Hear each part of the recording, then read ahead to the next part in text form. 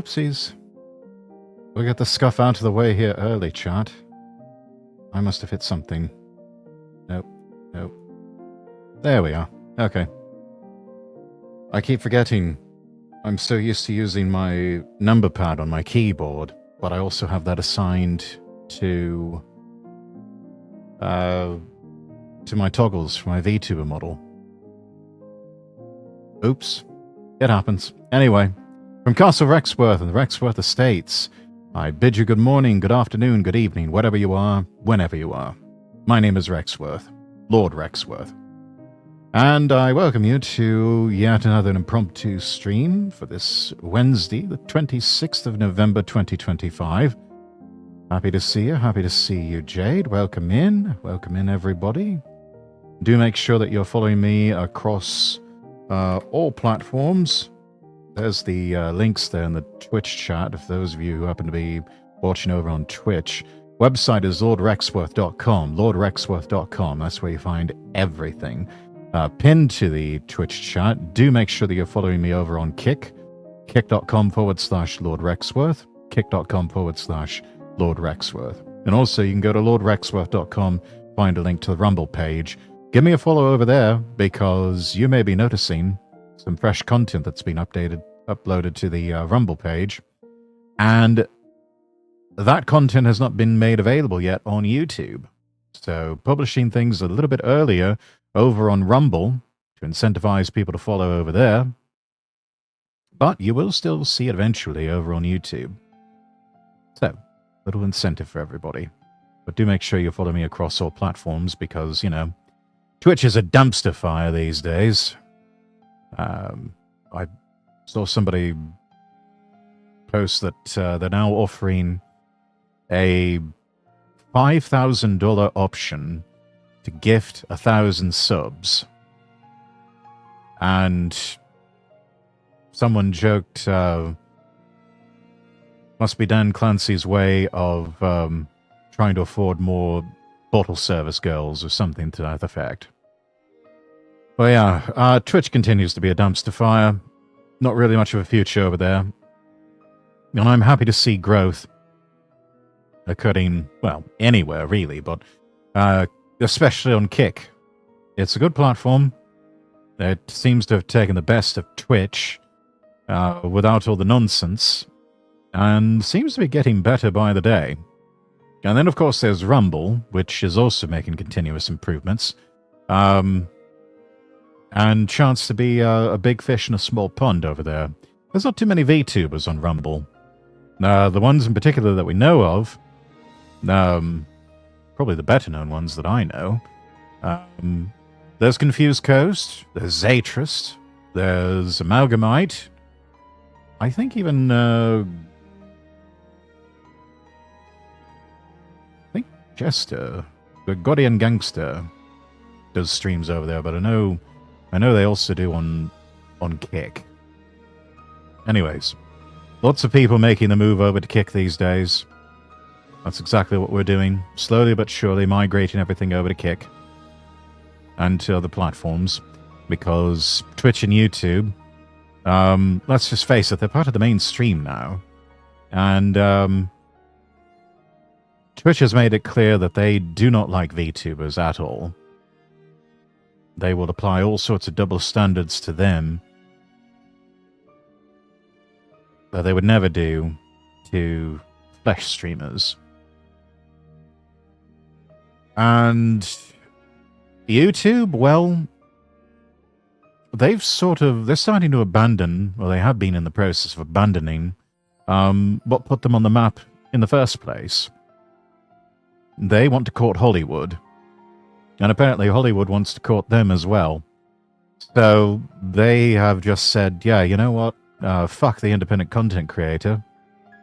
We're just going to go with Hollywood and with the traditional outlets and turn our platform into that. Okay. There's alternatives out there. We will just go to those.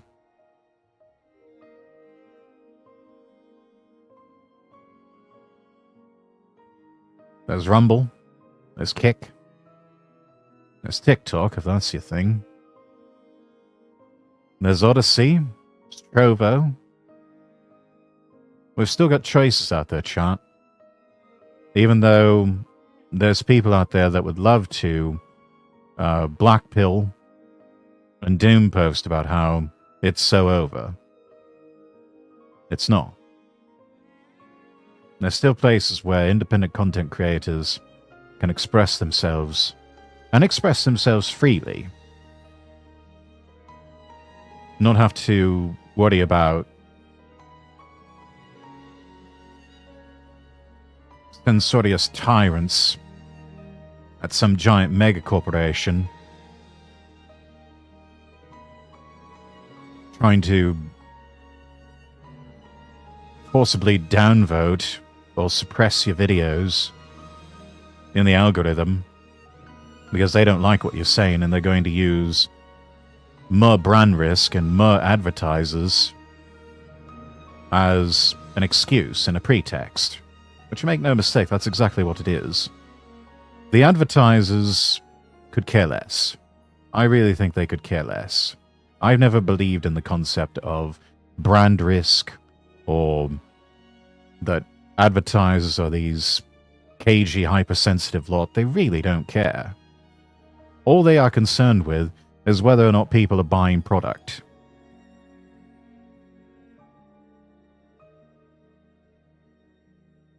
In the end, a lot of them are really just concerned with buying product. Now, of course, there are activists in any circle you go to, and undoubtedly there are some that are avowed leftists and globalists who think anything to the right of Mao Zedong is just verboten and unacceptable and needs to be suppressed.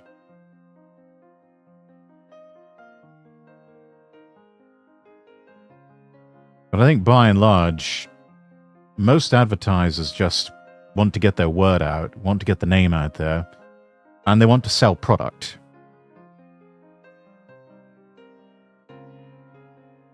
And if they have to do it through someone like me on the right, or someone on the left like Dylan Mulvaney, just to give you two examples, whatever works. Whatever works, they'll do it.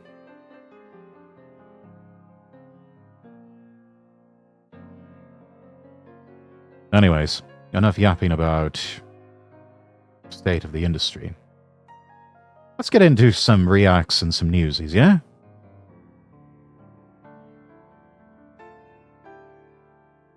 Maybe, just maybe, we will have some time that we can play a game. Maybe. But I still have so many tabs.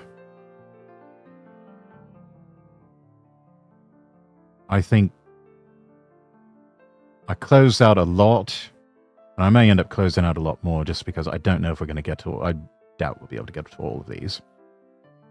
But there's a few here that I really wanted to get to. There was one here I wanted to get to in the last stream, didn't get a chance to. Bring on the news. There we are. That's the spirit. Well, this is from GB News. Those of you who don't know what GB News is, it's a new alternative, more right-leaning news source in the UK. Sort of their version of Fox News, but meant to be a response to BBC, ITV, Sky News, that sort of thing. And got an interesting documentary here. 30 minutes. It's called This is Civil War. GB News investigates the inside the far left. Make sure browser audio is unmuted for this. And here we go. I guess resist how you want to resist is what I would say. Even through killing? I don't know. I don't think we're at that stage yet, but... Yet. He's just like, I don't know. To the concept of killing people. This shows you where we're at, chat. He's like, don't want to admit to it on camera, but, secretly I could be talked into it. Ray Idle, welcome in. Long time no see. Indeed, indeed. How you been? I hope we don't get there. I hope we're able to do things democratically and peacefully. But there may be a stage. There may be a stage where we need to get more aggressive with resisting fascism. In recent years, resisting fascism. Remember, chat, they call you a fascist because they're marking you for assault and to be killed. They put that label on you to mark you for death. Someone on the left calls you a fascist, they are basically saying to you, I want you dead. And if nobody else is going to do it, then I'm going to kill you. Treat it as a threat on your life, chat. Always regard that sort of thing as a threat on your life. Little sad, but I'm still here. How about you? Oh, I'm doing all right. Got a nice long holiday weekend. Bit early for the stretch redeem, but thank you. Has seen a wave of far-left violence. Hydrate. They talk about acts of violence, they talk about guns or going to gun ranges, and the shit scares me. The murder of Charlie Kirk, the shooting at an ICE facility in Texas, attempts on Donald Trump's life, and the killing of a healthcare CEO. Across the country, radical activists claim they're fighting fascism. There's no political violence coming from the left, frankly. That's bullshit. I mean, just look what they did to Charlie Kirk. Bro's lying. Bro's gaslighting. Bro's full of shit. Still does better than being a shrimp. Fair enough. What about Charlie Kirk's death? Well, but their war. Well, that's different. Yeah, that's different. Increasingly against all. Going to be lurking in the back. All right then. Actually, if you want the view to count, try lurking on Kick. Link is pinned to the top of the Twitch chat there. Ordinary Americans. My name is Stephen Edgington, and in this film for GB News, I explore the rise of far-left extremism. I began by speaking with a former member of Antifa, the principal organisation pushing far-left activism and, in some cases, violence. Were you... And just so we're clear, Antifa is a terrorist organisation. Once in Antifa? Yeah, I definitely wouldn't call myself like Antifa's strongest soldier or like, I'm going to like giant Antifa conspiracy meetings. He's saying all of this to cover his ass legally, protect himself from liability. But it's like, I think that as far as like May Day is like a holiday in Seattle where Antifa often shows a presence. So I've participated in that, whether it's like protests or marches, dressed in all black, wearing a mask. Have you ever heard anyone explicitly say they're going to kill someone or they think it's justified to attack someone because they're a fascist, for example? Oh, absolutely. I mean, it's like whether it's people deserve to die, they have no human rights. It's like calling someone a Nazi or a fascist. It's a way to just dehumanize them. You can do whatever to them. You can assault them. It's funny to them. They laugh about it. They don't kill you because you're a fascist. They call you a fascist so they can kill you. True and real. True and real. They call you that so that they can justify killing you. Because they've brainwashed themselves into believing that they're the good guys. Anyone else who disagrees with them is bad guys, therefore bad guys must be killed.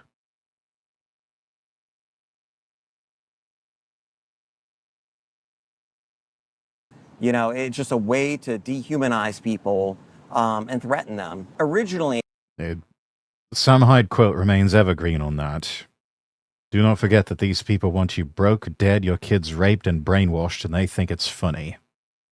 They were trying to bully and threaten like what they would consider right-wing extremists, like Proud Boys or like Christian nationalists, that show up to protests or events. They're bullying them. That's not the target anymore. Now the target is anyone that doesn't agree with them. Socially, when I'm not at a meeting, I'm just hanging out with people that I know, more and more they talk about acts of violence, they talk about guns or going to gun ranges, and the shit scares me. Why do you think some of these people that you... Those of you who go to gun ranges on a regular basis, or those of you who are shooters, be on the lookout for people like that. I think they make themselves a bit more obvious than we think. But especially people who own and operate gun ranges need to be on the lookout for these John Brown types who show up out of nowhere and all of a sudden want to start shooting guns or learning how to shoot a gun. I think they're fairly easy to spot. And I wouldn't blame gun range owners if they just told those people, no, you're not welcome here. Get the fuck out. Because who wants to be seen as enabling terrorists? Because these people, they learn how to shoot guns, and they actually end up using those skills to shoot and maybe even kill someone.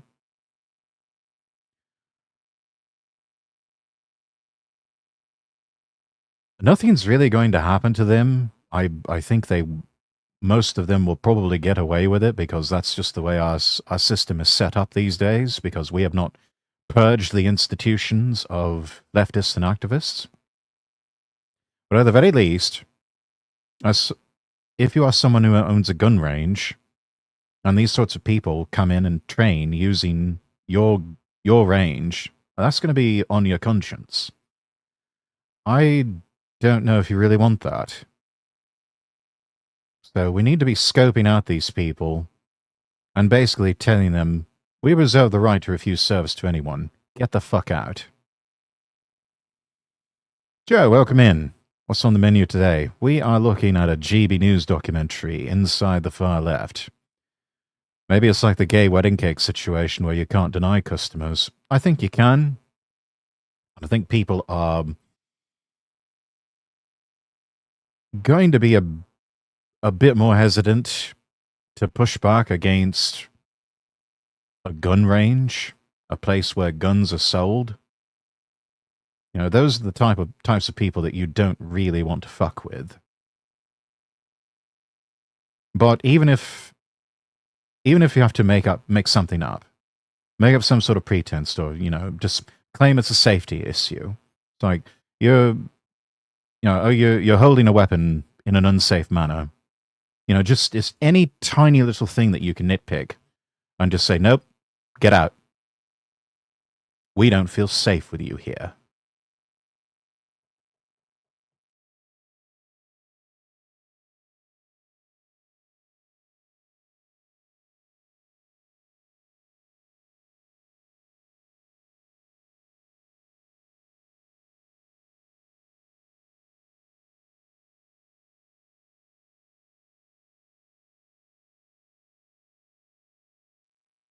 Chat, somebody came in. Are arming themselves and going to gun ranges and so on. They feel as though they're under threat. Well, we're going to be genocided or put... They've gaslit themselves into thinking they are under threat, when they are still the prevailing people in power. They have not been purged from the halls of power. They still have ideological capture of the institutions. They have gaslit themselves into thinking that they're somehow under threat, just because a sizable enough portion of the population voted in someone they don't like into the office of the presidency.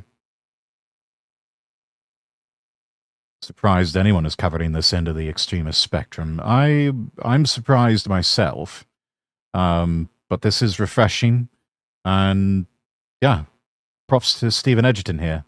He's doing God's work. In prison, or Nazis have taken over America, and so we have to act now to stop it.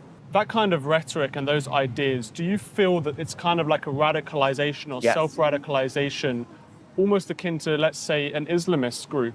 How is this different than a group like ISIS? It's like, you know, you create this, echo chamber, like this social group. You're not allowed to talk to any outsiders. If you interact with anyone who isn't part of the group, or who thinks differently, then you're out. You're canceled, you're untrustworthy, or worse, now you're a Nazi.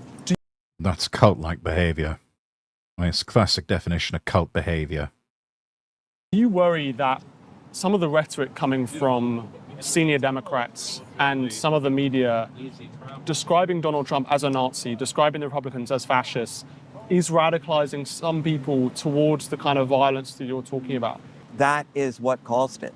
So No, well, and at the very least, it's dousing petrol on an open flame. The Democratic leadership, it's like, whether it's like when Kamala was running, just, dead saying, well, yeah, Trump is a fascist. But, the Democrats, they just constantly pouring gasoline on it and just normalizing, this language, which, has a lot of consequences. It scares people. That's what it does. When you have, like these respected leaders, they're scaring shit out of, ordinary people, especially young people, and they feel as though, they're under threat, that they're lying. They have to bleep this stuff because it's still, in the end, broadcast television in the UK. Lives are in danger, and it's actually not true. Do they think a civil war is coming? For sure. They probably feel like we're in it right now, and they have to be. I think most of us on both sides of the political spectrum feel like we are in a sort of cold civil war. And we have ever since the death of Charlie Kirk. I mean, when you see so many people on social media, especially on TikTok, openly celebrating the death of Charlie Kirk, it just shows you that America as a country, and even the world for that matter, is so deeply divided that we are in the early stages of a civil war. We haven't gotten to the fighting and shooting part yet.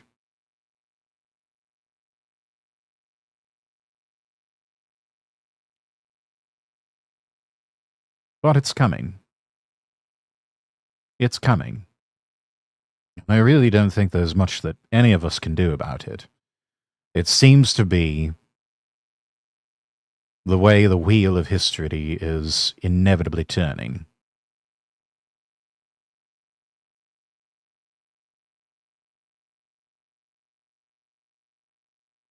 Because you've got a lot of people that are hurting and suffering today, and who are left with very little, if anything, to lose.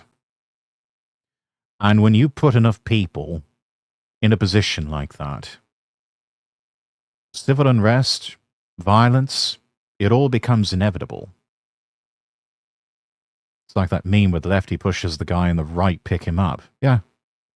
So many people have been pushed out of the left because they are considered not hardcore enough.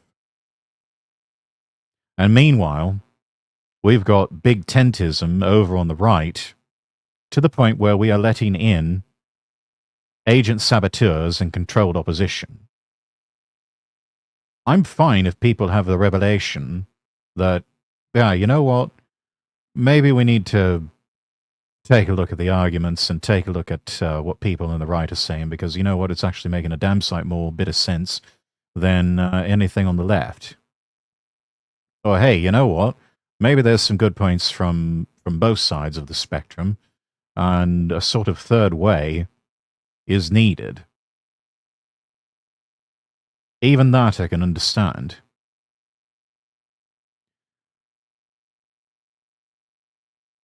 But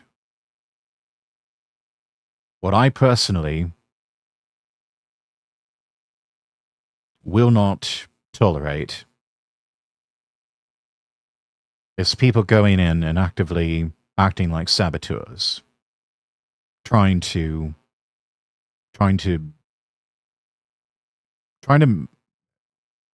basically doing a lot of unforced errors and trying to make our side lose. Basically trying to bring about a loss because they can't get their way on some sort of pet project or some sort of shibboleth or pet issue of theirs that they think is more important than the survival of Western civilization and the European peoples.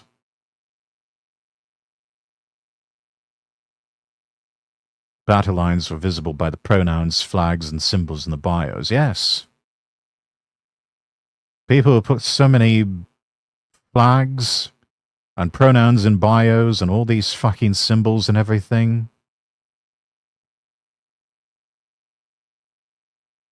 It's an easy... It's almost like the equivalent of the nose ring IRL or the wild bright hair color or the problematic glasses, sort of like these, only bigger and thicker. It's scary. I wish there was a way to bring us back from the brink, but it's hard to imagine what that would be outside of the total political defeat of the left. Welcome in, Mars. Yes, only their complete and total defeat and destruction at this point will bring us back to any sort of normalcy. That's how late the hour is. And as time goes on, if we don't make the necessary reforms, and especially if people on the right do not legitimately fight to win, and also purge those who are controlled opposition and agent saboteurs, and just openly tell these people, you are expelled, you are not welcome here anymore.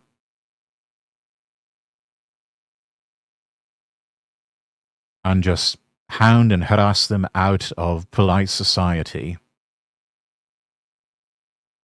Until all of that is done,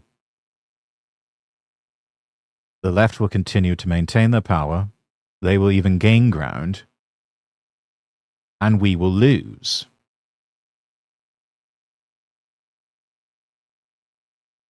I keep saying these things in the hopes that someone will get it, that someone will listen. But I also don't keep my hopes up on that. I may very well be much like the prophets in the Old Testament, who warned the people, turn from your wicked ways, that we might enjoy the favor of God again.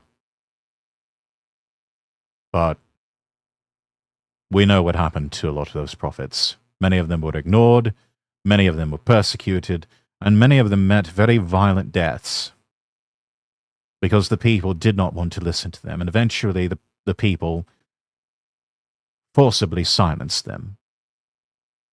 I do wonder if the humanoid robots will bring about the political will to create homogeneous states thanks to the lack of need for cheap labor. I don't know. I mean, we keep seeing how AI is taking so many people's jobs and will take away so many other jobs. And yet we're also seeing a bit of a backlash to that the adoption of AI was a bit too aggressive, and that how it's going is not exactly how it was sold to people, so they're having to backtrack a little bit.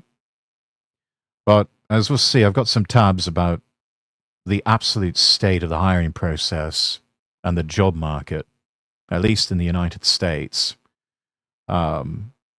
It's a thing from Matt Forney and his Substack, just documenting the absolute rampant abuse of H-1B visas. But anyways, let's keep going with the video. Stop no matter what the cost is, you know? And I mean, the cost is, you know, the country in chaos, where like political assassinations and murder is just okay.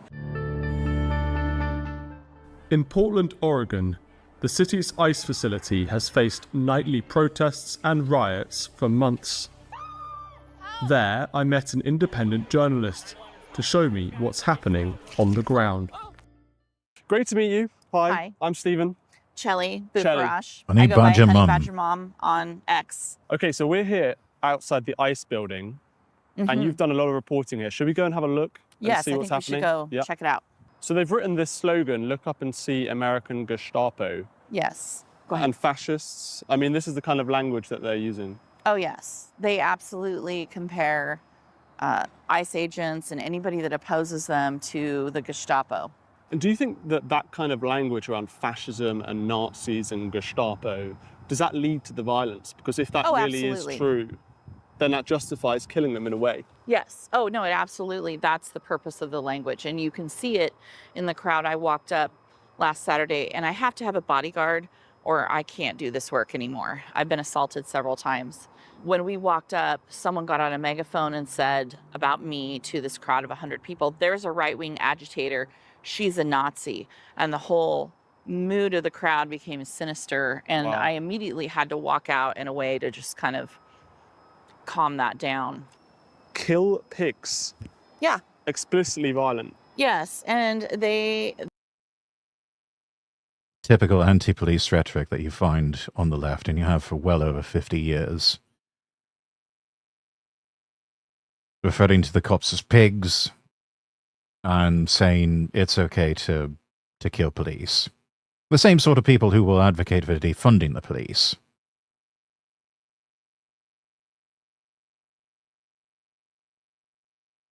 They just want an anarchical state, a state of anarcho-tyranny, where they can pillage, plunder, and kill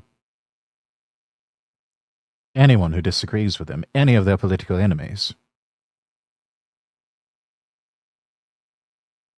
They want an anarchic state of affairs so that they can go out and settle scores. That language is throughout their entire movement. They want police dead. And they've told these officers, kill yourself, kill yourself, kill yourself, jump, jump, jump. So I overheard one of the people associated with this group, Antifa, tell one of these officers that they needed to quit their job. If they did not quit their job, they were going to be murdered in the revolution. At my home, 90 minutes south of here, last week, I'm not sure that's exactly how it would work out, because the revolutionaries quite often, as soon as the revolution succeeds, the revolutionaries are the first to go. They're the first to be lined up on the wall and shot. More than likely, the police will be given an ultimatum. You're either on our side or you're a traitor, and you're going to be up against the wall with the rest of the useful idiots. So what will it be? And any police officer who has even half a brain is going to say, yeah, viva la revolution.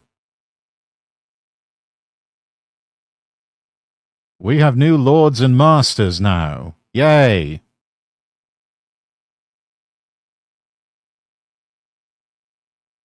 But that sort of thing doesn't matter to these people that they're talking about.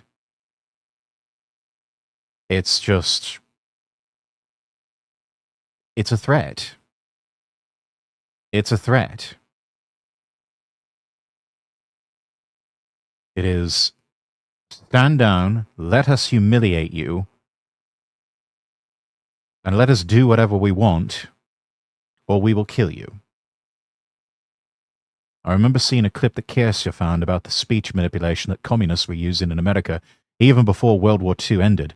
Even then, there were teaching rooms full of people to brand people from the establishment as Nazis. Yes. I can absolutely believe that.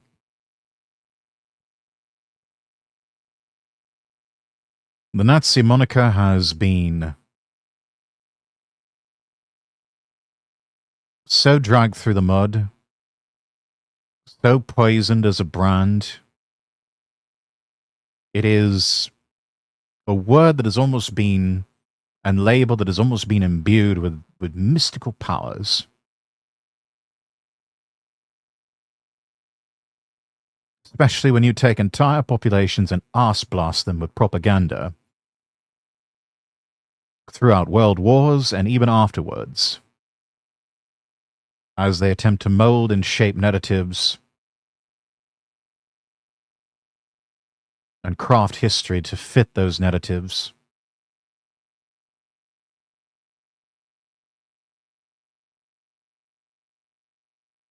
It's just...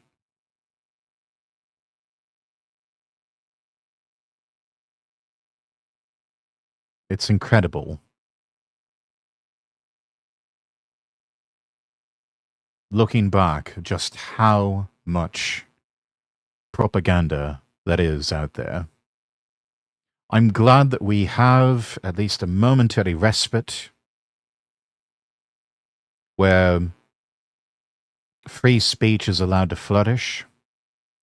I don't know how long it's going to last. It may go away any day now. We will know and we will feel the chilling effect when it does happen. But for now, there's enough free speech out there occurring that more people, I think, are starting to open their eyes and realize the old Garfield meme of "you are not immune to propaganda." And they have seen just all the lies, all the fanciful tall tales that have been told throughout the ages. And then they see what the truth is.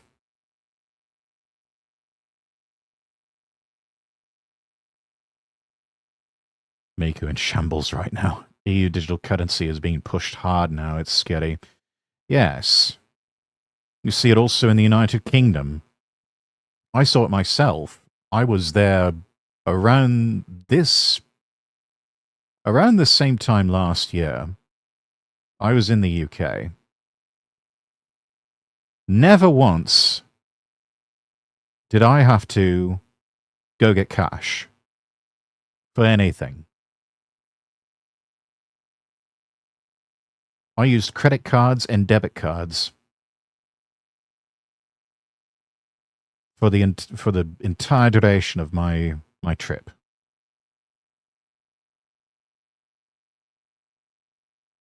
Even some of my train tickets were just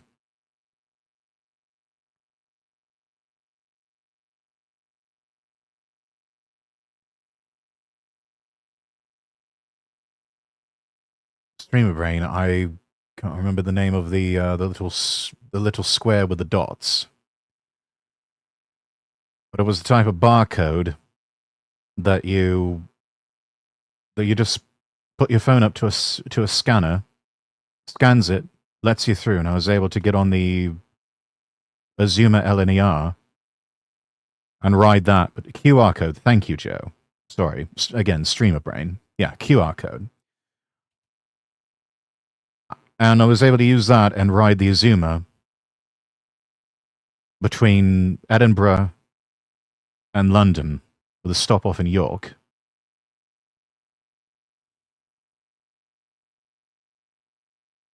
Never once did I have to go and get cash or pay with cash for anything.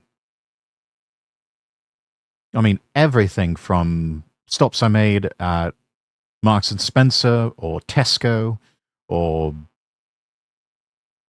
even just going down the street a bit from where I was staying in Edinburgh to a fish and chips shop, and was able to pay for a box of fish and chips with my card.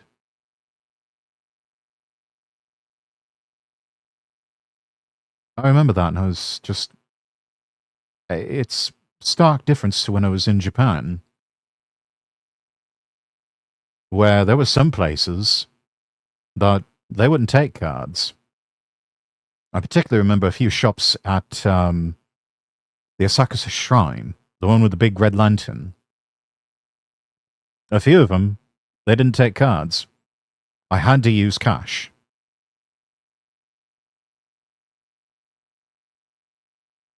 It was the same in China. A lot of places forget about using cash or using your card for anything, because most of them were exclusive to UnionPay or some sort of internal Chinese card network.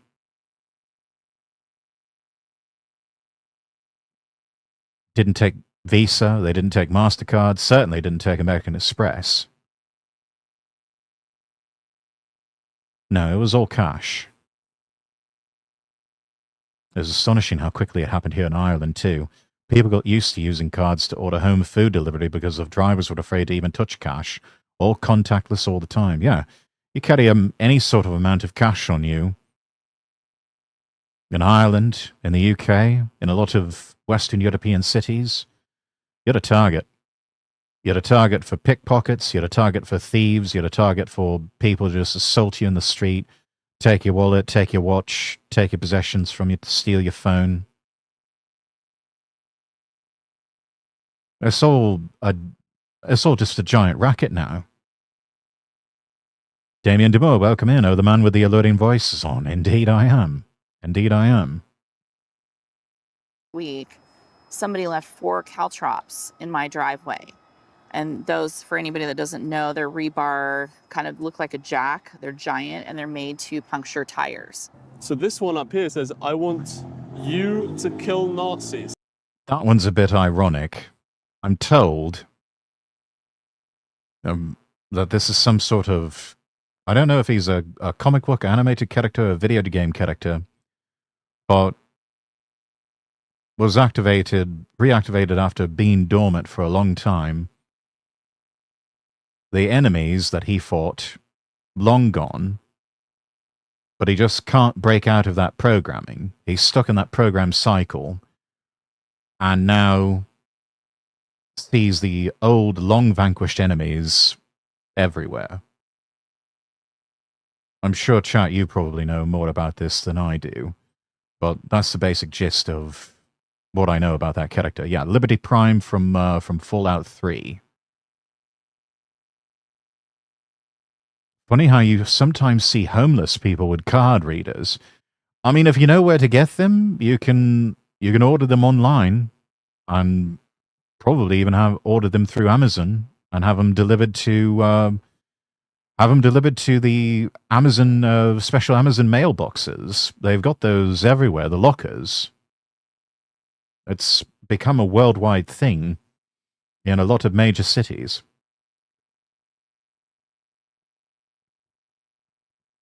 Chinese communists were the enemy, wiped out the nuclear war. Yeah. But I think as far as his programming goes, he still thinks that they're around and is seeing the Chinese communists everywhere. And so he's almost like a bit of a rogue figure that you have to watch out for lest you be branded an enemy and targeted for execution. Yeah, it's hilarious. Hilarious in the game, not so much in real life. And we are definitely seeing that with these types on the left that have whipped themselves up into such a frenzy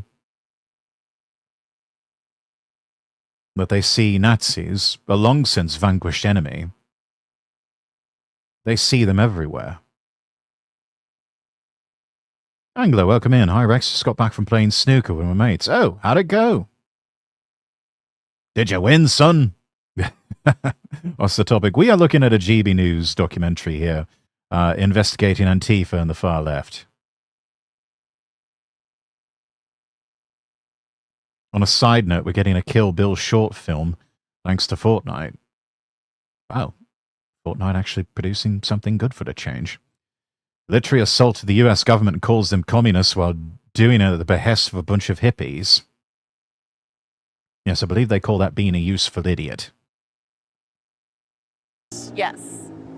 And I walk in and she's a Nazi. Right. It is incitement, and it's scary. It's more than just language. absolutely It's is an incitement. incitement to kill It's incitement, and yet they get away with it because they still have the ideological capture of institutions. people. They And want they know they do. On some level, they know they do. They'll never admit it because, as always, you hide your power levels.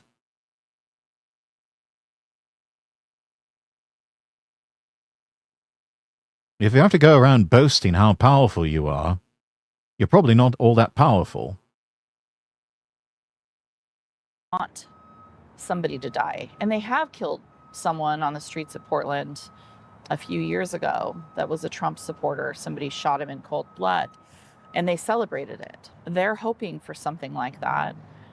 Somebody told me this was here, but they're doing a ICE protest in Portland, far-right content creators, BOLO. Be on the lookout for. And so they put me on there. So you guys are setting up shop? Yeah. So do you do this every day? Every week. Well, they sleep it every week. Why do you do this? Why are you protesting? I mean, they're terrorizing our community. They're kidnapping people. You saw the no-knock warrants that they're doing here in Portland, right? Those people are in the country illegally. They're committing a crime just by being here. If this is what it takes to get them out of America and other countries, so be it. What do you make of some of the, we've been looking at some of the slogans written on the, ICE building and stuff. Some of them are quite violent. I will tell you that there is a lot of pain and a lot of anger. And that somehow justifies it all in their eyes. Yes, that's good, Joe. A man who needs to say, I am the king, is no true king. Yes. And that is people's way of getting that anger out. And I would rather be Killing people is their way of getting the anger out. Oh, yeah, it's just, you got a lot of anger in you, so let's just go and murder somebody because we disagree with them. Yeah, that'll get us out of our system, yeah.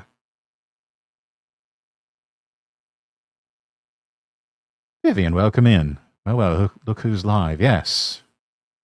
Figured I'd get an early start today. Emotional damage. people tag and write a nasty note than it getting to a point of violence or anything else.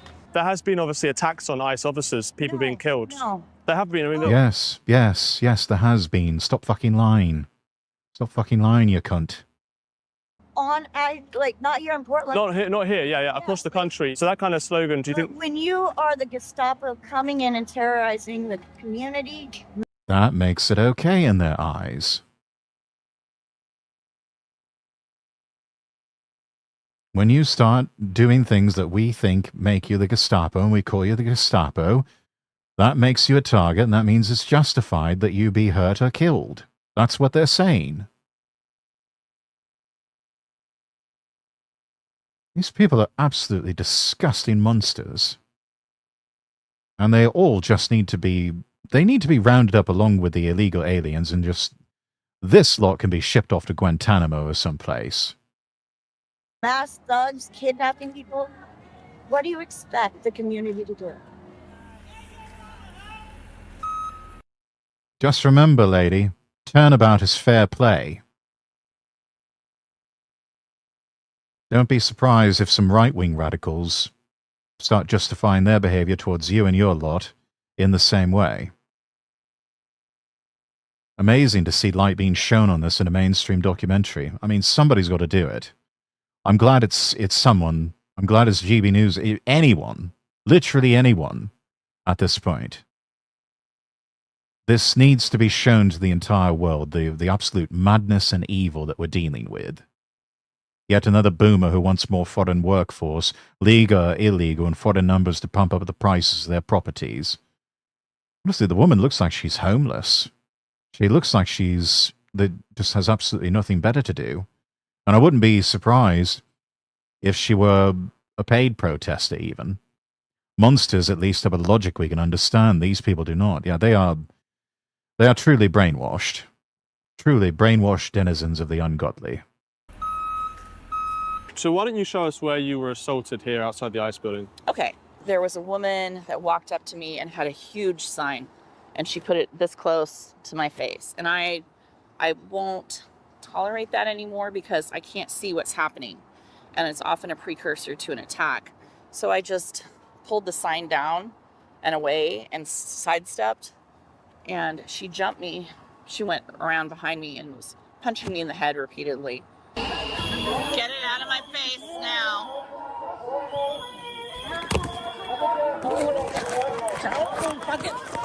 I told the woman that was approaching me if she didn't get back, I was going to pepper spray her. I think I said it twice. And she continued to move forward, so I sprayed her. Good. And she dropped everything she had in her hands and ran straight at me. She probably weighed 300 pounds. Hit me like a linebacker and tackled me into that swale right there. And was punching me. She was on top of me and punching me everywhere she could reach. And I had just gone into a fetal position to protect my phone and my body. So what? Can I say this again? Learn self-defense. Learn how to fight with your fists. Learn the art of close quarters combat. Get good with a knife. And get very accurate with a gun if it's legal in your country.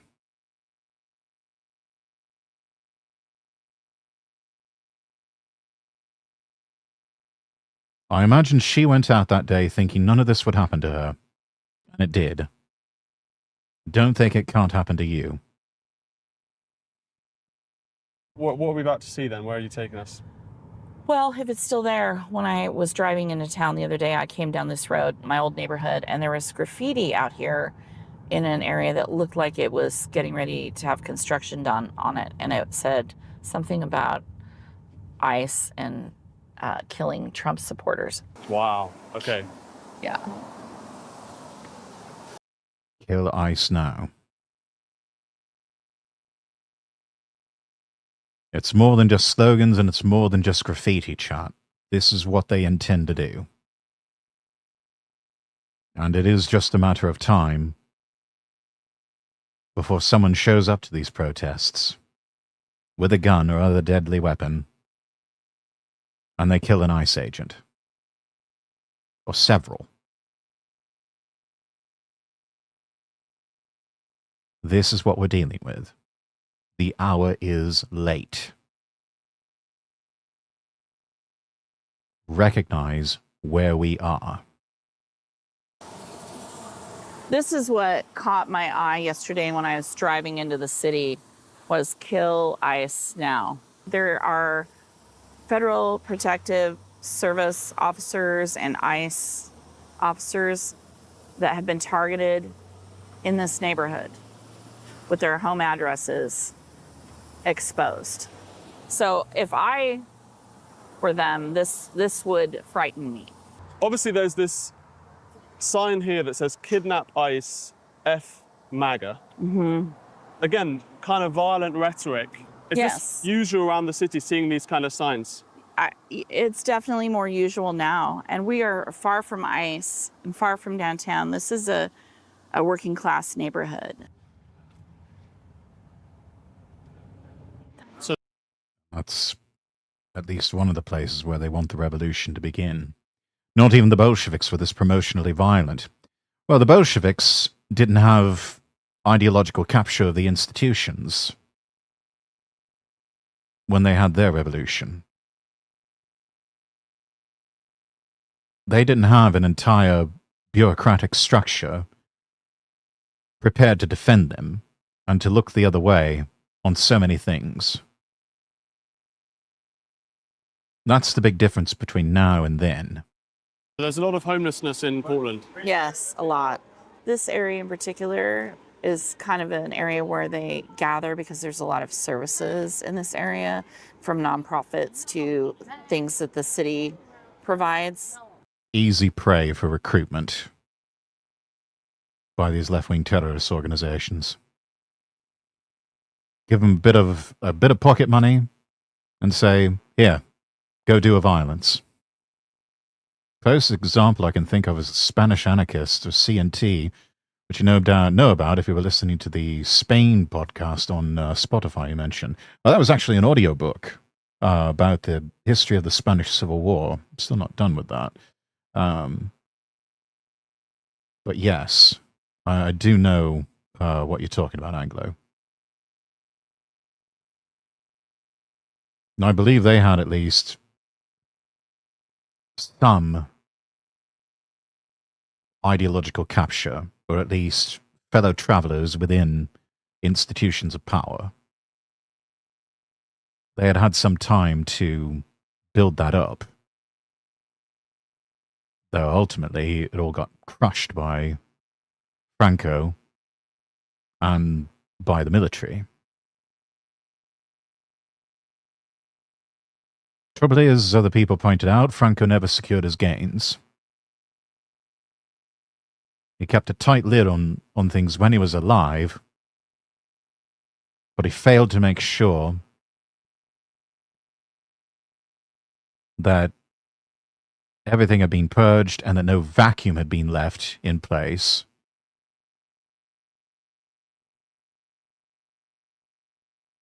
And failed to secure a legacy of people who could carry on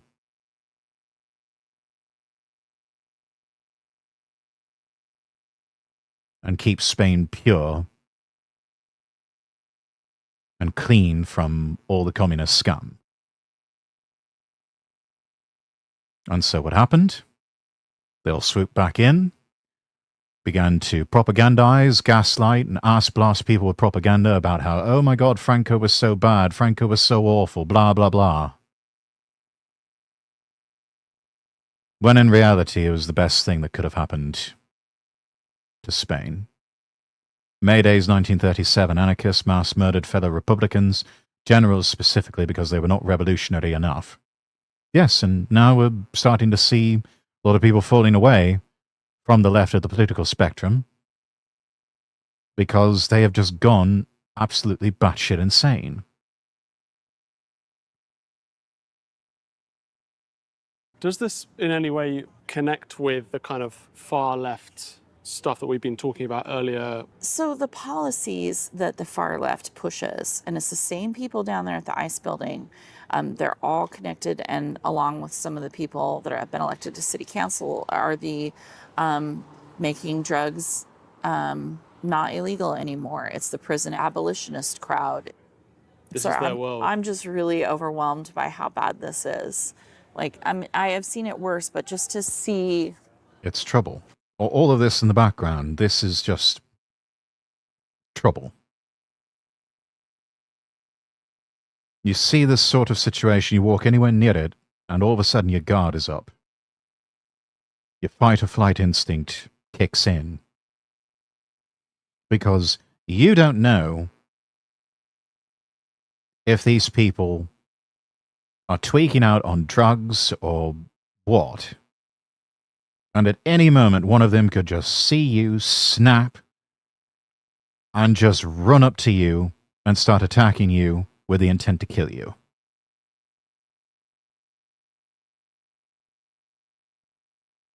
These are not harmless NPCs, like a lot of leftists would have you believe. Apparently on Leaf's server, I've now seen reports of someone who fired on some National Guard. 2 have been injured. If you can find some links, Anglo, post them into the news and politics section on my Discord. I'll take a look at them. See this up close and hear people in psychotic episodes in their delusions is just very sad. And that's what most of these homeless people are. They've got some sort of mental issues. They've got substance abuse problems. That's why they're there. Used to be, when America had state-run mental institutions, these people would just be rounded up in paddy wagons and taken to a state sanitarium and put there under lock and key and kept drugged up and kept out of the way of polite society and kept from being a danger to themselves and others. But then you had people like Ronald Reagan who came in and said, no, this is a waste of money. and more fiscal conservatism, blah, blah, blah. So let's get rid of the state-run hospitals in California. Other states saw that and said, you know what, that's a great idea. Let's save some money here. And we'll close our hospitals in our states too. And then just dominoes fell one after another. And then you started seeing homeless people, vagrants showing up everywhere.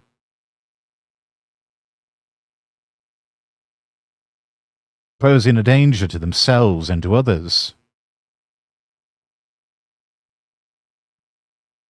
You had weirdos and crazies founding these sick little cults, such as the Manson family.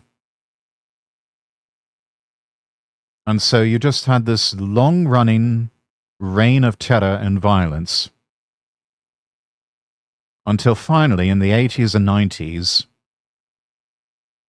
America as a society decided, no, you know what, this has gone on long enough, we're going to get tough on crime.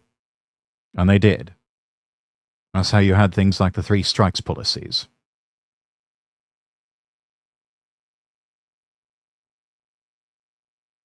And now the pendulum has swung the other way. Because people cried out, oh no, more racism, more institutional oppression, blah, blah, blah. The cash bail system is so awful.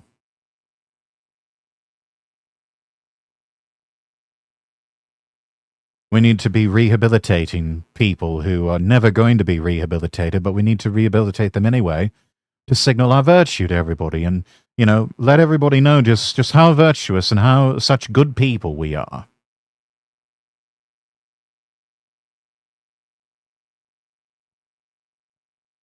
Meanwhile, criminals roam free to rape, pillage, plunder, and murder, oftentimes with impunity.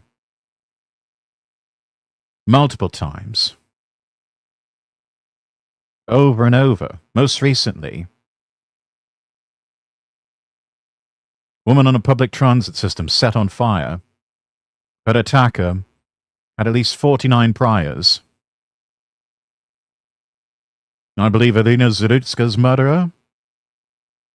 Something like 17, 20 times. Collared for some sort of criminal activity? But oh no. We can't lock up those people. We can't just lock them up, throw away the key, or have them executed.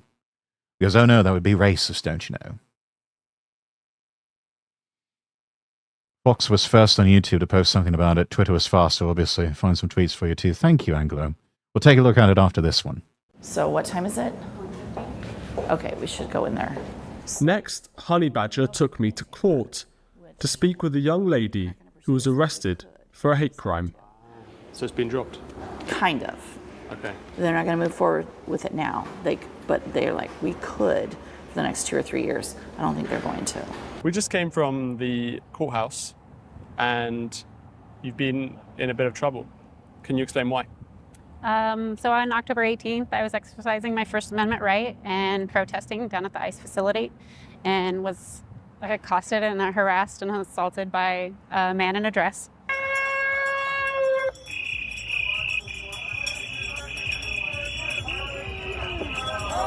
He wasn't happy with my presence, and he made that very clear when he put his bullhorn in my face and attempted to damage my hearing and punched me in the face after I gently tried to remove the bullhorn from my ear. So I was put on a dismissal of some sort where they could potentially... That degenerate had it coming.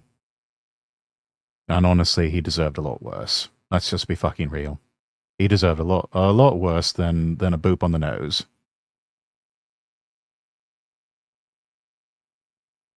Charge me. And yet, she's the one who apparently is in the wrong. This just goes to show you the ideological capture of the institutions that I'm talking about. Where good salt-of-the-earth people like her will be arrested for defending themselves. But degenerates like the bloke in the dress screaming a bullhorn at her, in her face. Gets off scot-free. He's just left to roam free, run about, do whatever the fuck he wants. No regard for who he hurts or who he injures. Still not tired of all that winning, toy squeak. Yeah. Yeah, what winning? What happened to all of that? What happened to you can just do things? If we had anything resembling a functioning government that actually worked for us, there would be no-knock raids at dawn the following morning after the murder of Charlie Kirk. Not this nonsense of waiting for the killer to turn himself in on the advice of his pastor and his father. And there would have been dawn raids of a lot of people who celebrated the death of Charlie Kirk. On whatever trumped up or bullshit charges we could think of. Because God knows they do it to us. We should be doing it to them first. First chance they got, they would try to fuck us over. We need to be fucking them over first. Someone's going to get fucked over. We might as well be doing the fucking. But no, we've got weak-willed, spineless cowards in the American government and in the rest of the decadent West.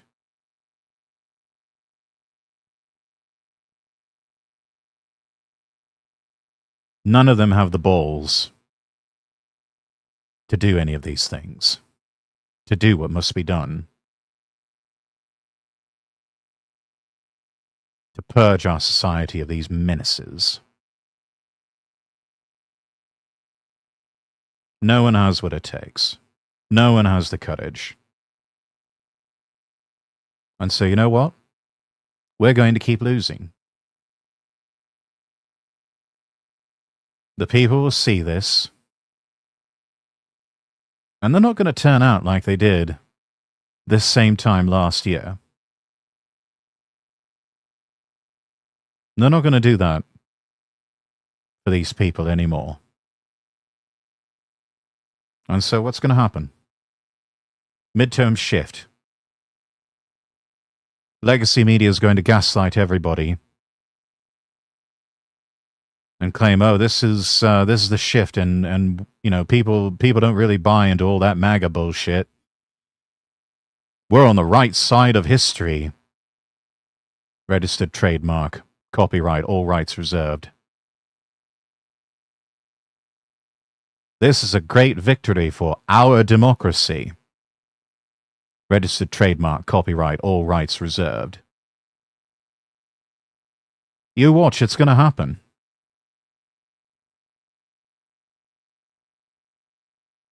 Within like 2 to 3 years, but they're not going to make any moves as of this point, is my understanding.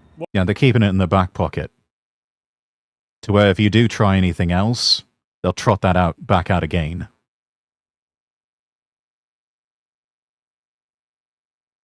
The message being sent to this woman is, you keep your fucking head down, and you stay out of the way.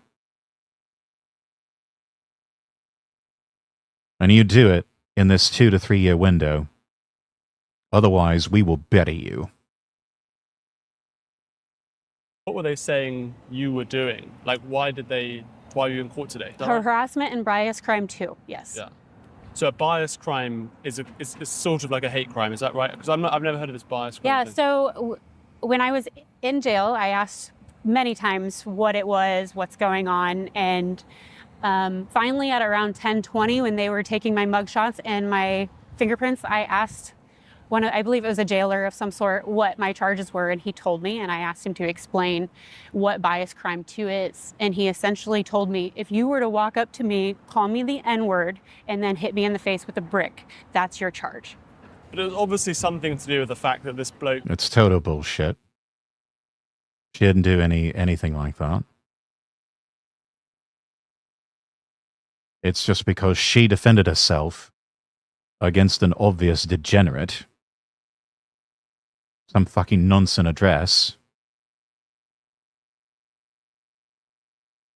that she's facing bias crime charges. It's total bullshit. Was a trans person, right? Possibly. One would presume. Yeah. Yeah. Yeah, Sorry, possibly. it's We don't walking right know. But that's the pretense that's being used. by. So forgive me. No, we don't want you to feel uncomfortable. I am like, now I'm really shook. Well, you're rightly, a bit traumatized by the whole thing. Multiple police officers were standing by. I don't have any doubt that there were a handful of them that actually saw it and didn't do anything about it.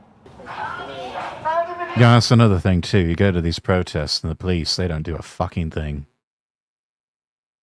If anything, they are in league with the Antifa protesters. I am convinced they are in league with the Antifa protesters. That is how deep the ideological capture goes.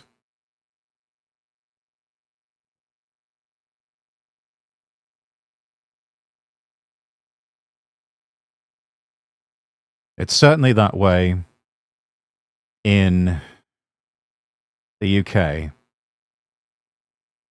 Firas Mudad had a tweet a while back where he was getting reports of some enclaves that have been set up with like neighborhood watches to try and protect their community from these Middle Eastern rape gangs.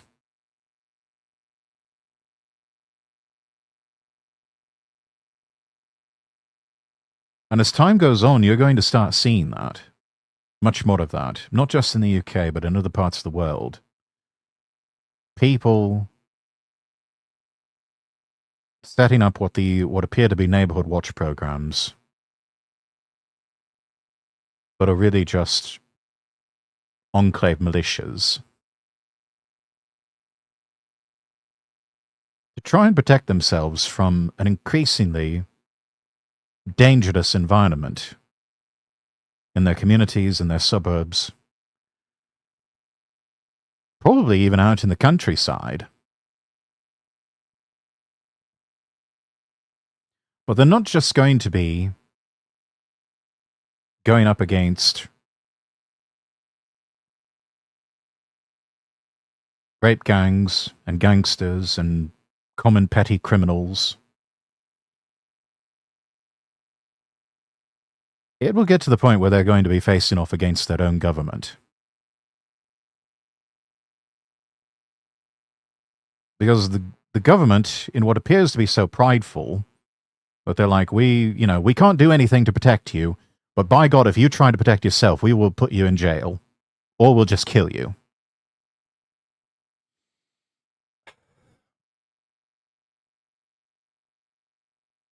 It's going to come to that. You're going to be seeing a lot of mini Wacos and mini Ruby Ridges, where people are just going to start banding together and saying, we just want to be left alone. We just want to be left in peace. Stop killing us. Stop looking at us as targets. Leave us alone. And you are going to have hostile ethnic groups that are saying to them, no, we want you dead. We will take everything from you, and we will kill you. And then you also have governments saying, you are not allowed to defend yourself like that. That is our job, but we're not going to do the job because we want you dead just as much as that lot over there. That's what it's going to come to, chat. You had best prepare accordingly. Phalanx. 3-stream watch streak. Well done. That night, we returned to the ICE facility, where some protesters told me one day killing fascists might be justified. So we're back at ICE. We've already had one guy try and intimidate our cameraman here. Yeah. But over there, we've got the dancers, people dressed up in funny costumes and things like that. They would argue they're just trolls. This isn't violence. That's the friendly face for the media. That's just the friendly face that the legacy media knows to focus on to provide cover for the more violent individuals in the crowd.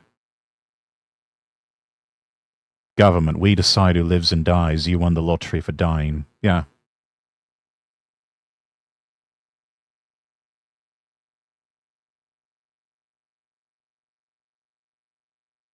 And apparently white people won that lottery. Funny how that works. This is just them having fun, poking fun at the evil fascists over here.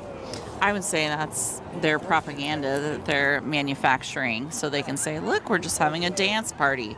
We're not doing anything crazy. I don't know what everybody's so upset about. Can I ask why you're here? I'm here because I come from a community that's, I have family at risk to ICE, and I come from a community that's at risk. It is being terrorized by ICE. Why is He is quite possibly an illegal alien who does not need to be here. your face covered? Because I'll be arrested if they see me. So she is in the country illegally. Got another one, boys. I'm not allowed to protest here. You're not allowed to protest here. Why not? I don't know. You'd have to ask the courts. I didn't do anything. I just want to win the lottery on attractive white men. Wish I could help you there, mate. How many times have you been here? Or believes ICE rolls up any and everyone. Yeah, could be that deluded. More than likely she's an illegal alien who's not supposed to be in the country in the first place. They really don't need to worry about their faces being covered or not. We've seen how they can get away with anything. Who cares if we've conquered Twitter? Fair point.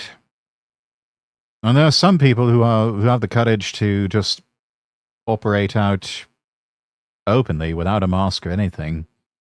But still, they know to cover their asses legally.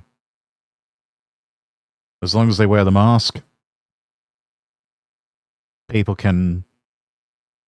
They know that the authorities will largely look the other way.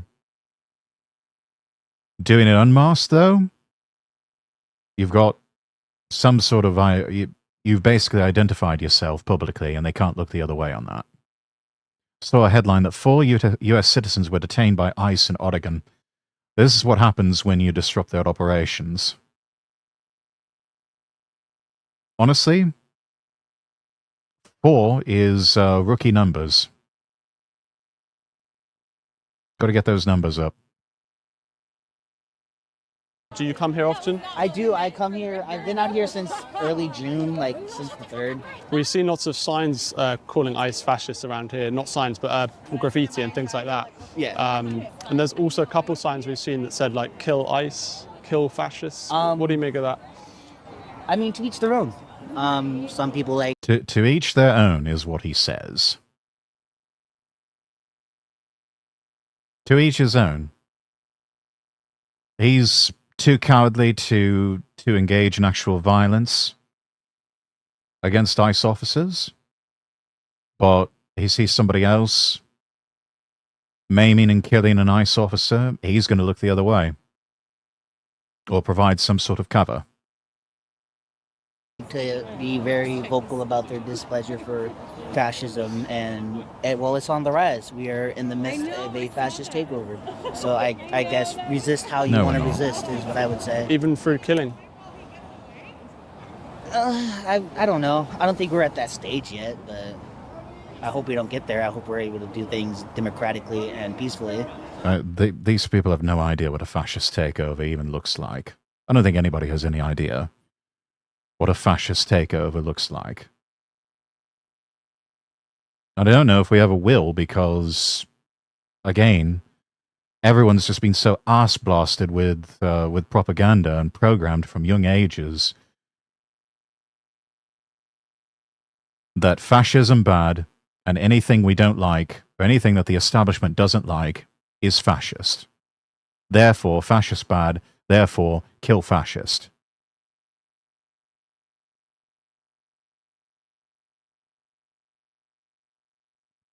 They always become indifferent when pressed on violent opinions, so they don't out themselves. Exactly.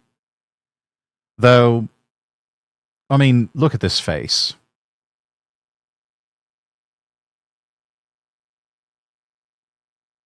Phenotypes and appearances often don't lie. Does this look like somebody who would be a violent threat? I highly doubt that.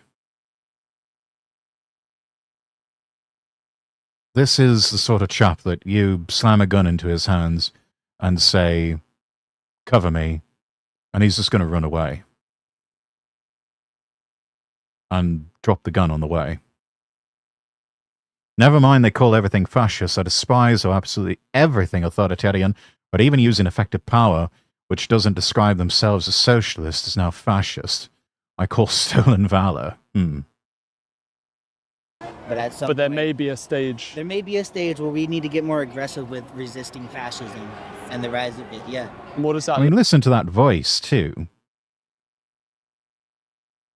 Does this sound like a tough guy? Does this sound like we're dealing with a tough guy? No, this sounds like somebody who would just immediately go down one punch in a bar fight. He sounds like the sort of nerdy bloke who in another time and place would have been constantly beaten up and given swirlies in high school and stuffed in lockers and had his lunch money stolen on a daily basis. This honestly is someone who should have been bullied a lot more in his youth. I think he would be violent if he believes himself to be the victim. Now the question you should ask, does he look like he could be a model and steadfast person? Oh, I already know he's not a model and steadfast person. I mean, you've heard him talk. He's already hemming and hawing on the question of, is it okay to murder your opposition?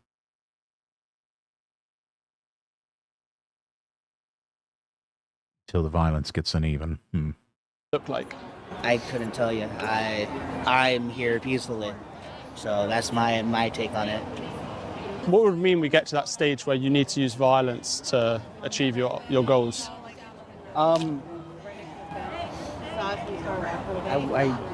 I don't know. I haven't really considered it yet. I'm here mainly peacefully. Yeah. And so the idea of being he violent knows. and He's going just down a insane. violent route hasn't really... I'm still in the hopes of we can do this peacefully and democratically. Oh my God! For Why is there a those, filter on there? but there are those out here that think differently. Really? And I'm not going to judge them for that. So It's not my place to. there are some people here who do think I that. believe that we should kill fascists. And to a certain degree, I don't know. I have no opinion on it. And what brought you here, or what brings you here now? Well, honestly, because a lot of old white dudes in America F things up, right? A lot of them have supported Trump and made it horrible. So I've got to be one of those that are willing to stand up. And my mom, frankly, went through...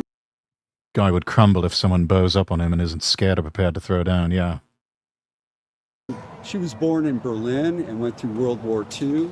And while my grandfather had Jewish friends and a Jewish banker that he worked for, so I'm sure they weren't Nazis. But I always wondered what caused that. And because of that, I became an expert in pre-World War II Germany.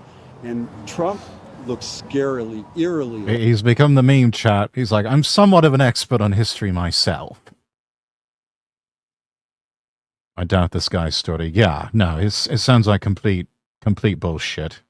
He's just a tired old boomer who wants some attention, and he's not getting it from the wife, or maybe a girlfriend, or maybe even a boyfriend. I don't know, and certainly not getting it from the children or the grandchildren. So here he is, out and about, causing trouble. Oi, fucking careful, Anglo, careful. Like that. I mean, he and Hitler, despite physical differences and some style differences, tactic-wise are really similar. We've seen a lot of signs and stuff, graffiti and things, obviously saying ICE, fascists and so on. Yes. And a couple of the signs are saying kill ICE, kill Nazis. It is possible, but based on location and time, people will word anything to be right. Yes, they will. He almost wanted to. You could hear the slip of the tongue there earlier that he wanted to claim Jewish heritage, but he's just like, no, that's a lie. I'd be outed. I'd get cancelled for that. So he's claiming to be Jewish adjacent, in order to score those social credit points, in order to get a little extra clout out of the whole thing. What do you make of those? I mean, if he really is Hitler, is it justifiable to kill him? You've got a lot of young kids here who are very emotional, right? And that somehow makes it all right. You got a lot of young kids here who are very emotional, so that just makes it all right. Claiming his grandpa was Jewish adjacent, yes, and him being Jewish adjacent to Jewish adjacent. So it's like 2 or 3 degrees separated of a claim to Judaism, which is just ridiculous. It's like, bro, you're not Jewish, okay? You're not getting away with that. Just give it a rest. You're reaching a bit too much for the clout. You're getting greedy, and you're clout chasing a bit too close to the sun, and your wings are melting.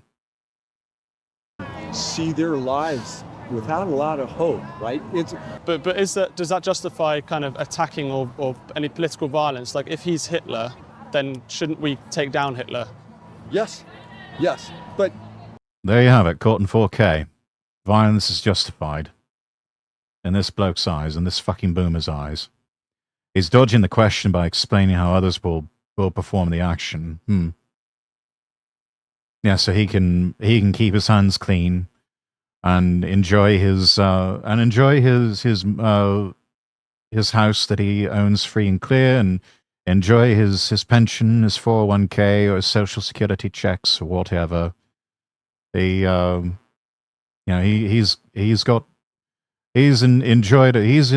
a lot of the trappings of boomer luxury, I'm sure.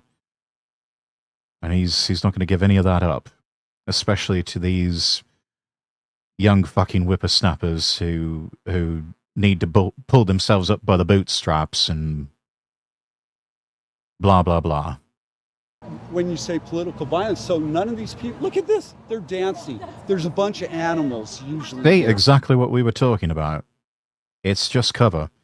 See, look at these people dancing over here. We don't mean any harm. We're not attacking people. We just want to dance in public and advocate for the killing of people we disagree with.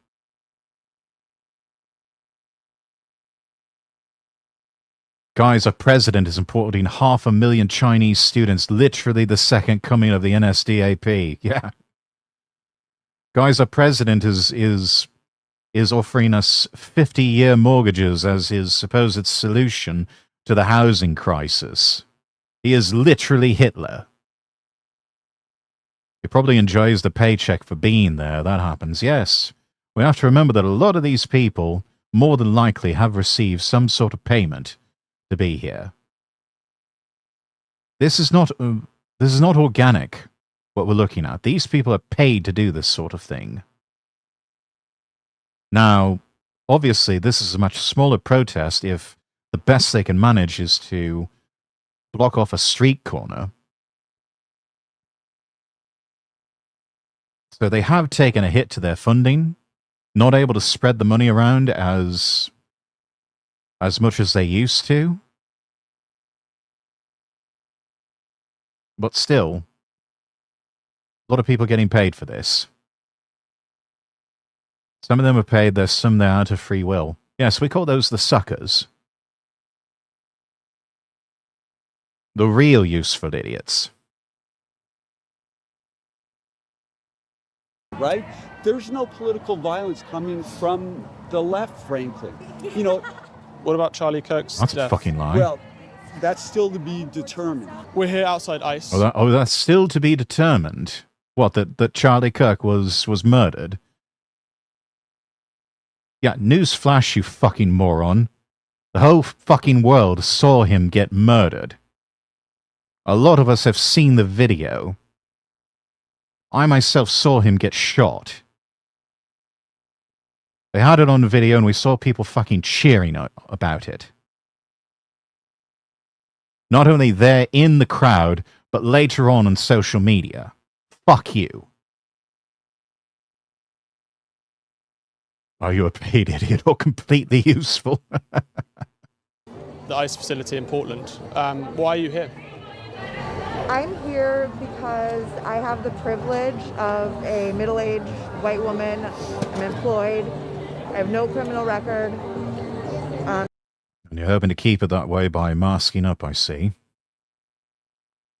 That murder/assassination outed a lot of people. Yes, it did.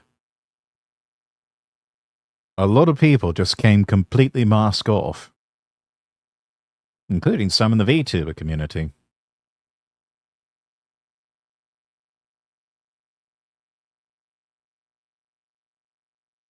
But, yeah.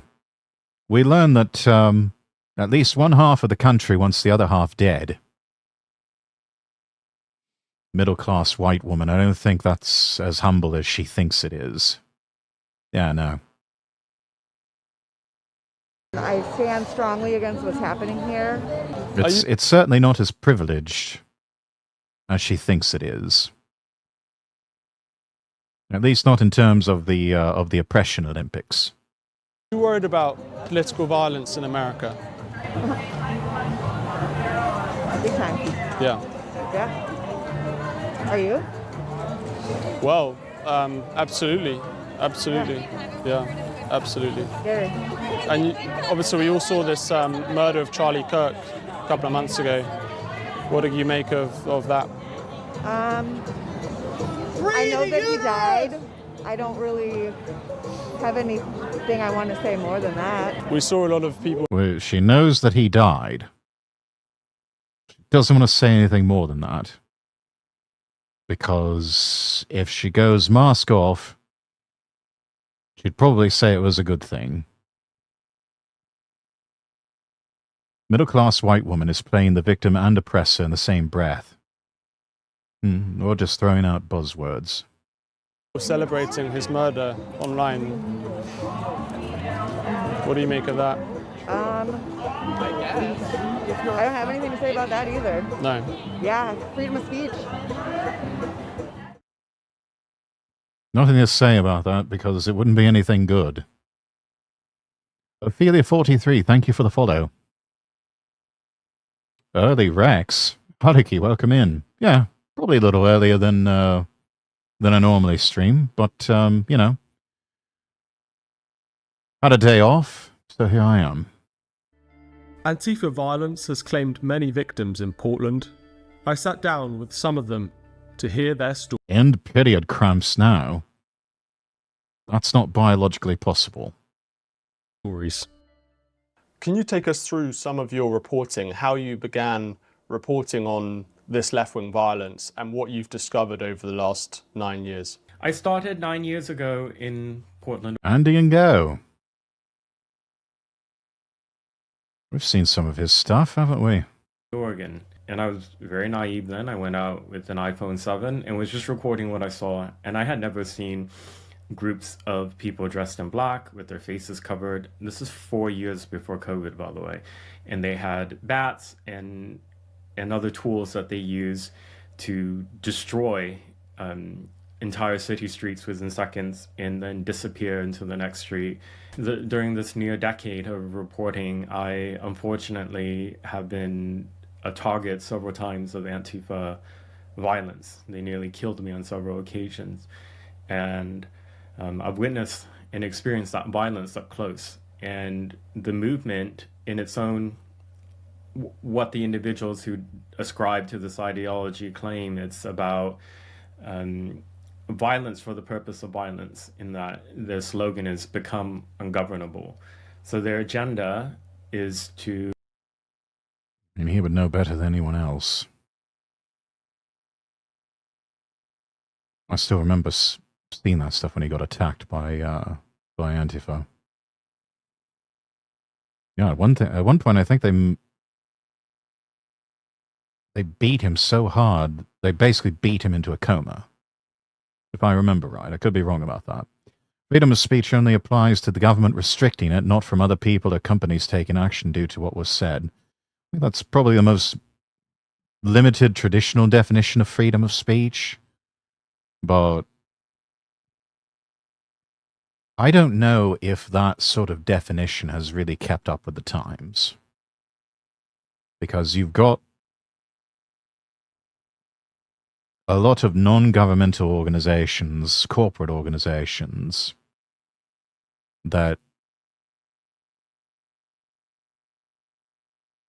control and hold significant sway over things that are effectively public utilities masquerading as private companies.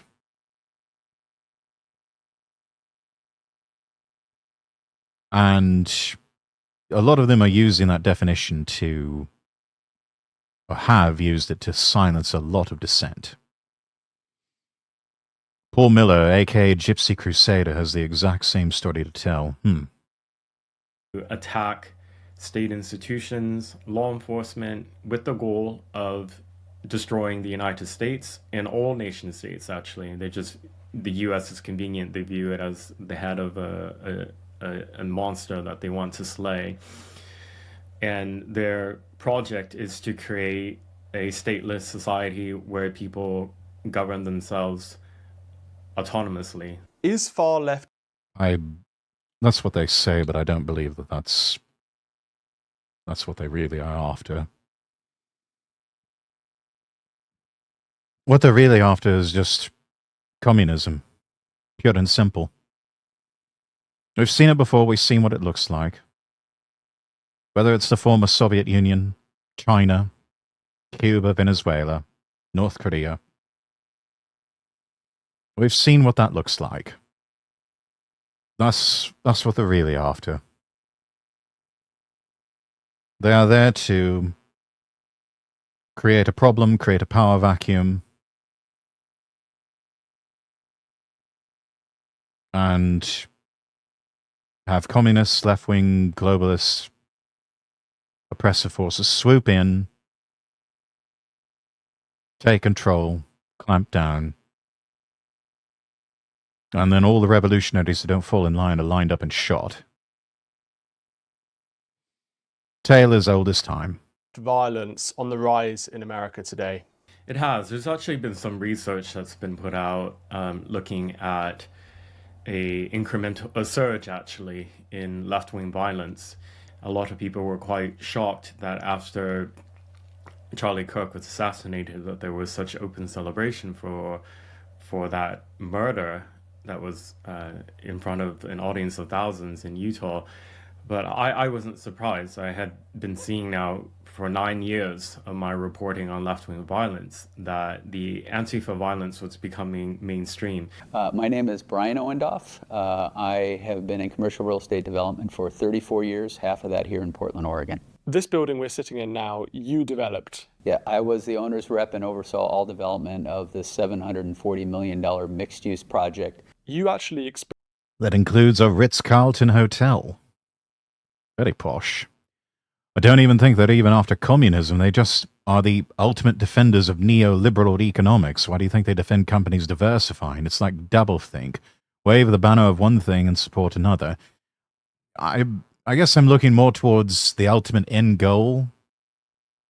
But yes, definitely defenders of more of a very perverted, very perverse neoliberal economics. I mean, in the short term, yes, that is what they're doing.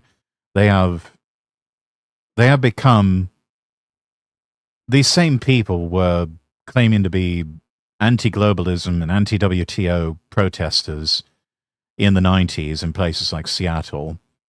And now So many of them, they are the WTO. They are the globalists.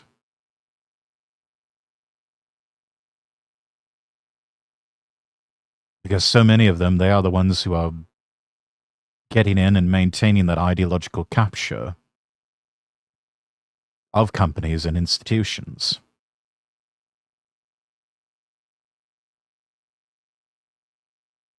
But the ultimate end goal, what they have in mind, maybe it's not communism like in the old days, but gosh, it certainly looks like it, or looks very similar to it.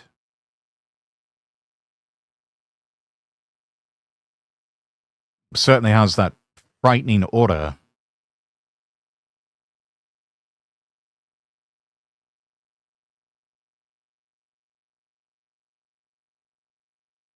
That sort of brutalism and just lingering sense of hopelessness and malaise.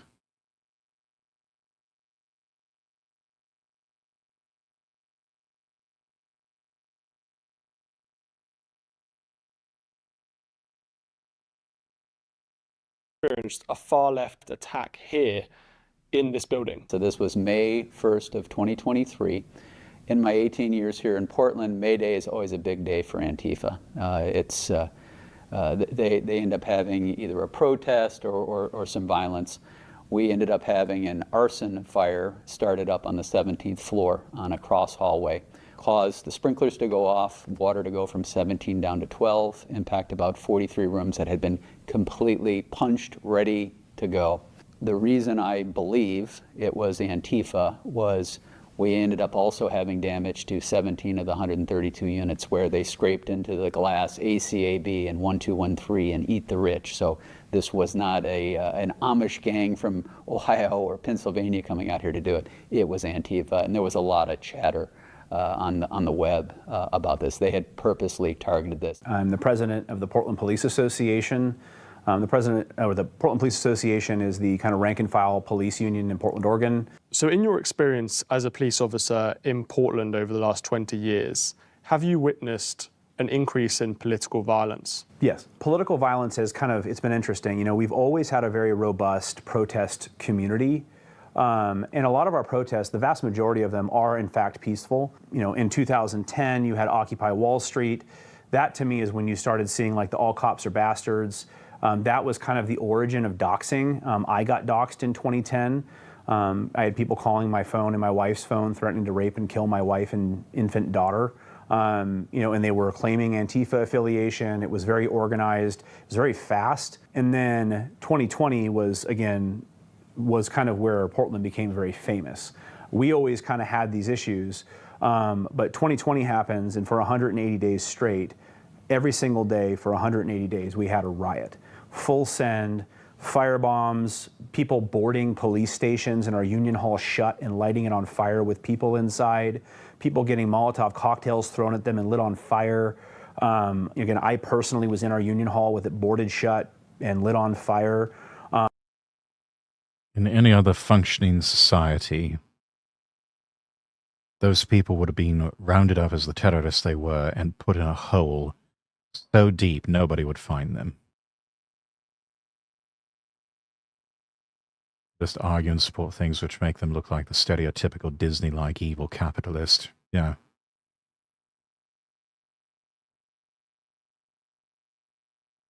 They have become, in a way, the very things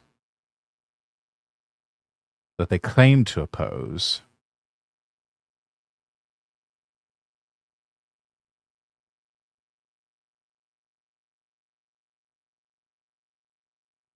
but how can I put this?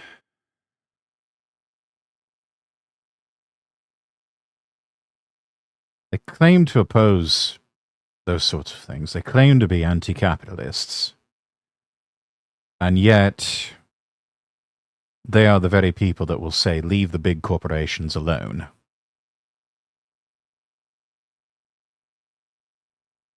People, you know, pulling guillotines out, which is just, I mean, it's shocking behavior. Do you think the kind of rhetoric that we're seeing around cops and also ICE officers is perhaps leading to more violence towards those people. So calling them fascists or pigs or something. Right. Justifies, in their mind, attacks on the officers. Yeah, and to be completely honest, my real concern right now is we're seeing it on both sides of the aisle. Our officers in Portland, again, politics and policing simply do not mix. Both sides of the aisle? I question that. Police officers, again, they're human beings. They have their own perspectives. You know, I'm sure there's police officers with all kinds of different political views.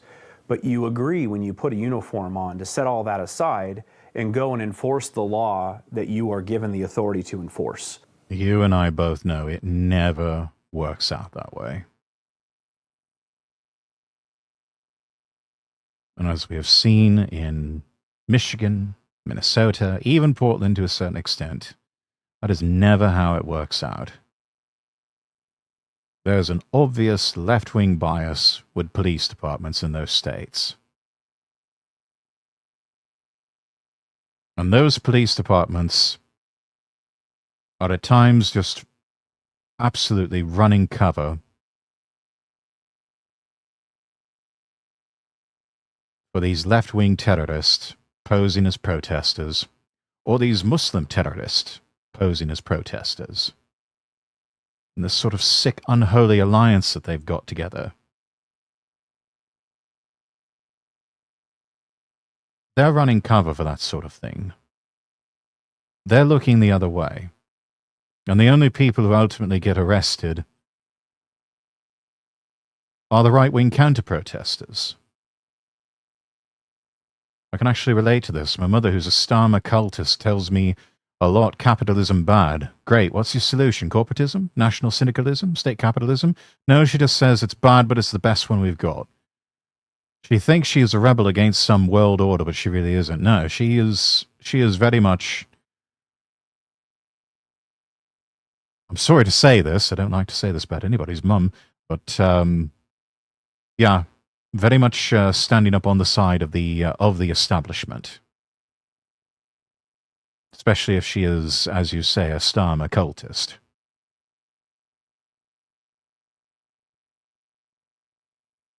Then again, that is a sort of generational divide that we see these days. An NPC? Might be a more accurate description, possibly.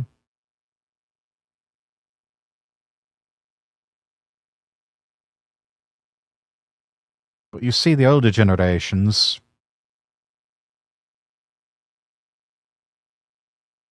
many of them firmly in the camp of the establishment, because they know who butters their bread.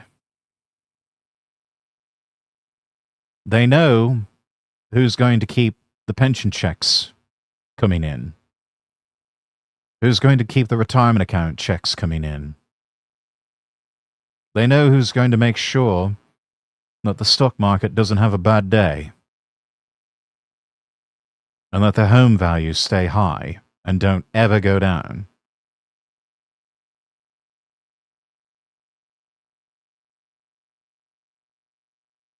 And meanwhile, all of that comes at the expense of the younger generations that have none of that and have no hope of anything like that.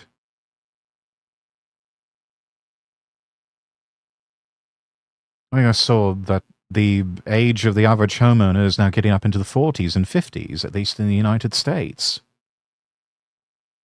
And the best the government can offer is 50-year mortgages? So that you can, what, save $100 on your mortgage payment by stretching it out an extra 2 decades.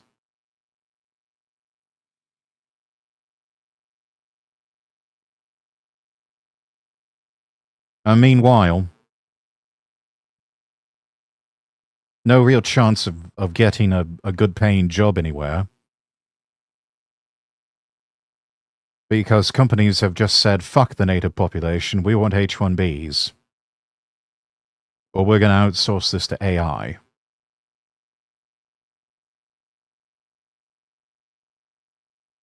This is a situation that is just looking even more and more hopeless as the days go on. Nyada_1, thank you for the follow. Hello. And thank you for redeeming first. You jumped on an opportunity that others missed. Well done. 180 days plus, Kill All Cops was spray painted on every police station in Portland. Police officers were followed home. Police officers are getting, they'll see flyers with their names up. Every time we have a deadly force incident, people come out of the woodwork talking about how our police officers are murderers with no due process or no real facts or understanding what's going on. And I will always say any violent rhetoric towards people who are willing to serve is completely unacceptable, no matter what the origin of the comment is. And I do think that as you allow violent or tumultuous rhetoric to grow about any police organization, you are creating an environment that may lead to political violence directed at police officers, and it's just unacceptable. Are police officers in Portland worried about their lives because of this rhetoric that we're seeing about killing cops and so Yes, on? absolutely. Right? And again, I've gotten in our email box for the police union dozens of emails saying Portland police are Antifa, kill all Antifa. And so the rhetoric that the Portland Police Bureau is somehow sycophantic to an organization that destroyed our city and has threatened our families, for people to say you are that, leads to people who don't like that to want to engage in violence against us. Far-left violence isn't limited to Portland. In Seattle, I met journalist... That quack was awfully well timed. Brandy Cruz, a former TV reporter who showed me parts of her city which were taken over by armed left-wing militants.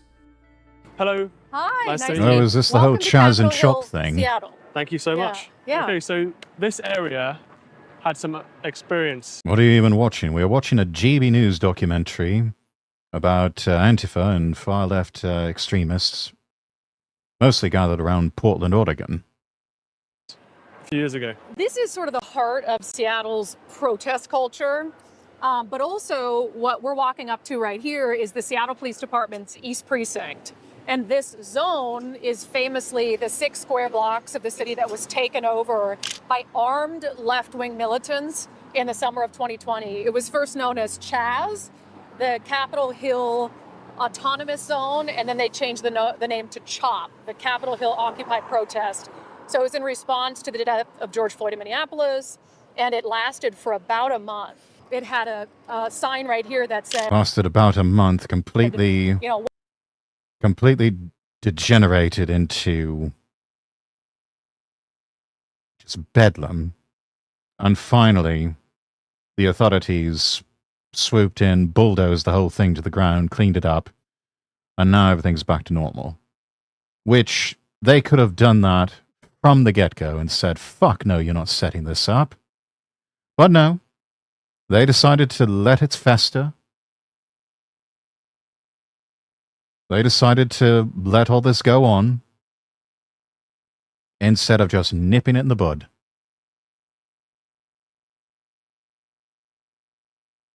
I'm gonna go now. All right. It's not a bus stop. You don't have to announce whether you're coming or going.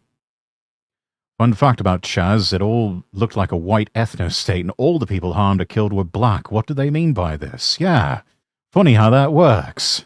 Welcome to CHOP, or you're entering CHOP. And actually, for a big period of that month, this 6 blocks was patrolled by left-wing rioters who were armed with AR-15 rifles that had been handed to them on video out of the trunk of a car. Did anyone get hurt? I wonder who was driving that car. We may never know now. Though I suspect probably some intelligence agency connections.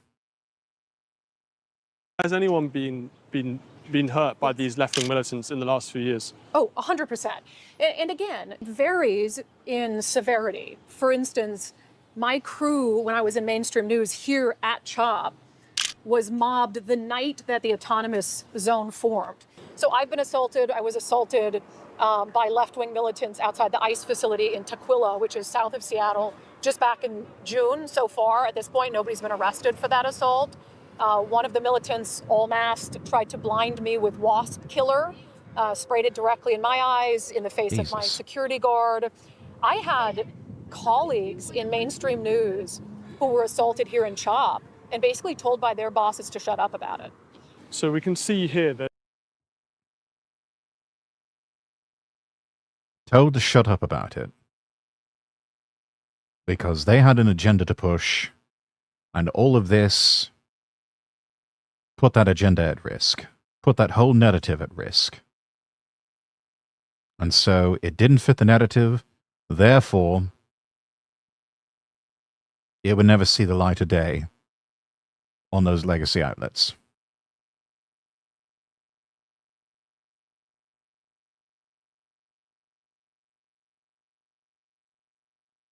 You don't hate the media enough, chat. there's a park over there, and something happened in this park, quite shocking. So this is Cal Anderson Park, and it became almost like the encampment for CHOP. So there was a tent city, there was a community garden, and that's maybe fine during the day, but at night it became a very dangerous place to be. And remember, there's no law enforcement in this area. So there were... It's complete and total anarchy, and so all the bad people swooped in and saw it as just a grazing ground. They won't mention as well, Chaz turned into a warlord dictatorship for a few days run by a rapper called Raz Simone, and the armed anarchists didn't shoot them or start a civil war because they didn't want to seem as racist. So they just complained on Reddit saying he's ruining the experience.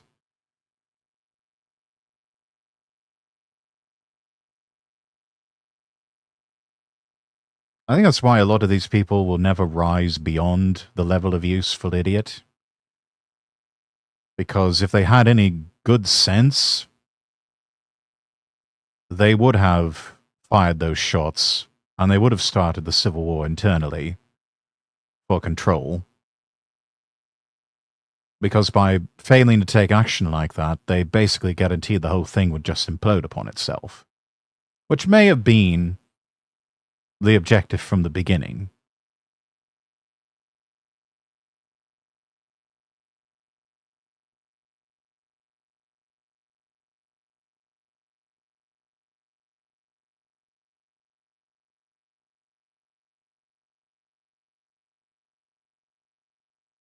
I mean, the whole thing was, on the one hand, not necessarily a serious threat to the nation or to the state of Oregon. Certainly was a blight upon the city. And for that justification alone, police should have moved in a lot quicker and just tore the whole thing apart and locked everybody up.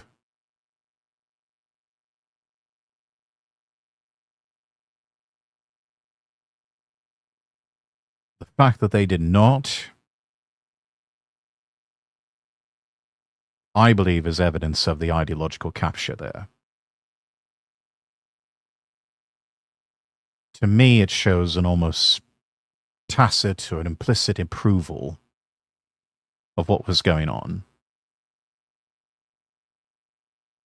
Several instances where women had reported being raped in the encampment, and they would actually have to leave this area to be able to get help from law enforcement.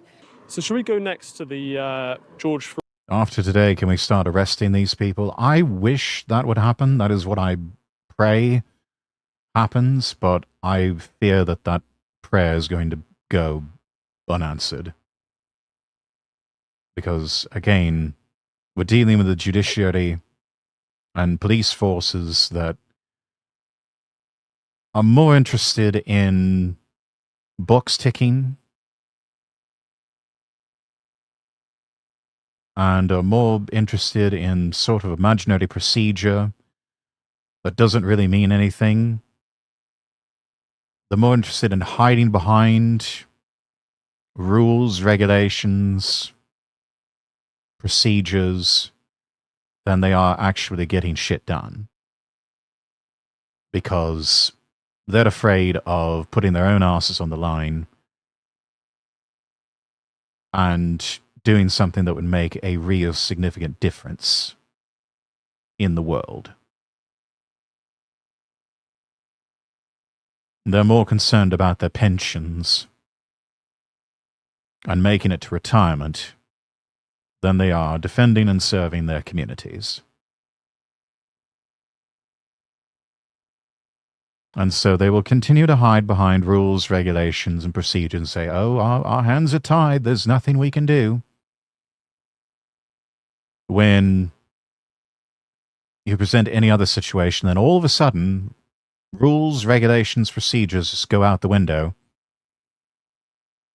And they just say, fuck all that. No-knock raids at dawn. Double tap, bag 'em and tag 'em. Really funny how it's so selective in the application.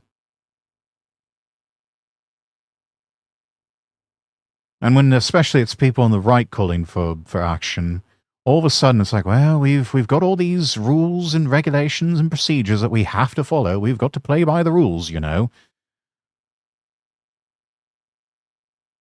But anything else, it's just like, no. No-knock raids at dawn. Double tap, bag 'em and tag 'em. Waste 'em, we're always right.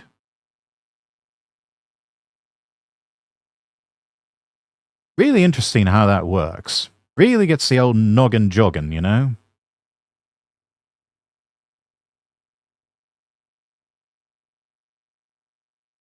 Floyd protest place downtown. Yep. And check it out. 15 years covering left-wing extremism in the city. This riot was one of the most lawless situations I've ever experienced, besides obviously CHOP, which inherently is lawless. So there was what started as a peaceful demonstration after the death of George Floyd in Minneapolis. And I would say there's maybe 500 people down here. And this is the city core. This is your business district, shopping. Pike Place Market, which is one of the most popular tourist destinations, is just blocks away. And all of a sudden, it turns into a riot. I've never seen anything like I saw here. I remember standing on this corner up here, and there was a Seattle police SUV right here in the middle of this road, fully engulfed in flames, people jumping on it. These businesses in this area were looted to the studs. And I mean, I remember walking on the street, no cops to be seen anywhere, and there were just naked mannequins that had been strewn all over, because they took everything, and they even ripped the clothes off the mannequins. It's like the old joke that the late Robin Williams made on Johnny Carson after the Rodney King riots. Did an impression of the rioters like, yeah, man, this is for Rodney King, and the 5 TVs are for me. So a lot of these businesses have been boarded up for years and years and years. But They're never coming what back. was a Banana Republic up here on the corner in a beautiful building that you'll They're never see coming back. looted, never reopened. So this is No, and it's never going to reopen. It probably never will reopen. Because it's just too dangerous. Because nothing has been done about the people who fucked everything up in that neighborhood to begin with. And I would be willing to wager, and I'd probably win the bet, that a lot of this commercial real estate here that they're walking past is owned by giant corporations. And it would not surprise me if most of it is owned by BlackRock and Blackstone. And they're so massive that they don't care if it stays empty. They'll just use it as a tax write-off. That's why you see so many storefronts in so many places, so much commercial real estate just staying empty.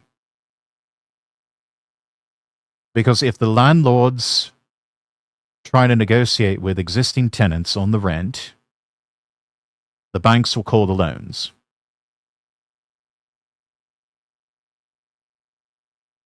And they're all so bloody scared that it's going to end up being a race to the bottom in terms of rents. Everyone is just so scared shitless that one person is going to make a move and start lowering the prices on rent. And it's going to catch on, and it's just going to be a race to the bottom. Which it really needs to be. It's called a natural market correction. They happen all the time. But to hear these large commercial real estate companies and the banks talk, no, that's not allowed to happen. Because they're so scared that they'll have another situation like what happened between 2006 through 2009. They're afraid of another market correction. And so they are doing anything and everything to try and juice the real estate market to make sure that rents and real estate prices remain artificially high. That would be wonderful for young families. Yes, a market downturn would be fantastic for young families because they could finally afford a fucking house.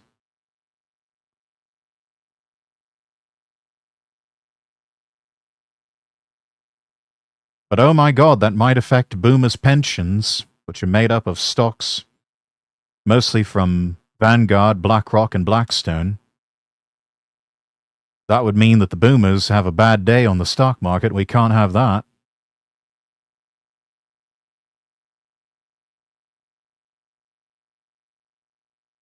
So this all is just going to keep going until the boomers die off and until gigantic financialization companies like Vanguard, BlackRock, and Blackstone go under.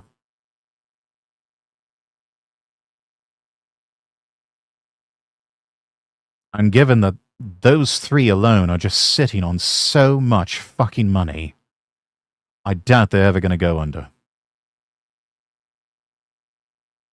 They could hemorrhage cash for years and they'd be all right.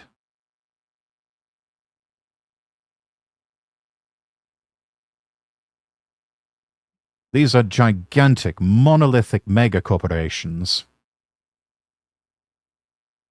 that own half the world and desire the other half.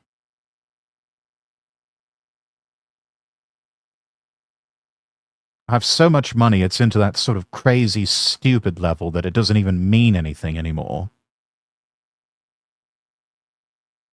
And yet they'd rather just take a tax write-off and let whole storefronts, whole streets, even whole town centers lie dormant and empty.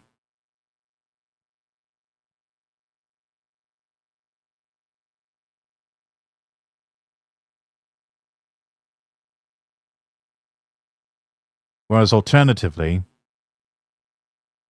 they could just lower the fucking prices. They could just give people a fucking break.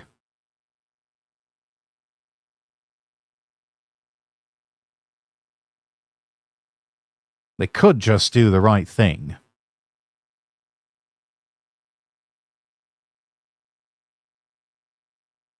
But that wouldn't make Big Line go up. Opened after that. The very downtown of Seattle. This should be the most busy place, right? This should be the most vibrant area of Seattle.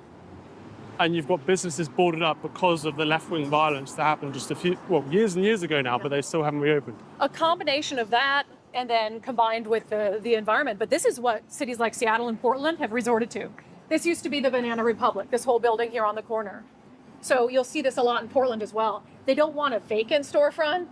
So what they do is they do these art installations and the city will support them and host them. Probably split the money between themselves. And so the city looks the other way rather than riding the asses of these corporations to say, oi, Get some tenants in there. No, let's just put in some fucking postmodern artwork that looks like total shit. But hey, it'll make it look like it's not empty.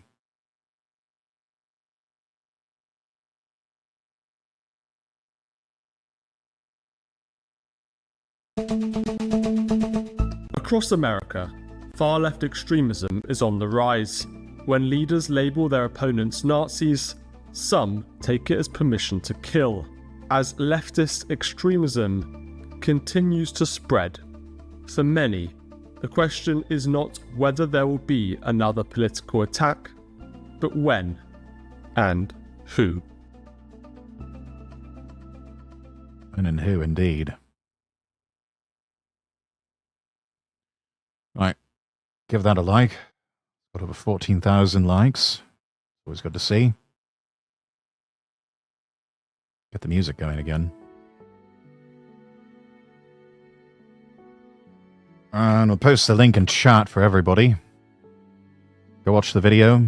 Go give it a like.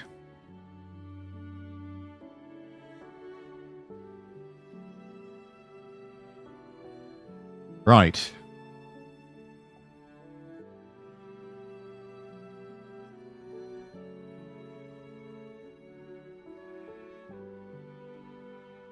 I want to switch gears here to something that was published a few days ago by Matt Forney on the Visa Files Substack. Capital One's Indian Mafia exposed. Massive H-1B kickback scheme displaces American workers. Inflated rates, fake resumes, millions of dollars in kickbacks while American tech workers get shown the door. And then after that, I want to look at a couple of things about Indian culture that I think explain a lot about what's going on. Someone on Kiwi Farms actually found, I think, what really is the master key.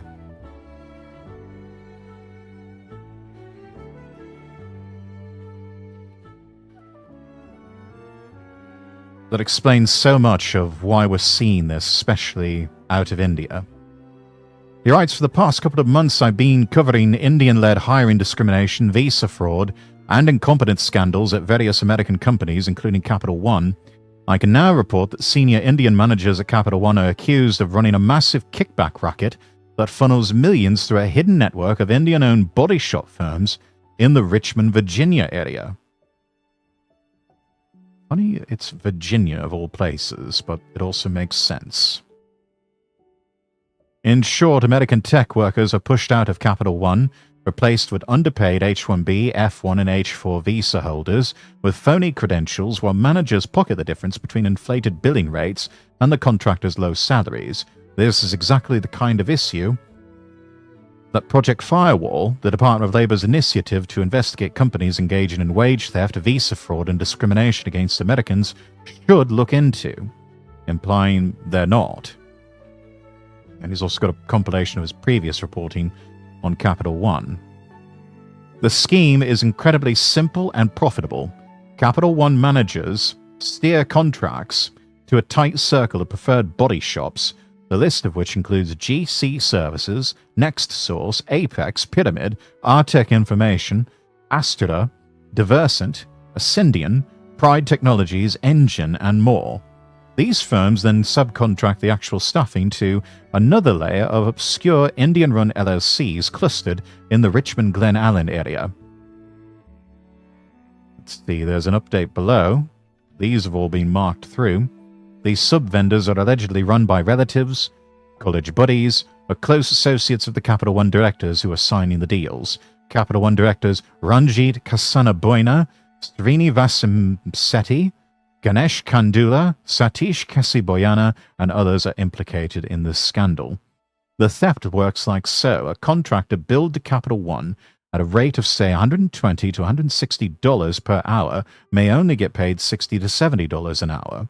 The remaining $50 to $90 is split with part of it going to the primary body shop, part going to the sub-vendor, and part kicked back to Capital One managers in the form of cash or laundered payments. This process has accelerated the displacement of American workers from Capital One.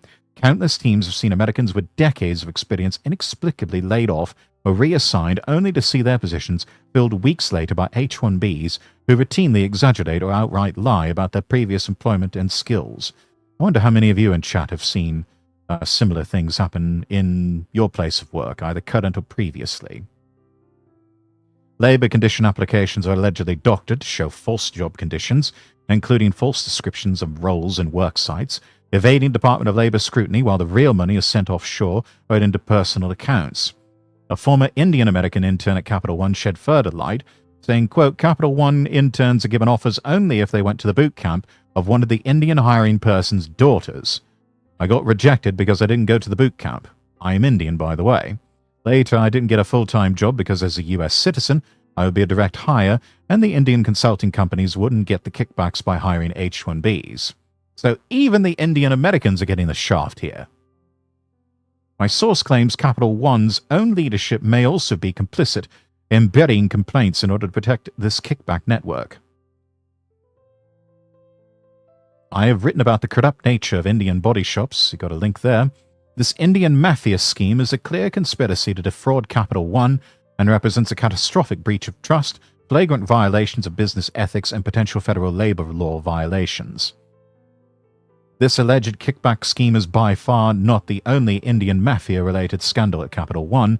In October, Matt Forney reported on the case of Amir Zek, a Capital One engineer who accused Indian managers of retaliating against him as part of a broader pattern of Indian ethnic nepotism and racism against American employees.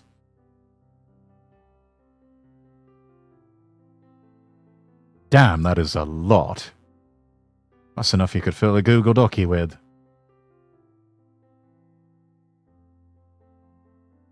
I'm going to post the link in chat. You may read this at your leisure. I don't know if I want to get into all... I don't know if I want to read all that. But big points here.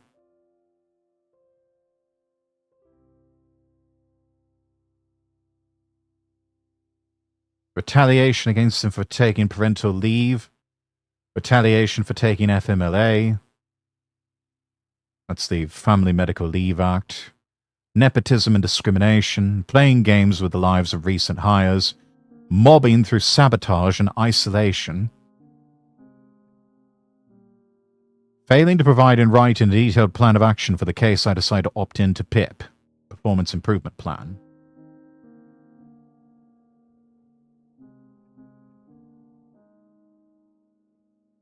I contributed to... It's a sort of open source vandalism that keeps growing. I contributed to the big thing. Indians try to push code into big repositories, usually containing zero code, but the addition of their name somewhere in a text file just to be able to say it. In an internal email, Zek accuses former boss Adam Day, director Shekhar Jha, and senior manager Pratyusha Gandra of retaliating against him for taking parental leave, for which he was legally entitled to under both Washington state and federal law. Following his return from leave in 2023, Zek claims his performance rating dropped from strong to inconsistent, based solely on a disputed communication issue, despite his performance continuing to be strong, alleging this was punishment for his absence and backed by video evidence of calibration discussions where he alleges Capital One leaders threw him under the bus. This pattern continued after Zek took FMLA leave in late 2024, triggered by stress-induced syncope that he attributes to Capital One's increasingly toxic workplace environment. Yeah, that's pretty familiar even for me. I had to take a leave of absence recently from a previous employer because, yeah, it was just getting that toxic. Upon his return, Zek claims leadership failed to reintegrate him, putting him under a performance improvement plan. PIPs are always a trap, by the way, chat. Anybody higher up than you wants to put you on a performance improvement plan. They're just building a case to fire you. That's all it is. putting him under a pip on spurious grounds while adding an Indian engineer, Ganapathy Manda Wubbalubba Ding Dong, to erode his authority. Among other allegations, Zek claims his autonomy was reduced. He was handed breadcrumb assignments that he characterized as chasing the squirrels, was excluded from key meetings and training sessions. For example, he was denied SRE certification as he worked from home, and that he was gaslit in one-on-one interviews where minor issues were inflated into cardinal mistakes.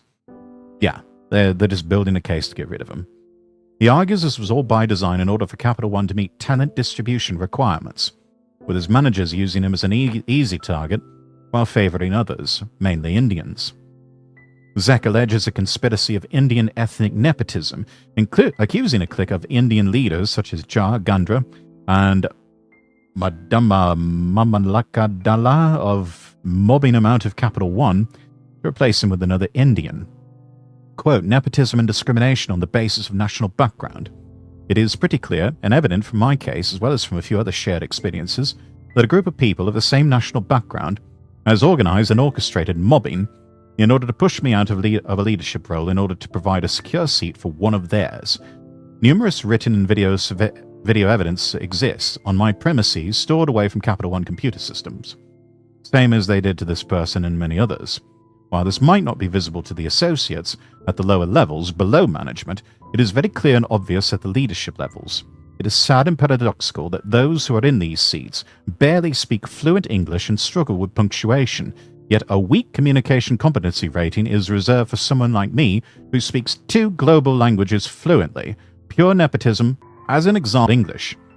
Zek states that other employees at Capital One have been treated similarly, with video and written evidence that he has collected, and attacks bait-and-switch recruitment tactics, such as promising cutting-edge tech like Kubernetes, but deliver outdated Java 8 and XML work. Probably because that's all they know how to do.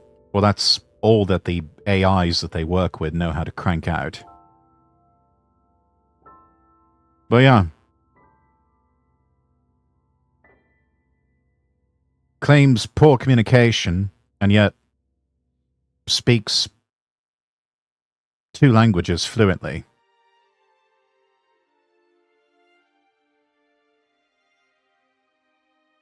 Make it make sense. Finally, Zek indicts Capital One's PIP process as a sham. They all are, as it lacks measurable goals and is used to force out newcomers who are unwilling to work 80-hour weeks.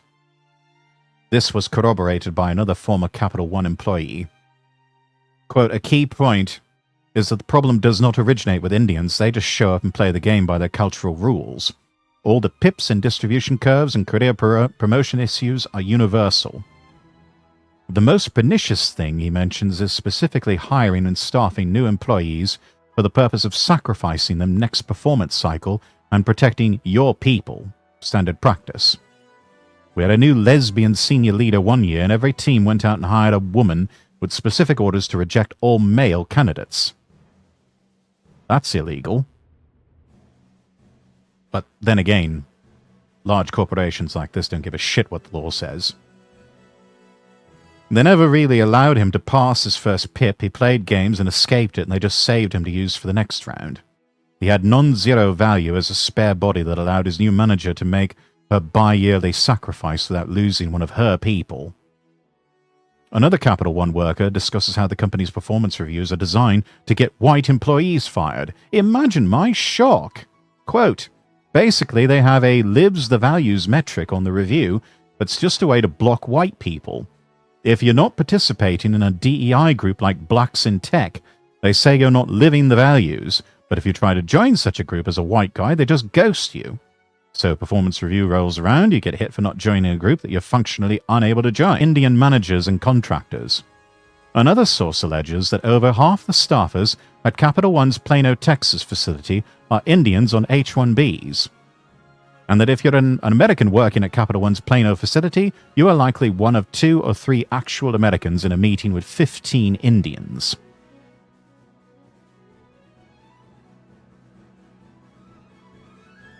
Yeah, the company that I was working for previously, they were starting to do this.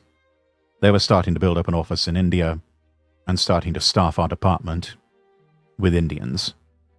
And it seemed like with each Zoom call, which I was forced to come into an office 3 days a week, spend all day on a computer attending Zoom meetings. And each Zoom meeting seemed like we got at least one more Indian added to the call.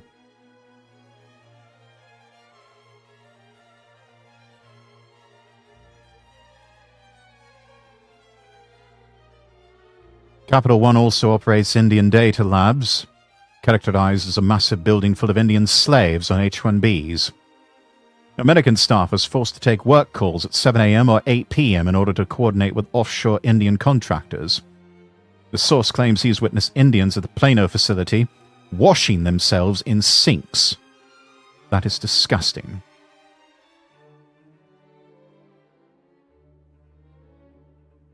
I mean, if you're going to demand people work 80-hour work weeks, you could at least have the decency to install showers.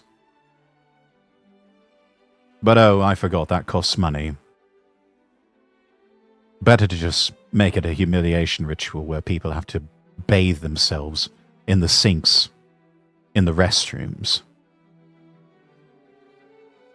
Another source claims roughly 75% of the management in his organization are current or former H-1B visas, most of whom have less than 5 years of engineering experience. During the last cycle, there were 9 promotions to senior director, all of whom were current or former H-1Bs. There were also 15 promotions to director, 12 of whom were current or former H-1Bs, all Indian. Another former Capital One employee describes the company as having an epidemic of ass-kissing middle managers who do nothing but placate their bosses while doing no work. Indians. I don't think that's confined to Indians. That's a lot of people in the corporate world. I mean, chat, you've probably seen it in your work life. Ass-kissing middle managers claim they're so busy, and in fact they don't really have anything to do. Spend most of their waking hours just placating their bosses, bullshitting with them. The former employee worked as a financial analyst and had to contact Ajit, Apresh, or Adshush every other day to have GitHub database refreshes run. That is inefficient. You should just be able to do that sort of thing with a click of the mouse. The Indian employees would never respond to their messages and acted offended when they were asked to do their jobs. Well, of course. You're asking them to actually get up and do work. They don't want that. They just want a no-show job where they can just collect a paycheck. That's all a racket to them.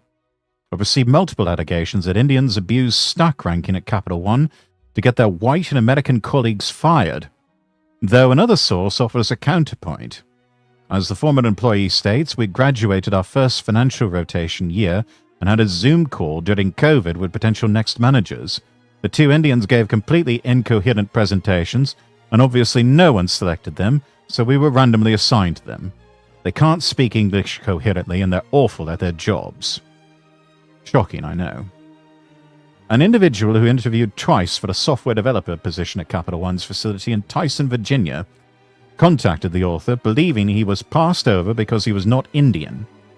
That's probably exactly why he was passed over. The individual provided a list of the interviews and interviewers he dealt with during the application process.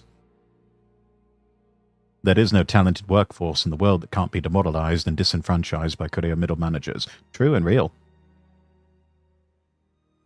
True and fucking real. Let's see. Technical interview full stack. Amanda Kash. Akshay Agarwala. Anandeep Paudel. Bharath Chekuri. Yeah, these are not Western-sounding names. All but one of the names on the list is Indian. Additionally, he not only are Indian Capital One employees extremely racist towards whites, They are racist towards every non-Indian. Well, imagine my shock. A current employee at Capital One's Plano facility corroborates these allegations, stating that Indian employees are extraordinarily rude, unpleasant, and hostile to their non-Indian colleagues. I wonder how many of you in chat have had the displeasure of working for or with large amounts of Indians, if this has been your experience. I would love to hear it. You have engineers at SpaceX building a reusable Mars rocket being told what to do by people who don't know how to wire a plug. It's infuriating to hear them talk about it, yes. If they had any good sense, they would just tell the rocket builders, or they would just shut up and let the rocket builders do their jobs.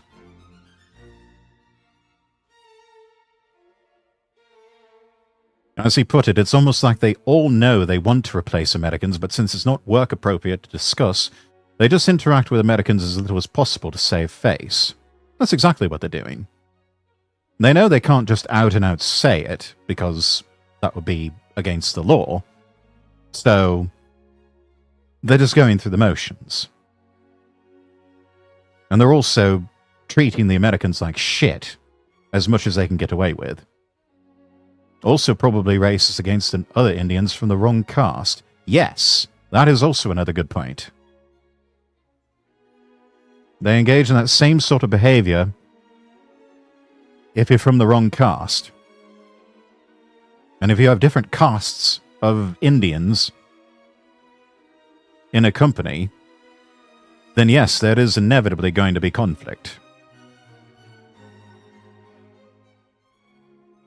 Another source reaches out to reveal how Capital One promotes unqualified minorities, including Indians, over white men. Quote, after managers had had discussions about who was going to get promoted, they would look at the approved promotion list.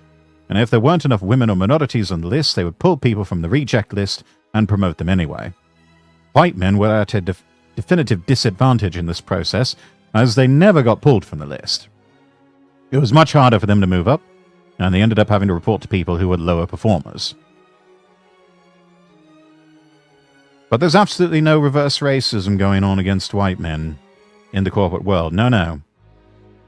That's just an extreme right-wing myth and talking point. They continue, and you are absolutely right in that Indians would only hire Indians. I've been hearing about that for years. Entire groups would be Indian only, but there would be no white-only groups even in a white majority area. No white spaces. No white spaces allowed. The end result is a toxic workplace environment for non-Indian employees. Another former employee of Capital One described it as the worst place I have ever worked, due to its gossipy, DEI poison culture.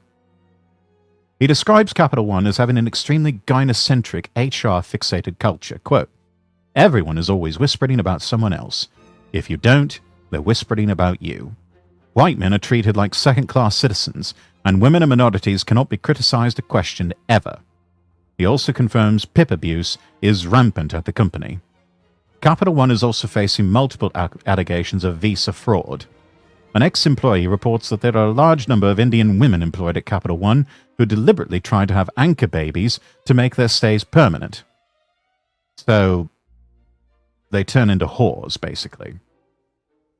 Another staffer reports direct evidence of visa fraud in the form of a recently fired engineer who was caught supplementing his income by recommending people who were unqualified and doing their coding tests for them. He was also using his company phone to send pictures that should never appear on a corporate network. He was looking at porn.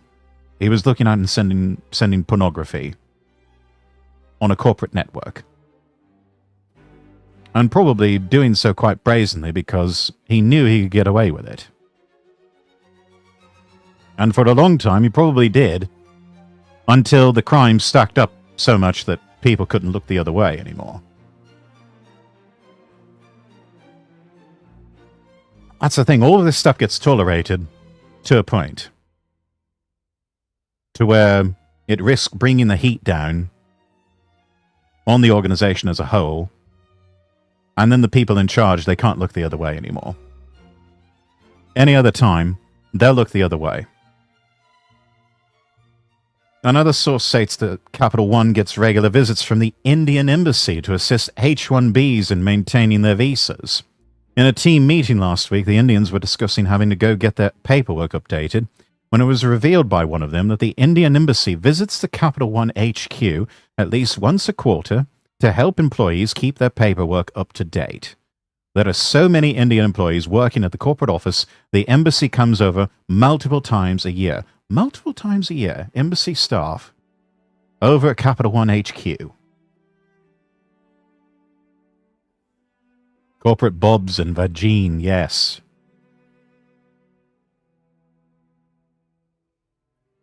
Indian H-1Bs at Capital One are consistently incompetent. Imagine that. Masked by the fact that American team members pick up the slack. Imagine that. The pattern the whistleblower has observed is this. H-1Bs have short stints as junior engineers before being quickly promoted to senior management. He gives a few examples. A co-worker does not do their job well, so others pick up the slack filling in the gaps. She does well in her evals by doing things outside of her job, such as scheduling social events, networking events, etc. In other words, high school social butterfly bullshit. Looking at my org chart, you can pick any manager between me and my senior vice president. There's an 80% chance they're Indian, and if they are Indian, there's a greater than 70% chance they came over on an H-1B. Some are now GC holders now.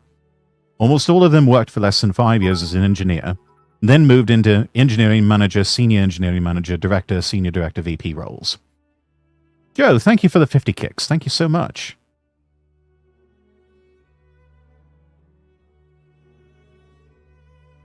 None of them know how to use the tools we use, so we often end up with spreadsheets containing project plans and roadmaps. In fact, one director got promoted to director after getting an award for creating a planning spreadsheet for the only successful project he contributed to as an engineer. And probably his only contribution was the spreadsheet. When we had a senior manager leave, he was pipped and opted out. He was also an H-1B that came from Microsoft. He was replaced with another former H-1B. He's a naturalized citizen who's been here for 27 years, seems competent so far. He sums it up by saying that he has engineers who report to him that are more experienced than the director and the senior director he reports to. Another source writes that Capital One has been firing or laying off American workers with more than a decade of experience in favor of H-1Bs who are incapable of doing their jobs. He states that the previous Indian director of his department knew absolutely nothing about what his team actually did and had no desire to learn it. But of course not. That requires work. They don't want to do any of that. Half of his team was fired via PIPs, not replaced within our team, but used to justify new hires in other teams the Indian director manages. It's all just a big game to them, isn't it? The alleged kickback scheme among Indian managers at Capital One fits a clear pattern of Indian discrimination against American employees. Capital One has fostered a hostile work environment that violates multiple federal labor laws, including anti-discrimination laws. The Department of Labor must investigate these claims. Right, so we've got some updates from yesterday, from 11/25, 25th of November. I've been contacted by a representative from Global Sumi Technologies who has denied the allegations. The representative also published the DM they sent me. A representative for Artifiction LLC and Intellect Technologies have also contacted me denying the allegations. They provided an example of their post on job boards.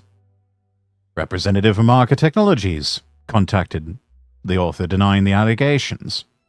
Representative from Rising Tide Solutions LLC has also contacted the author to deny the allegations.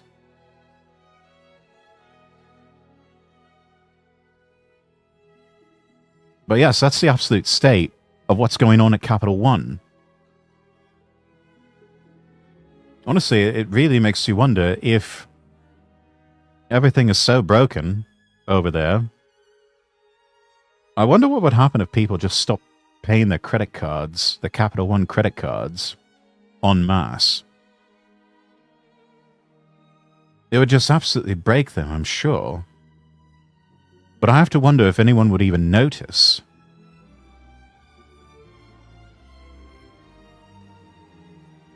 I mean, if nobody's doing anything over there, if nobody's really working, I wonder if people just stop paying the Capital One credit cards, if anyone would even notice. Though, honestly, you should just do the right thing, and if you have a Capital One credit card, close it. I don't know if they still have bank accounts. They used to have their own bank with checking and savings accounts. But if they still do, you should probably close that as well. Because, I mean, who would want to do business with something like this?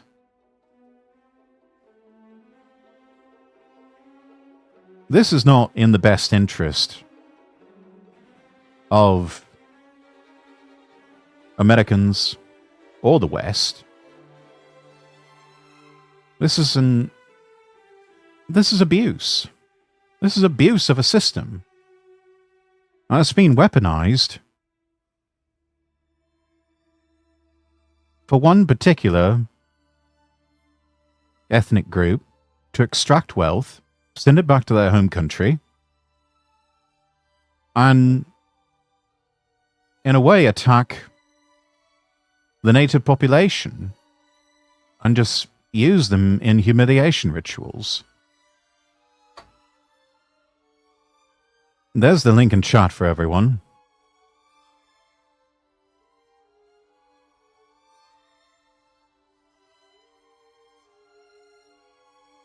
So you may be wondering, you know, aside from the obvious, they want money, it's like, why is it that we find so many scams coming from India?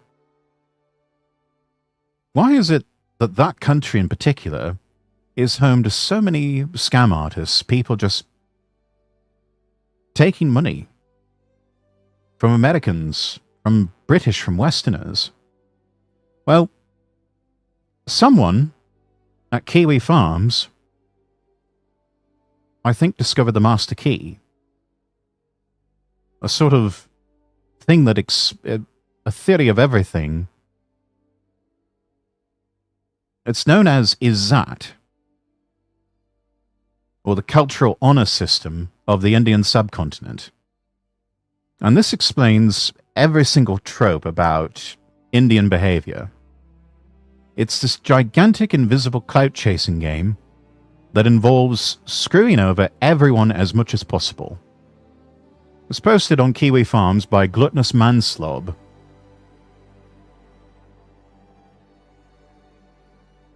He said, didn't see this term mentioned in the thread, so I wanted to share this all with you. It's about Izzat. Some posts have mentioned saving face, which is Izzat, but I wanted to elaborate on it. Izzat has no direct translation into English. We only have terms that can broach the same concepts, such as honor, or reputation, or face. But Izzat is so much more than that. It is a zero-sum game of collective honor shared by whole groups of people, all of whom take it very, very seriously. A system like this is not just foreign to Enlightenment values. In fact, it's antithetical to every sensible form of governance on the planet. It'll destroy any system that assumes good faith. Store this awesome read. It is.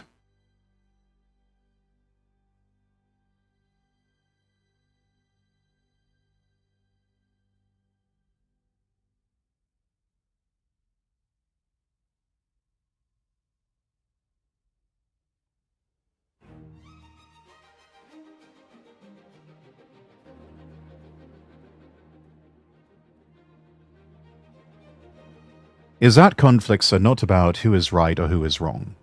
It is about who wins and who loses.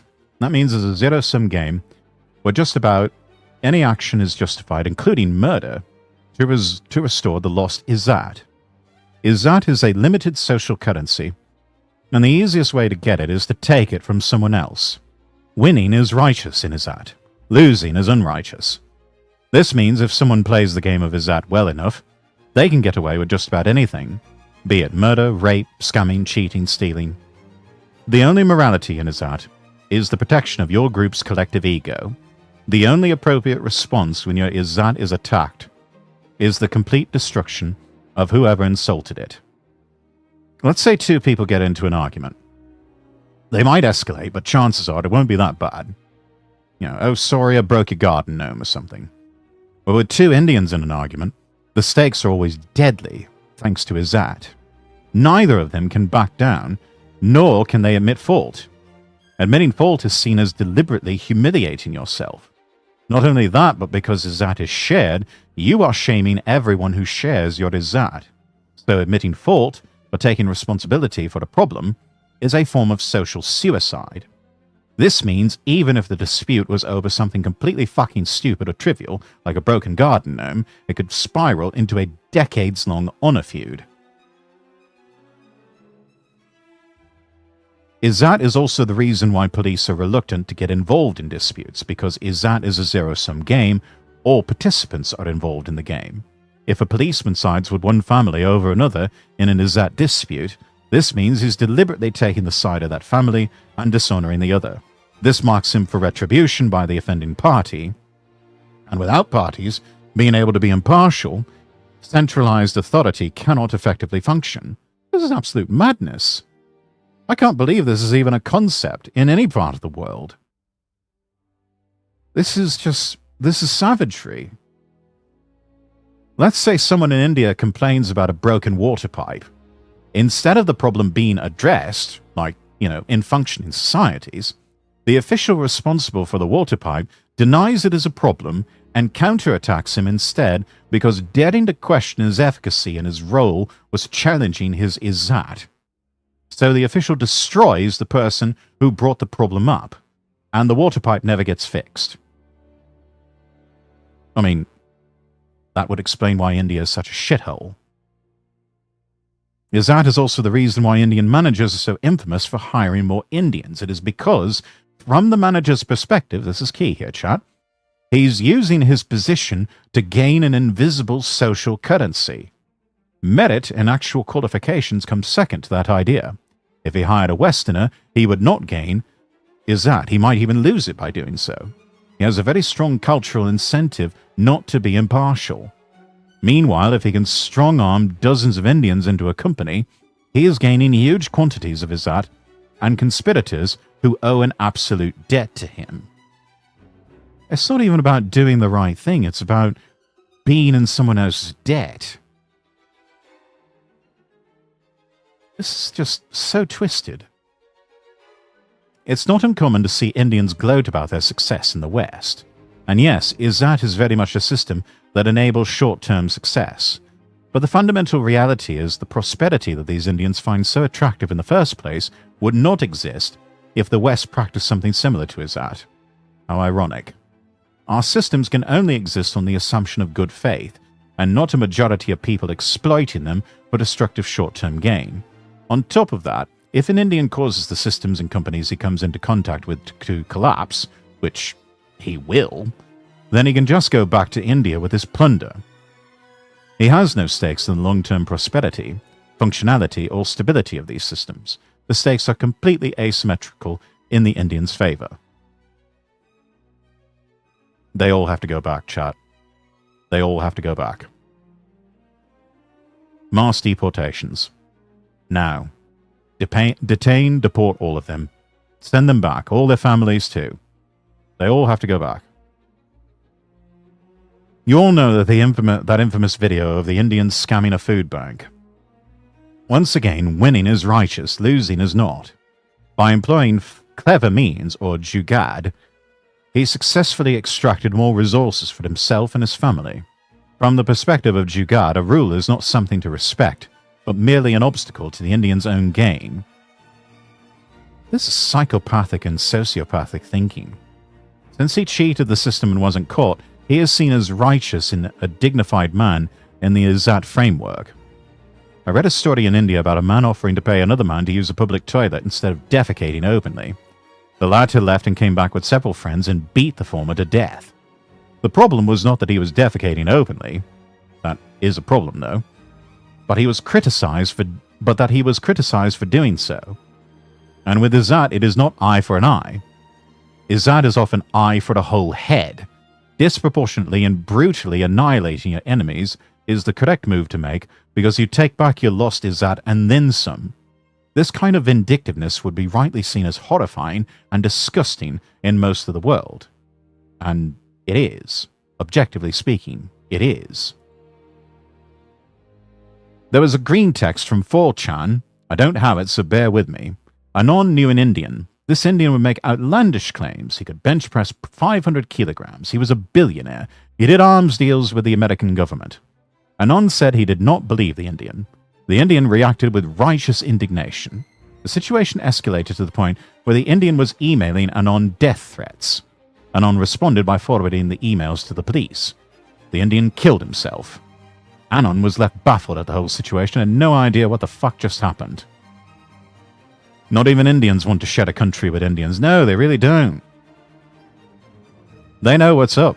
Unless it's our country, yes. Unless it's a Western country, then they're happy to come over and pillage and plunder and extract wealth and resources from all of us and send it back in the form of remittances to their families in India. Because, that brings them more Izzat. So without Izzat, this looks like an utterly insane and pointless sequence of events. But with Izzat, the Indian's action suddenly makes sense. He was boasting to increase his Izzat, and when Anon simply stated his disbelief, it was seen as a vicious attack on his Izzat. The Indian escalated the situation to restore the lost Izzat, and when the police got involved, that dispute had become public, so the Indian's shame had increased to unbearable levels. He committed suicide in order to save his remaining Izzat. Anon had no idea what Izzat was, or if he did, he didn't mention it. Yet the Indian's actions perfectly align with this framework. This is what makes me believe the green text was genuine. The Western idea of merit is competence in a role. Merit in Izzat is determined by what links you will go to achieve a goal, with competence merely being one path. It often becomes a secondary path, as printing a degree that says you're qualified to be a jet pilot is just as good as being able to actually fly a jet, in the eyes of Izzat. In other words, Izzat selects for appearance over authentic merit or morality. In other words, what looks good publicly is what brings you great face. Now, a counter-argument an Indian might make is Izzat is a dated word, or we don't use that word. I like to compare it with the word vendetta. Vendetta in Italian has a very specific meaning, a familiar blood feud where revenge must be taken to restore honor, etc. This word would not exist if it did not reflect a specific facet of Italian life. Izzat is no different. Hell, I've had to write several paragraphs just to explain what the hell Izzat is. Izzat is not an archaic term either. It is well and truly alive in the modern Indian lexicon. So, the next time you bring this up, chat, and some Indian national says, oh, Izzat is a dated word, or we don't use that word, we don't do that sort of thing anymore, they are lying to you. They lie as easily as they breathe. If Izzat were regularly discussed openly, this would be considered one of the greatest possible insults in the Izzat framework. It's almost like rule number 1 of Fight Club, don't talk about Fight Club. Izzat is why Indians do mass reports, death threats, false flags, and various other underhanded tactics when a Westerner exposes something they don't want people to see, such as a poop-throwing festival. If I knew something like that existed in the West, I would say, wow, that's disgusting, we should stop this. But in India, the problem is not the point.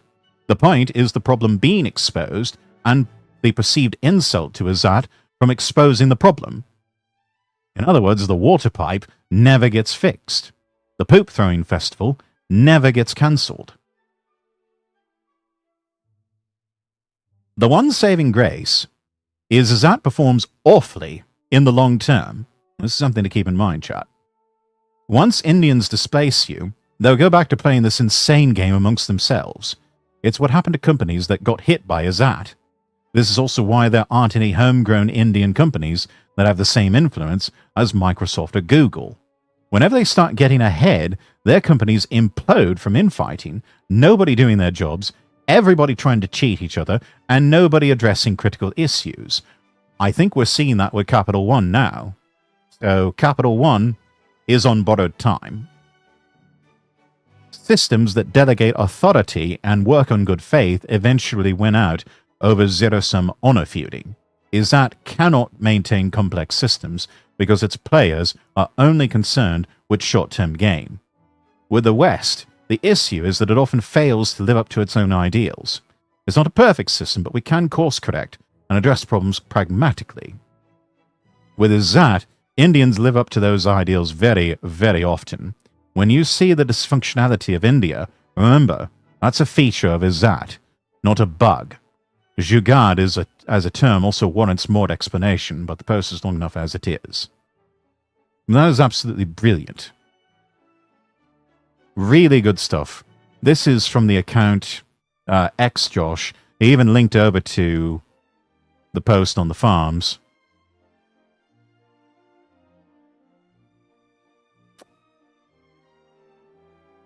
Let's see. Azahara responding to this is why they all chimp out when you call one out for being retarded.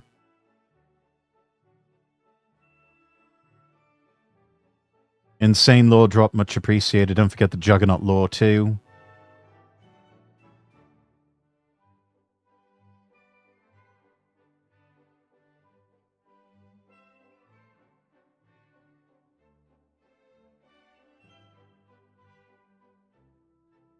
See, somebody linked a Zero Hedge article. India, it's worse than you think.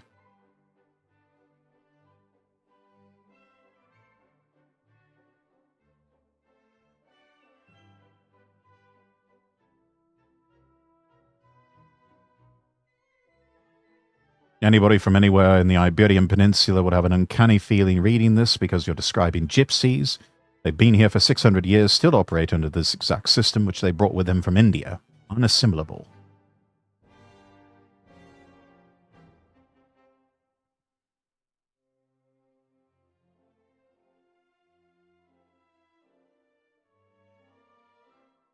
Yeah, this is good.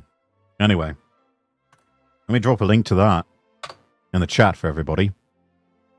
Go give that a like. And now, while we're on a related note, Black Pigeon Speaks. Followed him for years, Felix Rex. Got a video about this. Why everyone scams everyone in India, explained.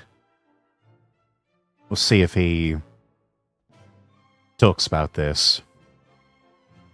Let's pause the music and watch the video here. Do not redeem the card! No! Do not redeem! Why do you redeem? India has become world famous for making all manner of scamming a national art form.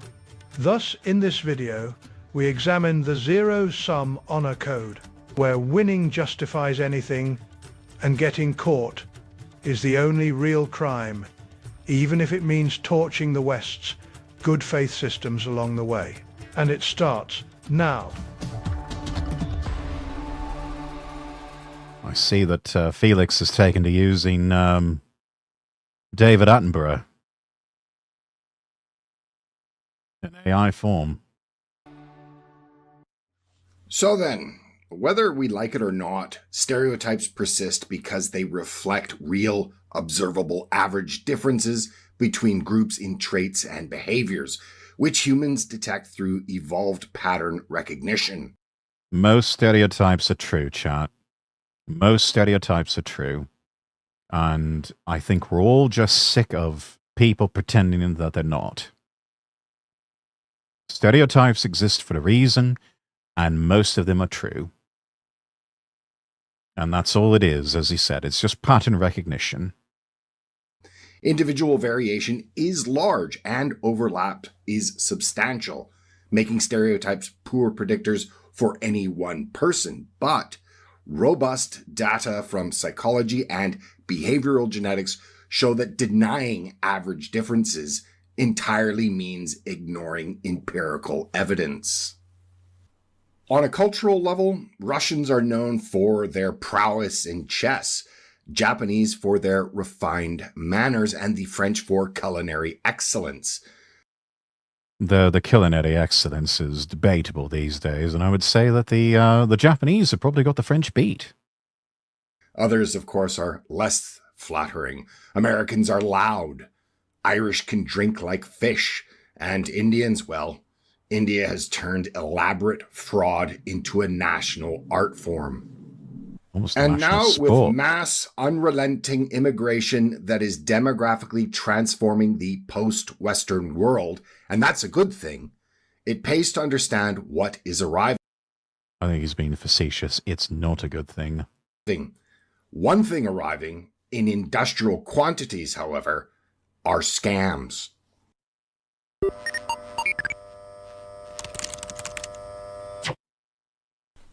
The latest example making the rounds in 2025 is the wheelchair scam on India to US flights.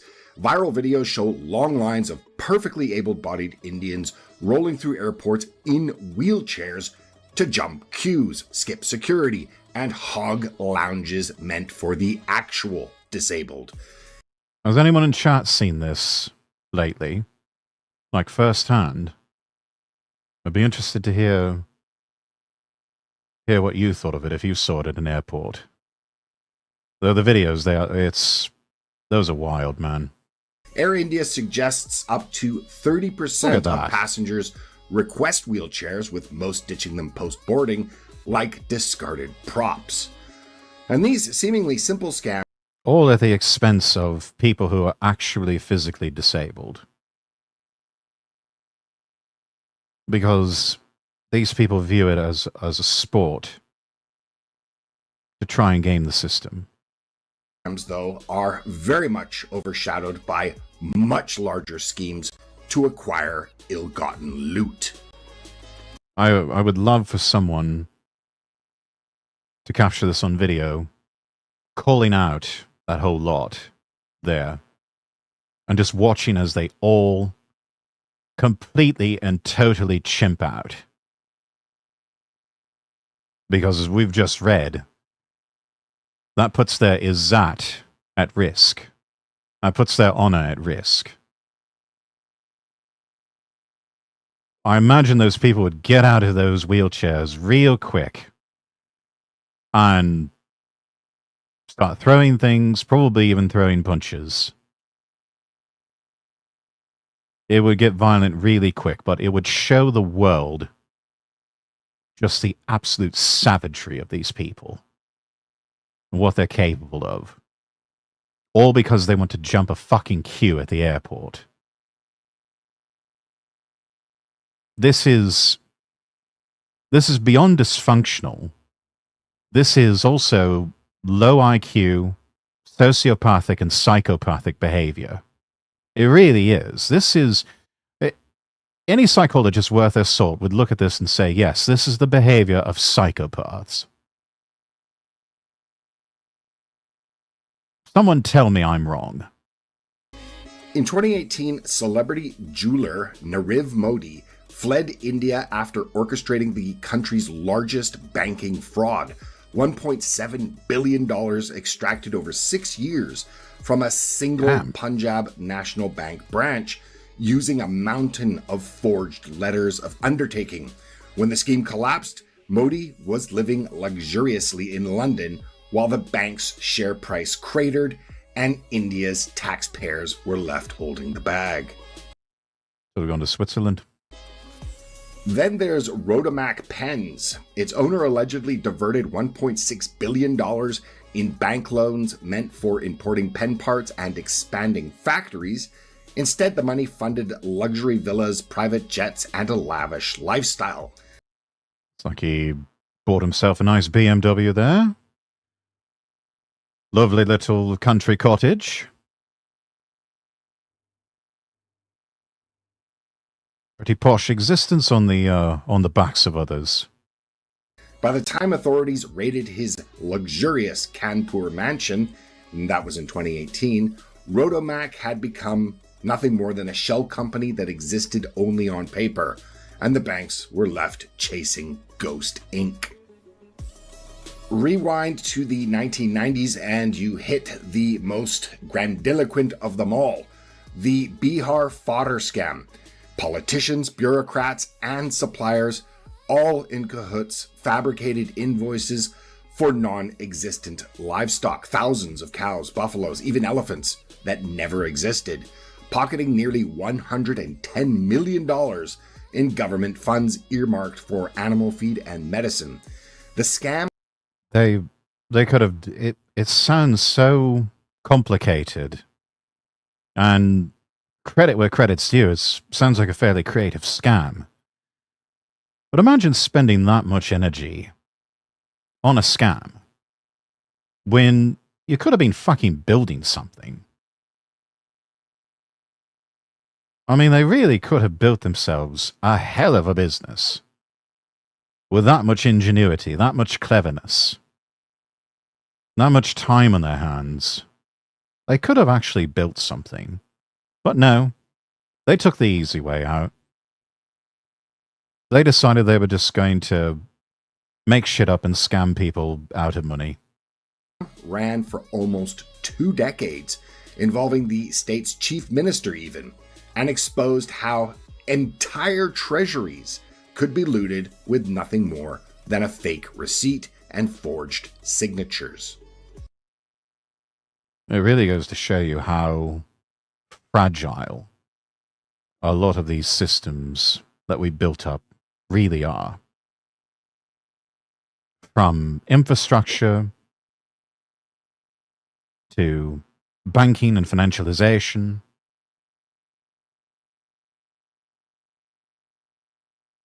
to even the legal system. There's ways to hack and scam these systems everywhere. All of it exists on trust and good faith.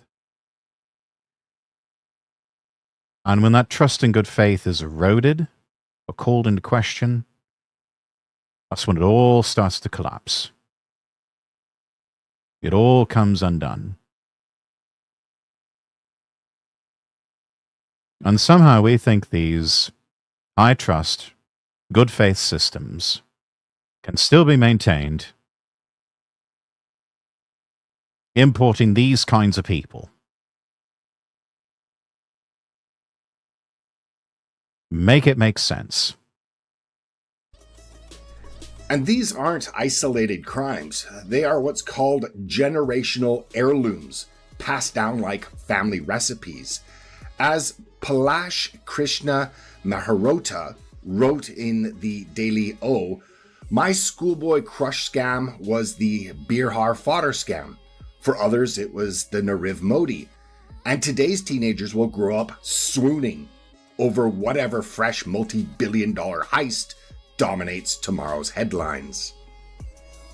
And why is this? Why cheating comes naturally to Indians. I mean, what a fucking headline. And really, what a damning indictment of a people.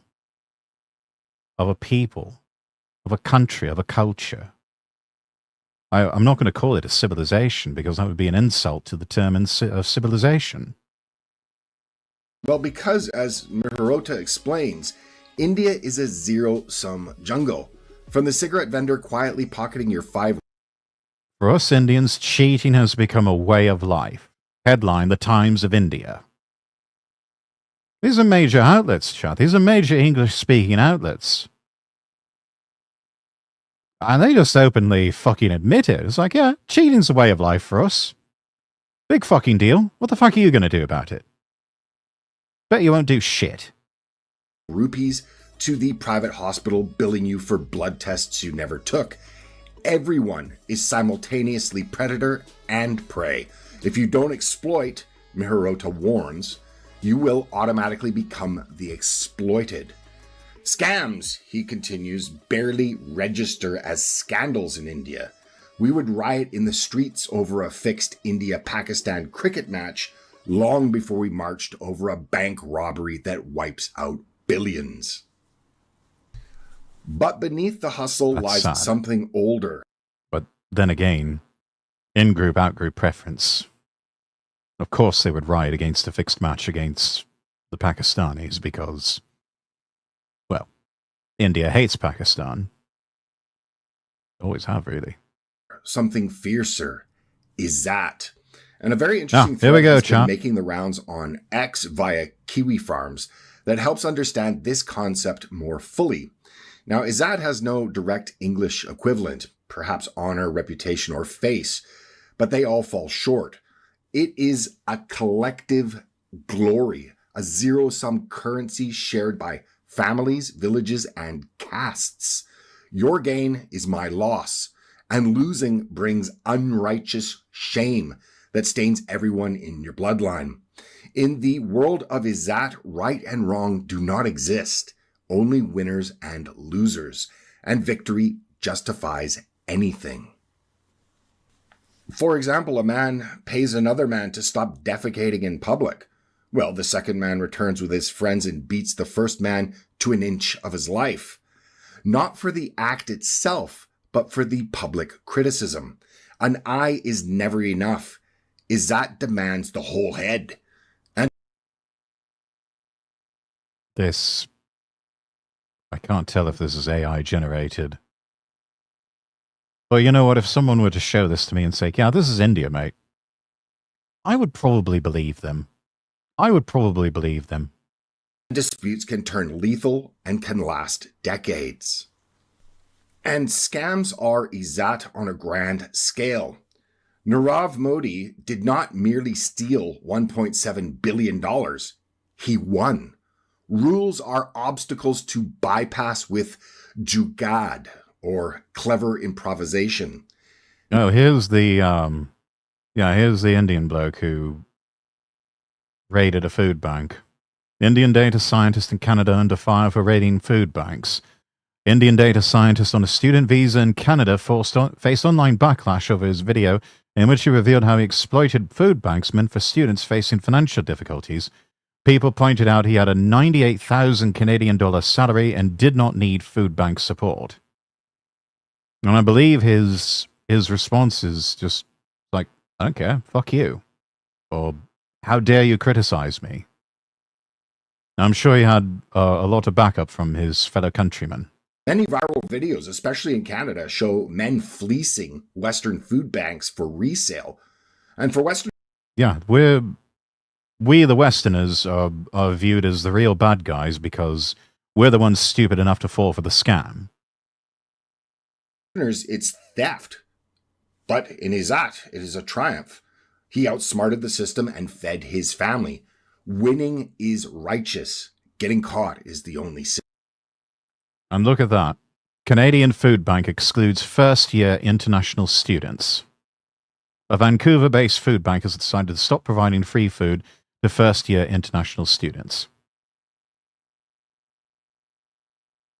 So one fucking moron ruined it for everyone. But he doesn't care. He got his Izzat. He got his upcomies, and he got his free food. He doesn't care. And if anything, you're the villain for daring to criticize him for it. You're the bad one because you're the one stupid enough to fall for the scam. This is who we're dealing with, chat. And this is why I say they all have to go back. We can't share a country. We can't share countries, or even our part of the world, with people like this. They are vampires who will absolutely bleed us dry.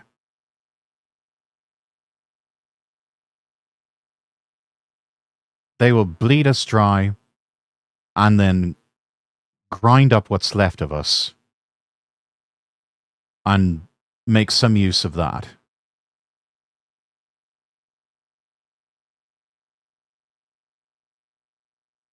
This is who we're dealing with.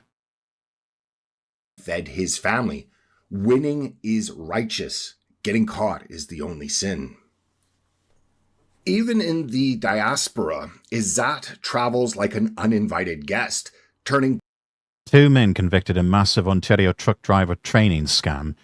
Govinder Singh, 69, Gurpreet Singh, 37, have been convicted and sentenced in Ontario for defrauding dozens of aspiring commercial truck drivers, most of them new immigrants.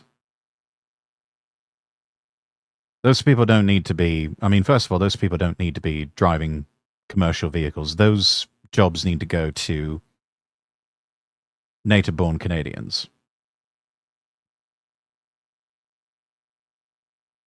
this is bad enough with states like California in the US. Just as awful, apparently, in Canada. Tragedies into communal crusades. Take two cases that are interrelated in North America. In Canada, 2 Indian men were convicted in Ontario for running a fraudulent truck driving school that offered substandard training in Punjabi, not in English nor French. And this was given to South. I'm not an expert in the regulations or laws of Canada, but I'm fairly certain they mirror those in the US, where you have to speak English. Speak, read, and write and understand English in order to drive a lorry. And we've got issues with so-called commercial lorry drivers on American roads and apparently also on Canadian roads, that they don't understand English. And for the Canadians, they also don't understand French. That's dangerous. That is a safety issue. And as we've already seen in places like Florida, for example, there are people, there are truck drivers who have no business driving a lorry, have no business even having a CDL, because they can't read, write, or understand English. Were practically given those licenses, and it's ended up costing innocent lives. Asian migrants while bypassing mandatory certification and charging $4,000 to $5,000 per student. In the U.S., a 28-year-old Punjabi truck driver who illegally entered the country caused a fatal crash by making an unauthorized U-turn, killing 3 members of an American family. Failed his CDL exam 10 times in 2 months.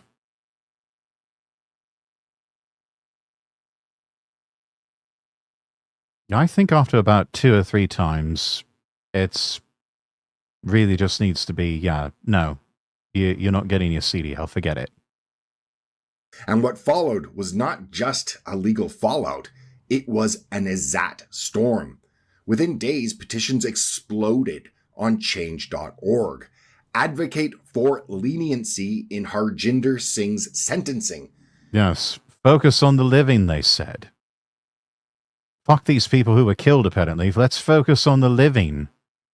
Like the lorry driver who survived this horrific crash, which frankly, that's more than he deserved. And this amassed over 2.8 million signatures from the Indian diaspora, Punjabi communities, and sympathetic strangers worldwide. Unfucking believable. And this might seem insane for the average American, but when you peel back the layers, it's pure Izzat at work. This is not abstract justice. It is collective honor on the line. Harjinder's downfall shames not only him, but his village, his Punjabi kin, the entire Sikh trucking network in America.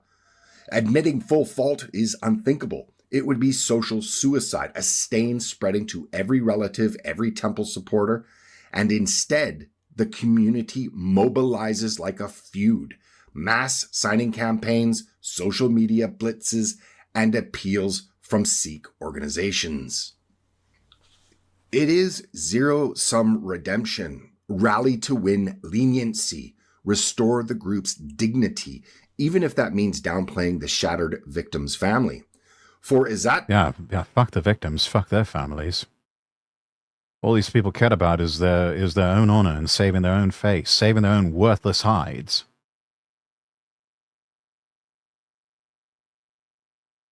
After fatal crash, Sikh truck drivers in the US fear backlash. As well they should. As well they should. Because frankly, somebody like this I see them and I start to wonder, did they obtain their license legitimately?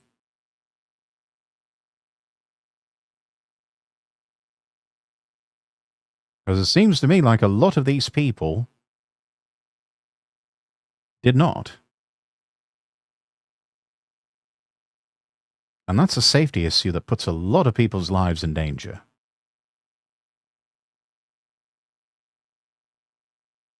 So, sorry, in the risk of public safety, you're all going to have to lose some of that.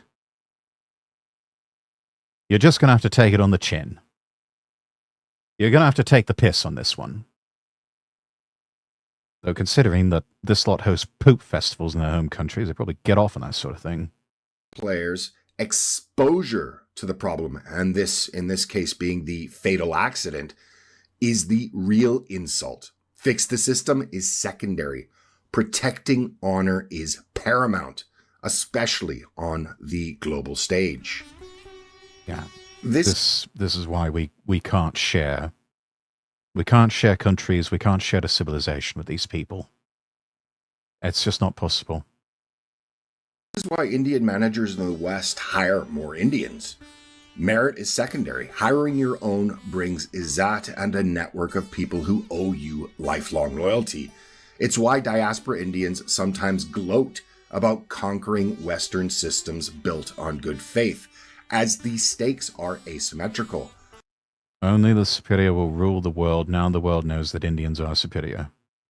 Yeah, you keep huffing that copium, mate. Keep huffing that copium. There's nothing superior about you. There's nothing superior about any of this. And as we've seen, you people can't hold the victory. You can't secure the victory. It's all going to fall apart on you. And you're going to be left with nothing in the end. Because the ungodly inevitably destroy themselves. They have no skin in the long-term health of the system that they exploit. People will say, oh, well, izzat, it's an old word. Nobody uses it anymore. Bullshit. Well, that's like saying Italians stopped having vendettas because the word feels dated. And that's why criticism of anything Indian, open defecation, festivals, food preparation, talking about izzat, in fact, scam after scam, well, it triggers mass reporting, death threats, and coordinated outrage. The only consolation is that izzat is a terrible long-term strategy. Companies taken over for izzat points implode from infighting. Why people living in India will forever be known as conmen. I mean, if the shoe fits. Corner cutting and refusal to address real problems. That's why there are no Indian Microsofts or Googles, because complex systems cannot survive zero-sum honor feuds. Good faith systems, even imperfect ones, eventually outlast the hustlers. So what do you think? Leave me your thoughts in the comment section below. Also, as always, remember to check to see that you're still subscribed, as YouTube has unsubscribed tens of thousands of people without their knowledge or consent. Also, if you'd like to help the channel, ways of doing so are in the description. It'd be very much appreciated. And with that, I will see you again in the next video. Bye for now. I'm still subscribed. That's good. All right. There's the link in the chat for everyone.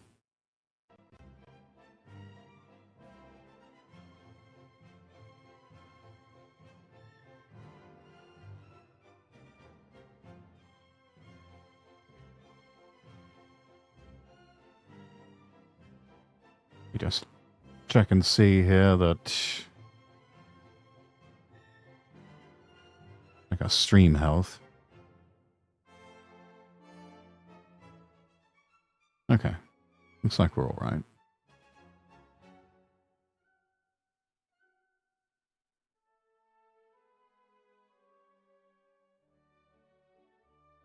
Good video. Yes, indeed. Everyone make sure you're following Black Pigeon Speaks over on YouTube and also on Rumble.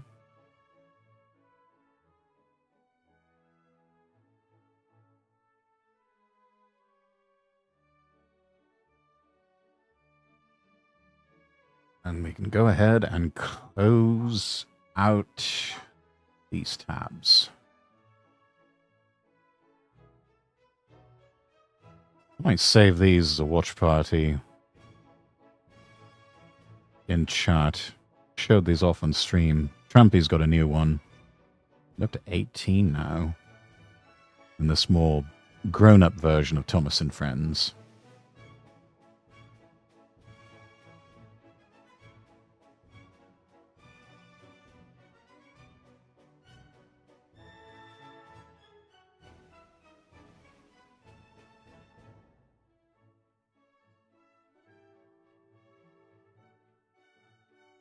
Oh, here we go. Look at this.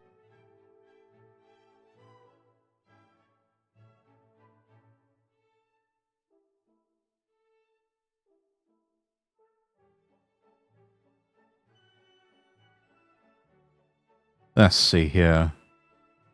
Oh, yes, okay. So, don't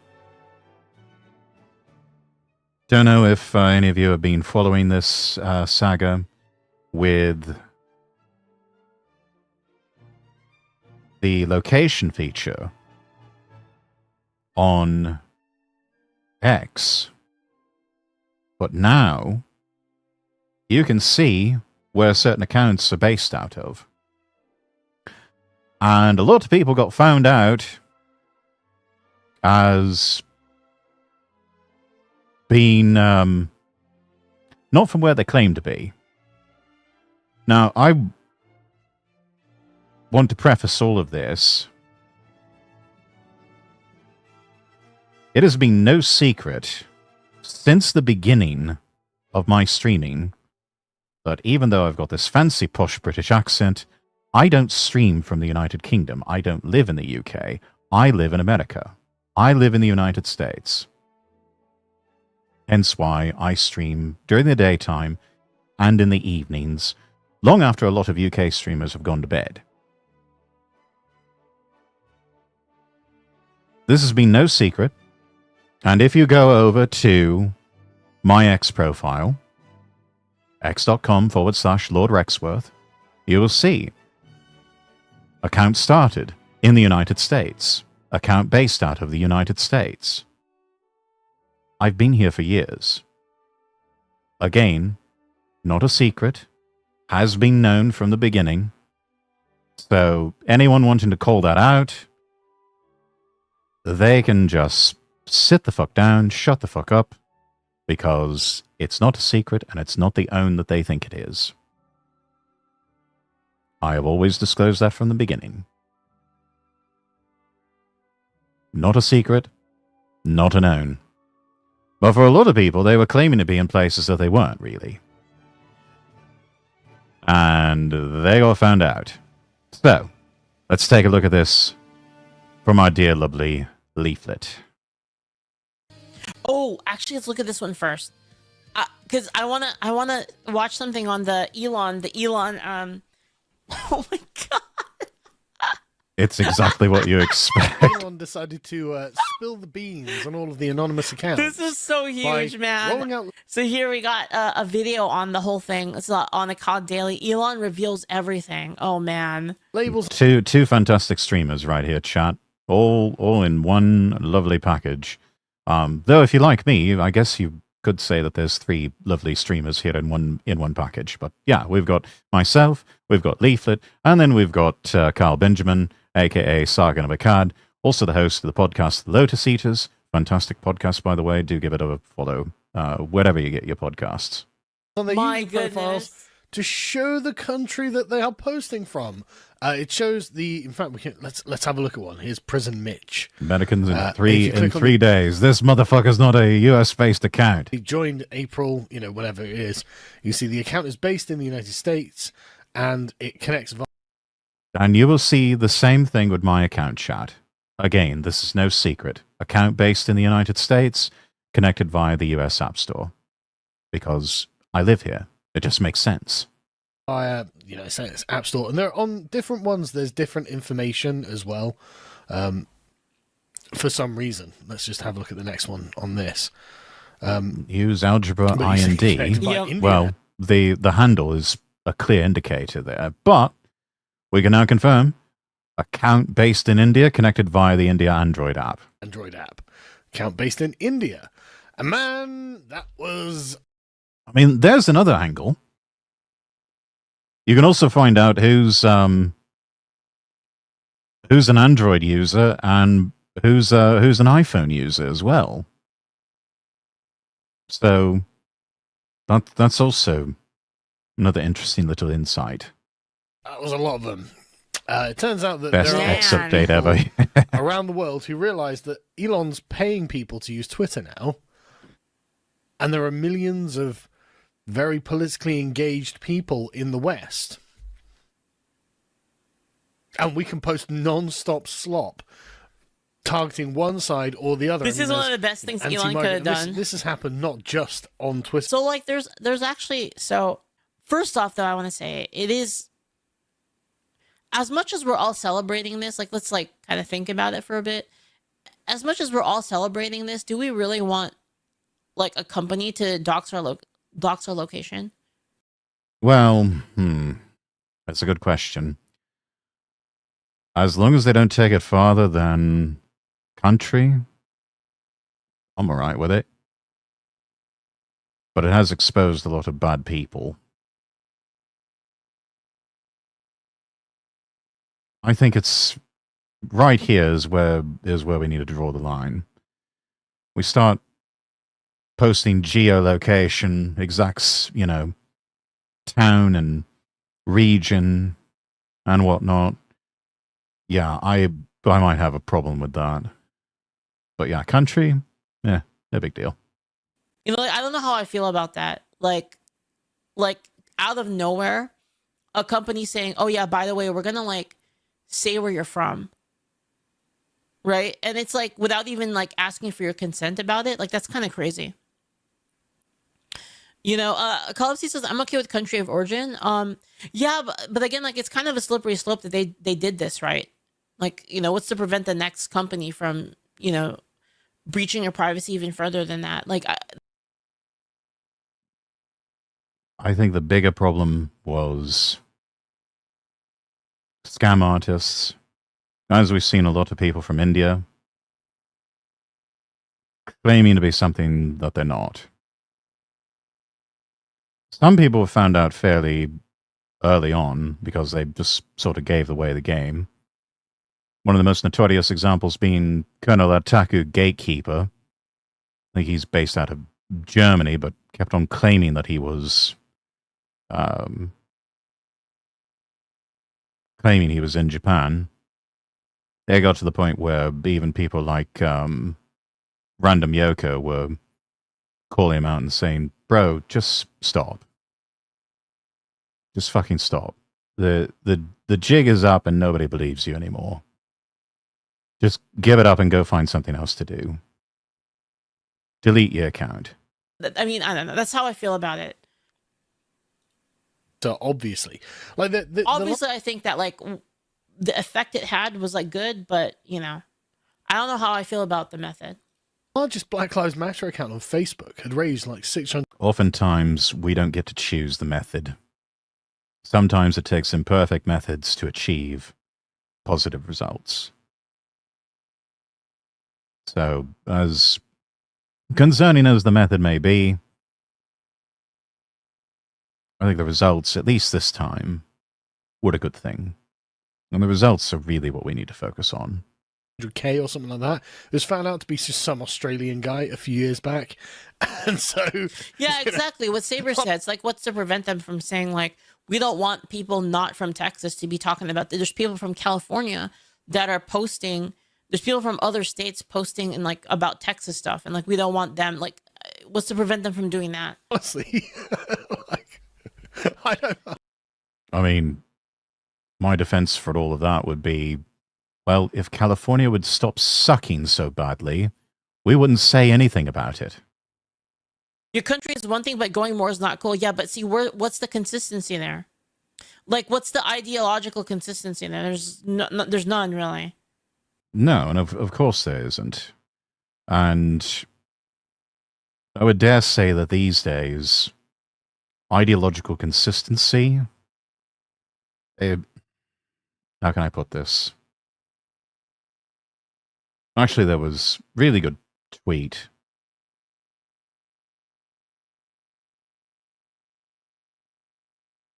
If I can find it.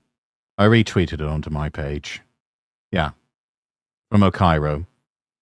If your principles stop you from defeating your enemies, you must drop your principles.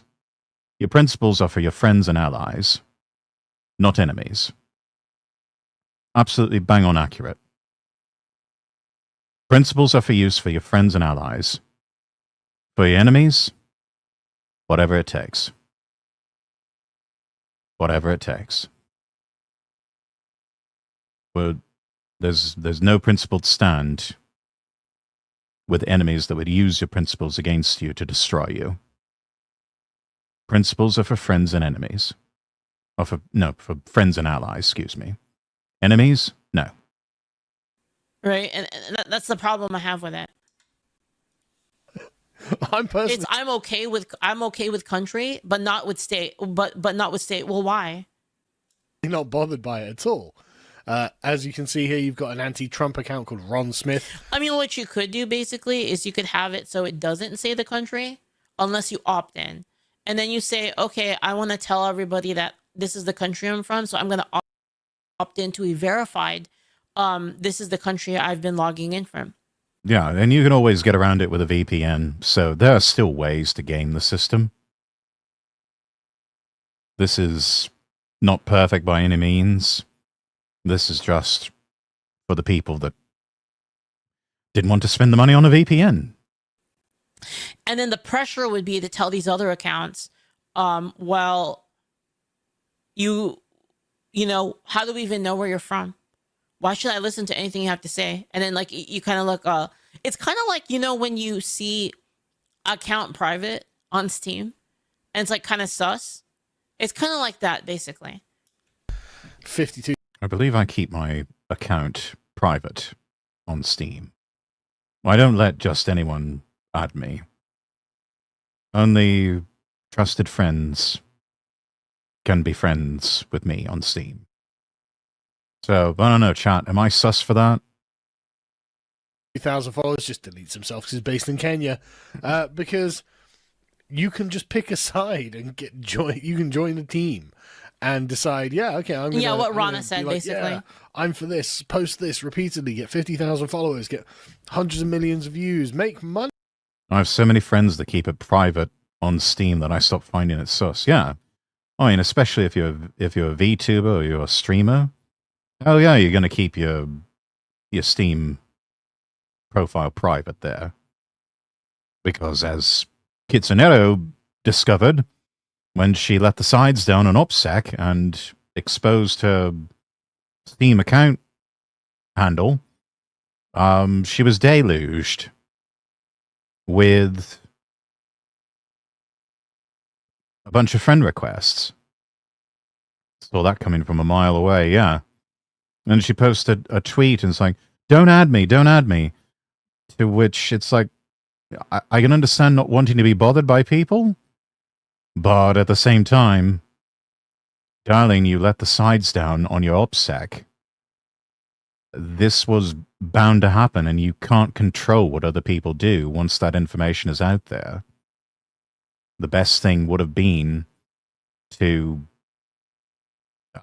if there was a screenshot or something, just make sure that information is covered up. I mean, I don't know how all of that worked. I think she put out some sort of mod or some sort of item or something that you could download on Steam. Maybe she should have set up an intermediary or something. I don't know. I just know that when you put it out there like that, that sort of thing is going to happen, and it's not really something you have a lot of control over, except to just mass deny all the friend requests you're getting. She put engine wallpapers on the workshop. Okay. So it kind of sounds like no matter what she did, unless it was from an alt account, this was sort of bound to happen anyway. Well, I don't know. And unless you can lock down your Steam profile even further to the point where you don't even accept friend requests, to where nobody can add you.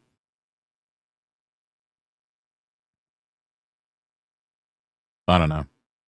I just know that you can't really go out there and just say, "Oh, everyone, please don't add me, don't add me." It's like, you kind of put yourself out there a little bit, so this was sort of inevitable, and you can't, again, you can't control what other people do. You can only control what you do. And if there's other security measures that you have to put in place, do that first before you put a wallpaper up for download on Steam. That would have been my suggestion. It's a pain in the arse to have to deal with all those friend requests, sure. I wouldn't want to be deluged with any of that. If I saw people adding me en masse on Steam and I don't know them, I mean, plain and simple, I'm locking down my account and I'm just mass denying all of them. I don't care who you are. It's like, you might as well not even bother.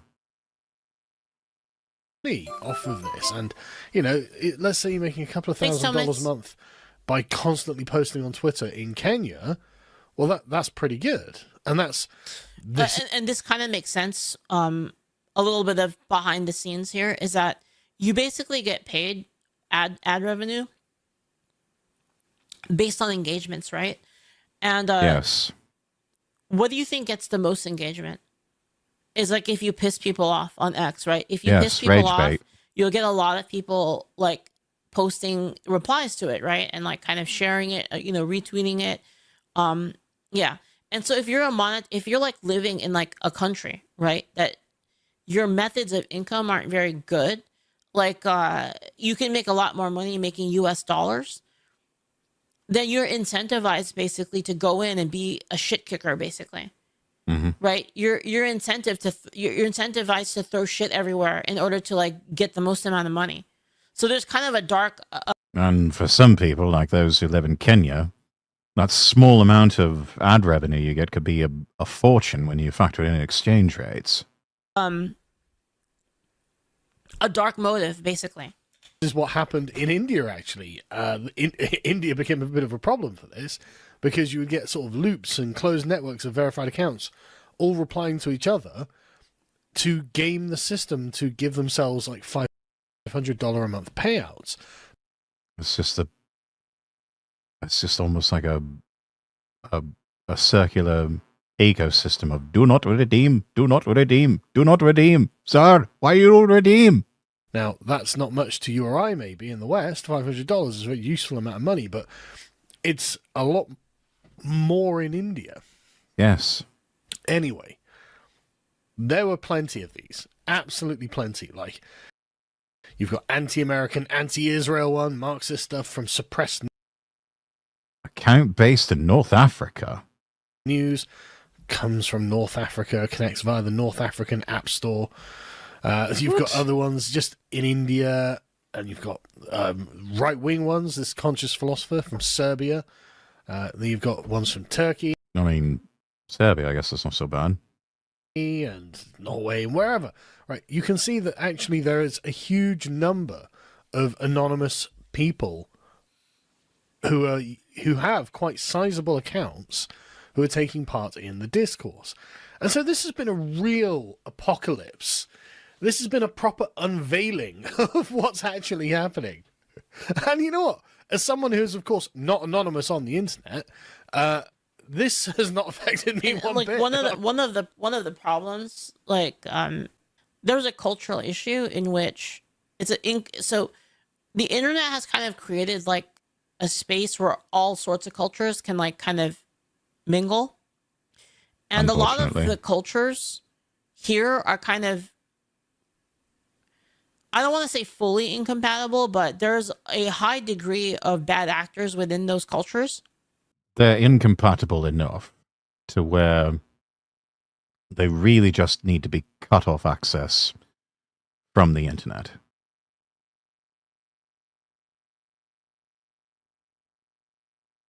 because they're ruining it for everyone else. Take India for an example, right? I'm sure Yes. there are Prime nice example. people that live in Indian villages, like small Indian villages, right? But we have to admit that there is a large amount of people in the country that only have a monetary interest in themselves, a selfish interest in like their own prosperity, to the point that they don't mind. It's Izzat. It's Izzat all over again. We just looked at the videos. It's Izzat. That's the system that they live by. And it's why they just can't help themselves but scam everybody. Literally scamming old people out of money. Yes. Right? Like, it's a... And in that system, you are the bad guy for pointing it out, for outing them on the scam. And the old people are the bad guys because they're the ones that were stupid enough to fall for it. Not the actual scam artist. Meme for a reason. It's a meme that the Indian scammer meme is a meme for a reason, because it keeps happening. And there's a lot of people that are just unscrupulous, like within that culture, and it just doesn't it doesn't it's the word I'm looking for. It's not compatible. Yeah, we need to have a serious conversation about, do we really want those sorts of people on the internet accessing global communication networks and using said global communication networks to scam people en masse? I don't want them to have access. I want their access to the internet cut off. I think a lot of people, if given the choice, they would say, yeah, pull the plug, cut them off.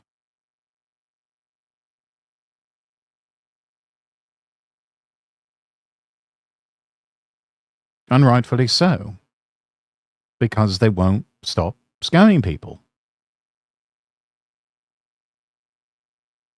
There are so many people saying, no, you can't flip that switch, you can't do that thing, because it's evil, and it's racist, and it's xenophobic, and bigoted, and sexist, and homophobic, and transphobic, and every other istrophobe they can think of.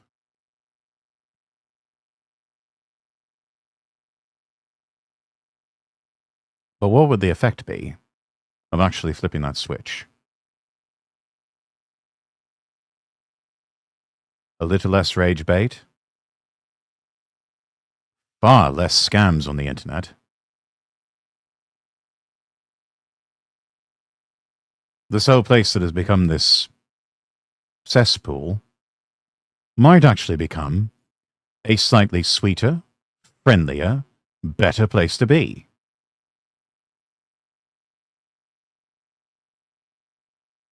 I think the benefits outweigh being called naughty names. But what do I know? With Western culture. So when you have systems that generally rely on people being somewhat scrupulous, obviously other countries will take advantage of that, where they have a higher amount of unscrupulous people. I really enjoyed watching it. Just everyone. Yeah, like how cheating online in games is consistent in Chinese culture. Yeah, like almost all the cheaters are like Chinese or Russian, right? Like, why? Right? It's kind because it's just what they do. It's in their nature. And yet, the Americans want to import over 500,000 Chinese students to attend American universities. What could possibly go wrong? It's not like they'll cheat on exams or term papers or, try to get into prestigious research universities and steal research and funnel it back to competitors in China. I'm sure that has never happened before. Oh, wait.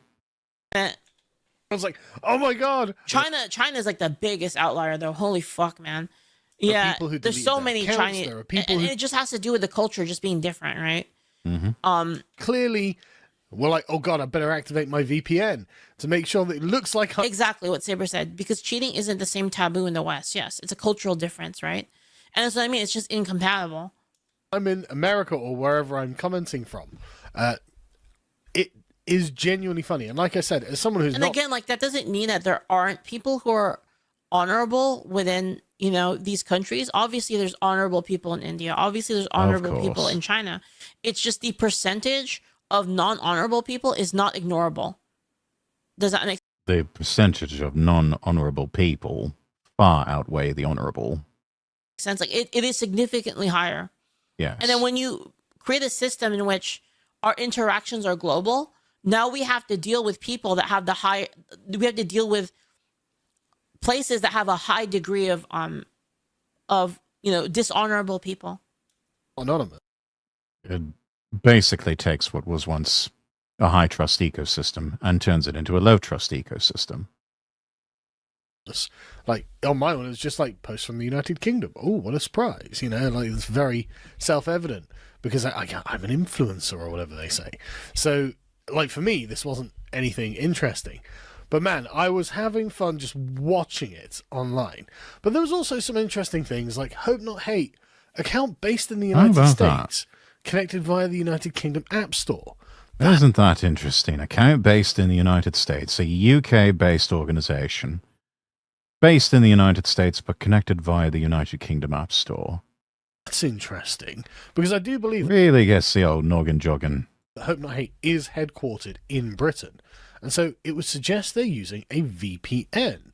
As well as, I mean, you get others. I mean, this could be Harry Eccles and a British person who just happens to be a radical leftist with an account based in Indonesia. But Indonesia, but connected via the UK Android app.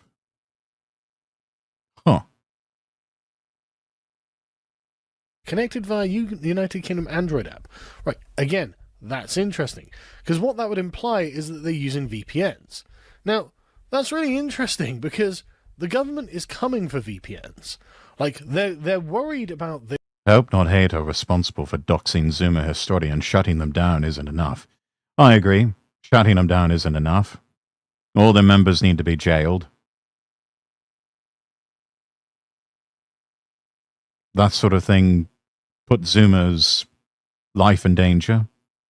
They need to be held to account for that. But unfortunately, the way the UK government is structured and the near complete and total ideological capture by leftists and by globalists, that's not going to happen. This through the Online Safety Act, and this is something that, again, Nick Lowles seems to be in favour of, or people like Led by Donkeys, who they were like in Botswana or something, like they not commenting on it at all. I don't really like this. I don't really like them making VPNs illegal. I don't think they should be. Okay, but you are using. I don't know if I agree. I think VPN should be legal. I mean, all the bad people are going to use them anyway. The good people, the most that they will use them for is to see what's on Netflix in another country. That way they don't have to go out and get yet another streaming membership. I'm okay with that. I'm also okay in terms of network security with VPNs being legal. I mean, you take a horrible risk on any sort of public Wi-Fi by not using a VPN. And, oh, by the way, for those of you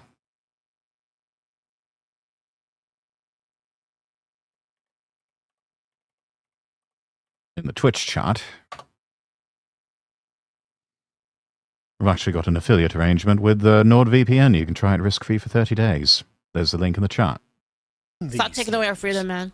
You are in favor of these things. through your revealed preference. And for pure partisan politics, you're going to let these things be taken away by the government. Because when it turns out that the VPNs are circumventing what the Online Safety Act was trying to prevent people from accessing, the government and the Labour government will find no other avenue to go down than to make them illegal. They're not going to have a choice. And so it's very weird how all of these people who are clearly using VPNs have got absolutely nothing to say about that. Purely for team safety. For like, just literally, well, the Labour government's our team, we're the centrist dads, we are in favour of whatever they do, even if we are currently doing what they want to ban. Because they know they can get away with it. Oh, that's disappointing. Yesterday's Britain a better Britain, account based in France. Anyway, that aside, you get some really funny things, like yesterday's Britain, a better Britain. Account based in France? Connected via France Android app? That is weird. No, it can't be. Strongest soldiers. But one thing to Yeah, no, I rather like that account, but it's like, no, you can't trust the frogs, damn it. I wonder about this is how much does it account for all traffic, or is it last known login? Because if it's last known login, like for instance, say I visited China, would never happen, but say I visit China, right? And then I log in from there and I make a tweet about my Chinese food that I had, right? Would it then flag my account as being from there? Like, even if like I only posted one time there, but it was the last time I posted there, is that what it would show? Right? And that's what I mean. Like, it'd be weird if like you couldn't even post on vacation without it changing your account flagging. Or in France. And then you have a lot of these ones, which are sort of Blocked like, Europe, based in South Asia. Mixed race humiliation porn, based in South Asia. Oh, yeah. Is it really? I'm not shocked. Turns out all of these anti-white porn fetish accounts on X are run by Indians. Imagine my shock. I'm not shocked whatsoever. And in fact, I mean, this gets weirder and funnier as well. Like, at She Will Be Wet, account based in India. Oh, dear, my friend. Shocked Pikachu face. We could already sense it. Right? We could already tell. Like, there was some military, Western military account apparently, with a statue profile that's like the top 100 greatest warriors in history, and 16 of them are Indian, and everyone's like, did any VTubers get hit by this chat? Anyone know? No one in the West can name an Indian warrior. Like, they can't name an Indian general. Like, I can, because I'm an autistic. There's a lot of VTubers that when account based in came online, they started making content out of it. They started showing off where they were based out of. I do not partake in that because, again, public knowledge, especially if you watch my streams, that's another thing. Anyone trying to call me out on that, it's like, well, clearly you don't watch my streams. Because if you had, you would know this.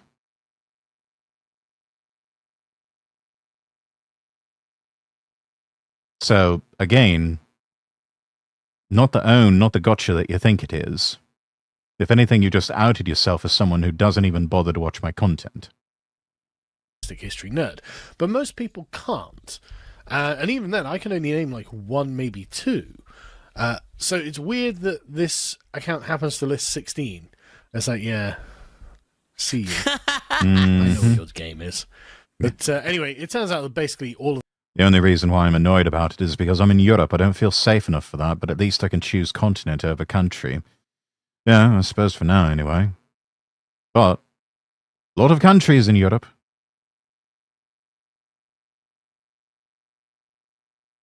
And that's a lot of ground to cover. So, I don't know. I wouldn't worry too much about it. For now, anyway. The masculine LARPing ones as Kangmin. Sorry, Lee. Kangmin. I can't pronounce foreign names, all right? Kangmin Lee, man. Masculine beast. Based in India, of course he is. Connecting via Indian Android app, of course he is. Masculine beast, Just based in India. Masculine ego, just based in come India. The Man Maker, based in India. Jason Statham. And they couldn't even like find an original. They couldn't even be bothered to turn on Grok and have it imagine a masculine man. No, of course they had to rip off the bloke from Cillian Murphy from Peaky Blinders or Jason Statham. Of course they had to do that. That is so lacking in originality. It's an Indian. It's just some little skinny, fat Indian guy in India. And it's like, the thing is, we shouldn't be terribly surprised, right? Because you crave the things that you lack. And if... I really want to use slurs, chat. These people just drive me absolutely round the bend. I really want to use slurs, but I know I'll get banned for it, so I won't. You are not personally feeling particularly masculine in India for some reason, then you would start accounts like this. But man, the one I was Betty Stanton Reborn. Oh. Nice little moustache you got there, Betty. Real classy. Account based in South Asia. Barry Stanton? Based in South Asia. Oh, now, man. I assume that means Pakistan. Yeah, probably. Possibly Bangladesh. Probably. But even as Ren points out, even Barry Stanton got great replaced. That is just that's crazy. That's wild. I mean, what the hell? Never great replacement got Betty Stanton. Did all these accounts just stop posting? Or? Some of them did not quit posting. I mean, I know Colonel Ataku Gatekeeper's still at it. I finally blocked his ass. I don't want to see his shit on my timeline. At least I think I did. I don't know. I'll go back and check later. Anyway, so you got like strange things. Jackson Hinkle, account based in Burkina Faso, but connected via the US App Store. Yeah, probably using a VPN. Jackson Hinkle, based in Burkina Faso. No, he's using a VPN, and this is something that tripped up a lot of people, obviously. Mm-hmm. But you did get a lot of pro-Israel accounts from India as well, because the Indians hate the Muslims, and so they support the Israelis to. Of course, wait, is that a thing? And then I didn't even know about that. Is that actually a thing that India hates like Muslims? Is that real? Yeah, enemy of my enemy is my friend, or something like that. Everyone. Mm-hmm. Side of the Israel-Palestine divide, you've got, Indians being like, yeah, I support Israel. And then you have, like, some guy in Indonesia being like, yes, actually, I'm from Palestine. A Palestinian, born you're not, are you? Gaza. I tweet about my life under occupation. I'm fairly certain it doesn't snow in that part of the world. It's a bit too warm for that. My internet never fails. Yeah, no, you're not. You're in Indonesia. What the hell is happening where I... What? Huh? Oh my... Hell is happening now where I live. Pray for us, Gaza. And bro is in Indonesia. Fuck's sake, man. So many of these Palestine accounts got exposed. Yeah. I saw that it looks like the Homeland Security account of someone got, or the United States got outed as somehow being based out of Israel. So that was also interesting. And the jokes and commentary about Zionism practically writes itself in that regard. Oh my god, dude. This guy makes his entire account about... I really don't know about it. It's very easy to fake with the browser extension, so it's sus, yes. Though I think now there are little side notes, little shields with exclamation marks to sort of indicate Oh, yeah, we've detected that this account is using a VPN, so they could be fucking anywhere. My favorite one is the DHS now shows being in the US, but US isn't even capitalized. That's a bit of an insult, isn't it? Being from Palestine and suffering the wars in Palestine, and he's not even from there. Live, pray for us, guys. It's like, oh, man. And so it's non-stop, and it's not just. A lot of people want to be like, oh, this is all psyops. I mean, some of it will be, obviously. Some of it, yes. We'll get into bits that might well be psyops, but it's more that I think there are people who are just realize that this is a way they can gain attention. I mean, this guy's got 843,000 followers. I'm in Palestine. Yeah, I bet. Yeah, look this how was many. A really lucrative grift for some random Indonesian. Yeah. Like people are like, oh, what? Elon Musk Trump. I can only imagine how much ad revenue he has brought in if he's monetized. That is, I can only imagine. Even in Indonesia, that many followers paying attention to that many tweets from him, that could be a lot of money to him, whoever it is. Oh, DHS has a shield now, yeah. Funny how that works.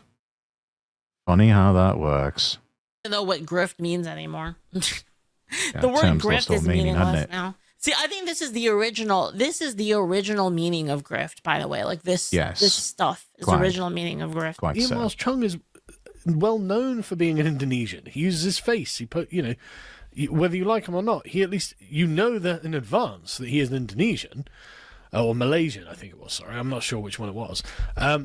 But this. Thankful to have never made a Twitter.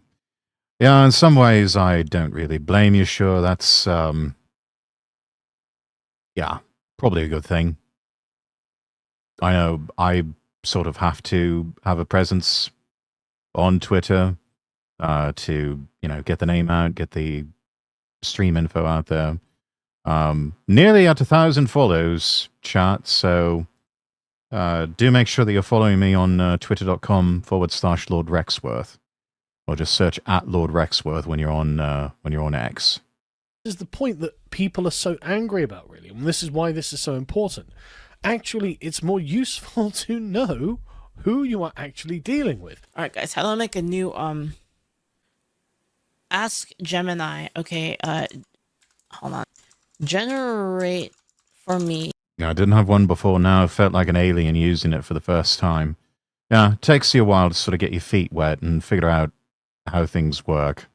I typically try to post or repost 3 things a day minimum. Kind of a general rule of thumb with that.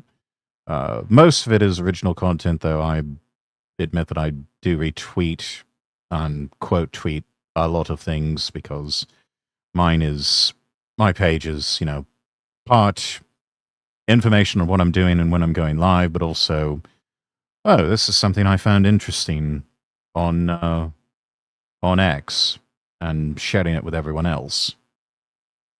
Probably shared a bit too much, but I don't care. A photorealistic picture of a person, of a beautiful girl from I don't know, what country do we want to grift from? What country do we want to grift from, chat? From Kazakhstan? Okay. All right, guys, hold on. Pakistan, okay. I'm making my Kazakhstani grift account right now. Kazakhstan, okay. We're doing it, chat. No, I've known some attractive women from Kazakhstan.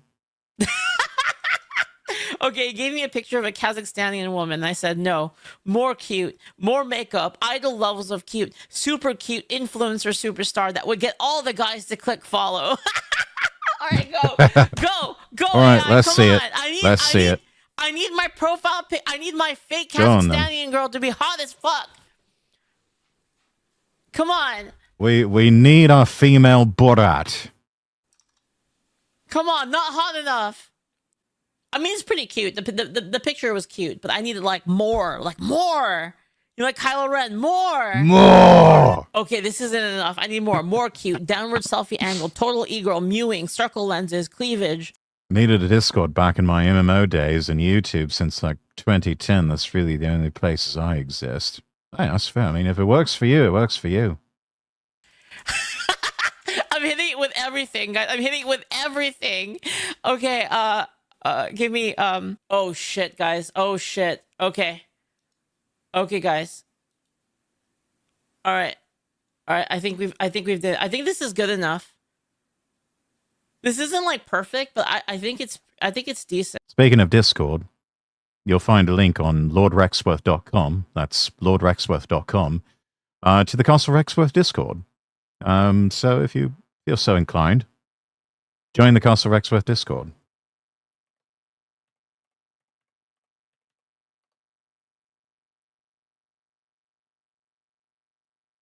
We can do a quick copy and paste of this.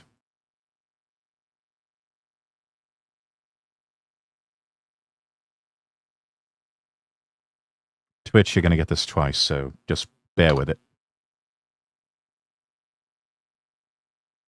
Feel free to join if you like to keep up with me and the rest of the nobles whenever I'm not streaming. We just make this our new account, right? This is like our new account, right? We just that's our new profile pic, right? It's like a damn. A Kazakhstani girl looking fine as fuck. Imagine it like here. Like that, right? And the then new Mohammed Smiri, everyone. Just you know, and then we just grift basically. Perfection. Yeah, we just grift and we just talk about like how much we talk about like how much we just talk about like random shit about different, like I don't know what the government is like in Kazakhstan. We just talk about that, like Kazakhstani culture is like fucked, and it's like yeah we just yeah boom AI. Just as funny the second time. I only dude. Yeah, totally. I take it sure that you watched this live. Even if it's not their personal name, even if it's not what... Obviously, this guy doesn't actually look like this either. Even if it's not like their name and face, it's still useful to have some identifying information. I mean, even on 4chan, it shows you the little flag next to their name to show you which country that they're posting from. Mm-hmm. And so it's honestly useful that Twitter does this, because you can just go, right, okay... Oh, Ella here. What's she? Like the implementation I would have liked is basically if they said, you have to say that you're going to display it, and then basically social pressure forces these accounts to actually show it. But then again, I guess they could just VPN it at that point. Yes, sir. I figured. Yeah, I catch a lot of this stuff live before it gets posted onto YouTube, and then I see the video on YouTube, and I click on it, and I get a feeling of deja vu.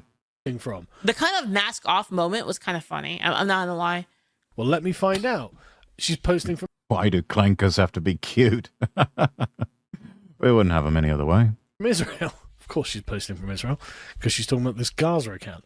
But this is the thing. It goes, you know... Makes sense. Back and forth, doesn't it? It's everywhere. Oh, yes. The whole issue with DHS. They got caught. Apparently the account was operating from Israel. And now they're joking about it. But then something really weird happened, because the Homeland Security account was temporarily revealed to have been created in Israel. Now, that doesn't mean that Homeland Security itself was created in Israel, but you can... right, that was another thing. So that was only up very briefly. I'll show you the evidence of it in a second.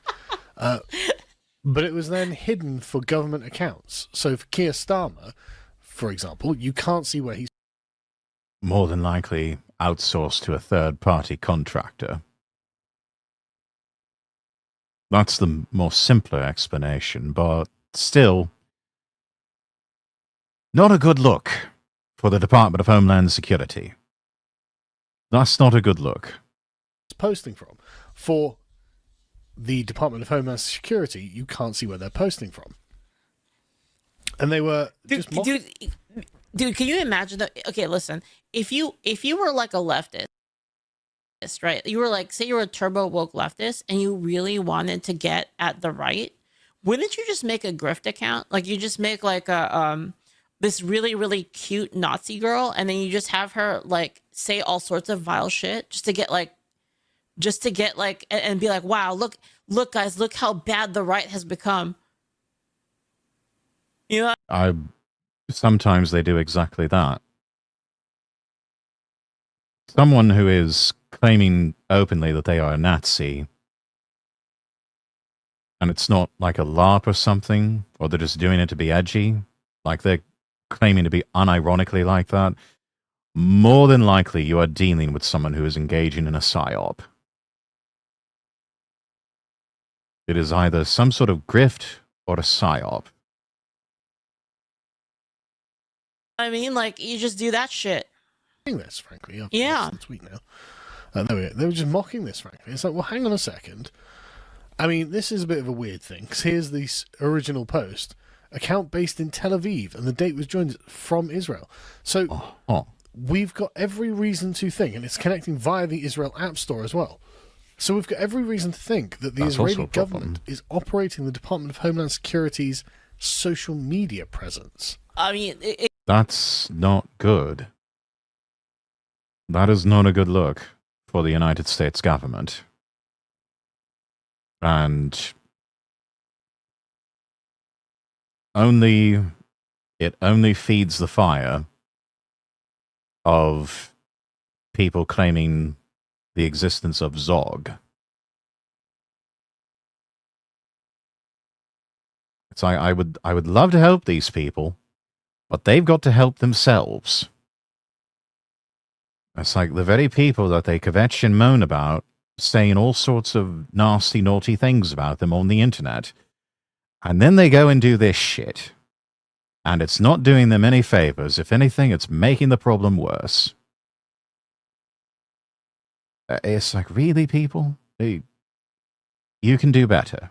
We know you can do better. Please try and do better. it could be that the person who manages it was like in Israel at the time. I don't know if that is possible. Again, like, I don't know the Still scope. not a good I don't know the People scope. are pointing out that the Department of Homeland Security has been rather radical and right-wing of late. Like, I mean, end the invasion. Don't get me wrong. It's not that I disagree with the message. Yeah, no, we welcome this message. It's refreshing. It's that I don't like the messenger. Why is it that Israel appears to have control of the Department of Homeland Security's social media account? It is kind of... it is. It really gets the old noggin jogging. Really gets the old noggin jogging. The sort of thing that make you go, It's like, of all the people that they could outsource to, they outsource here. And also, what the fuck are they doing outsourcing when you've got an administration that campaigned on reshoring American jobs? It would seem to me that change starts at home, and we could start with, I don't know, the United States Department of Homeland Security and have American contractors manage this particular account. This one is fake because it shows a city, but the video recording one doesn't. Interesting. Weird though. This is going to be read by millions of people. It's like, you know what it is? It's not definitive proof, but it's another data point. You know what I mean? It's like another little scuff that we can like kind of look at and be like, right? But it's not like definitive. I mean, look at this one. But they say, I can't believe we have to say this, but this account has only ever been run and operated from the United States. Screenshots are easy to forge, etc., etc. Yeah, but it doesn't appear to be it doesn't appear that that's been the case because lots of people saw it all at once. I mean, there is video of people here, like going to it. I don't know how big I can make it with it. Account based in Israel. They're the ones doing it in the browser. Connected by Israel Android app. Forged. Well, it doesn't appear to have been. Again, I'll go back and just play that quickly. So you can see them clicking around. This appears to be their Twitter account based in Israel. Oh, they made it a video too, so there's no way. Well, I think so. The screenshot is not false, unless the whole video is now faked, which maybe. I mean, I don't know. I'm not really very good at any of that sort of stuff. But it's a real question. And what I like is this lifting of the veil. It is better to have actual true knowledge about the things that are happening. As you can see, government accounts are now exempt from the location feature. Of course they are. Of course they fucking are. Yes, of course. But what 20 minutes later, X deactivated the feature, and then 24 hours later, government accounts exempt from the location feature. Of course, they're gonna have carve-outs for themselves. like I said, I really like to see the lifting of the veil. It is important to know what we are actually dealing with. The more real information that we have, the better. And so that brings me on to Inevitable West. Oh, man.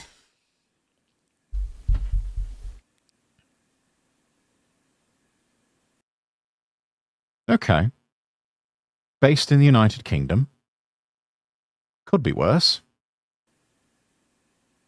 Account based in United Kingdom, connected via United Kingdom App Store.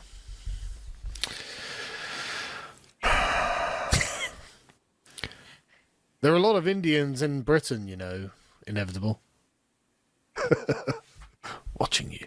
For sake. That was a good ending to the video. All right. All right. Well done. I'll link you guys the video. Yeah, it's been quite wild. We kind of went over it earlier. It's been quite wild. The whole thing with a lot of accounts being found out. You know, a lot of grifters getting caught. Actual grifters, not like internet. Dude, they've made it so nothing means anything, dude. These idiots on X, like grifter means nothing, Nazi means nothing, fascist means nothing, racist means nothing. Nothing means anything anymore. How do you fuck up that bad?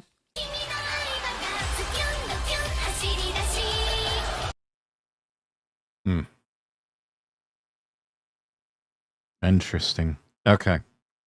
We'll give that a like. Posting link to the video in chat. Everybody else go give that a like, please. Let's support my Oshi.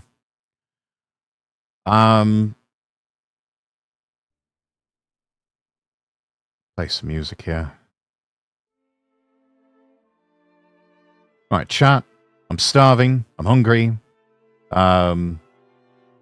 Food's been here for a while. Wanted to get through this video here real quick before I go eat.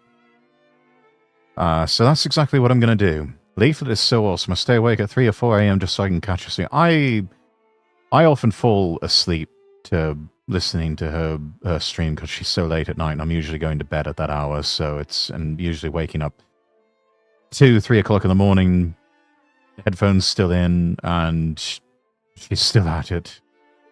I'm amazed that she has that much energy to go so late at night, but she's a bit of a night owl anyway. But yes, I joke that quite often I go to bed with her.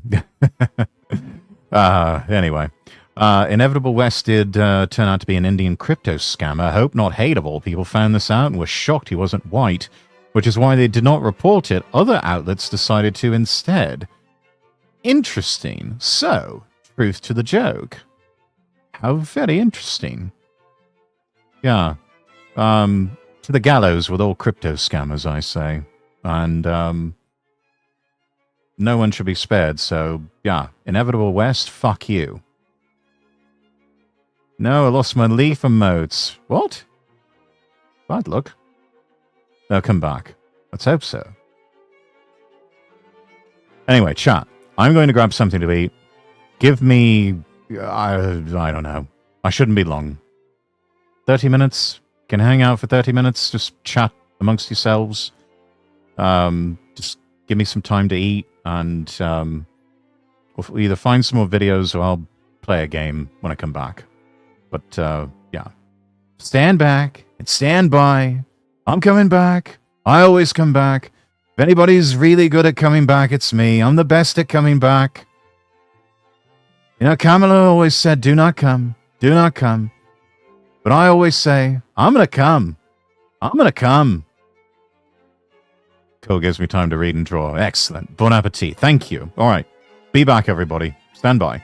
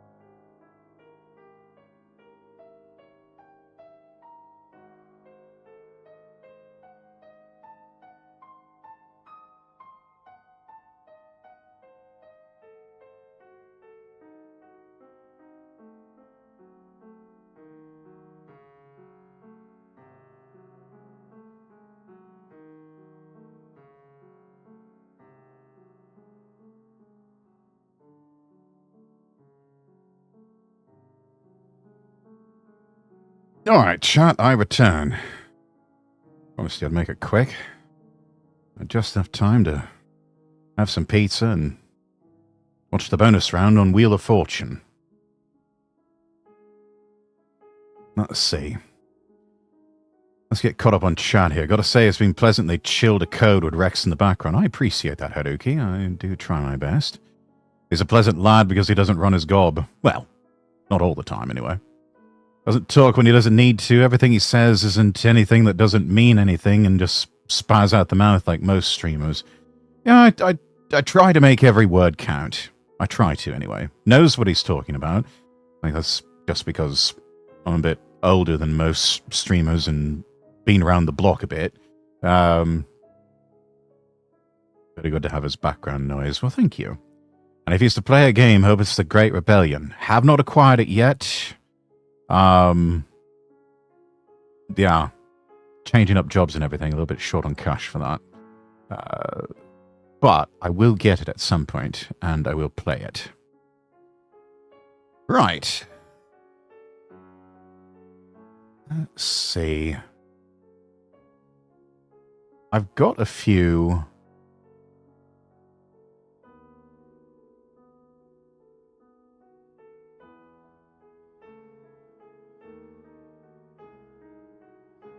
Oh, this one's fun. Let's do a few more videos. Let's switch it up away from politics.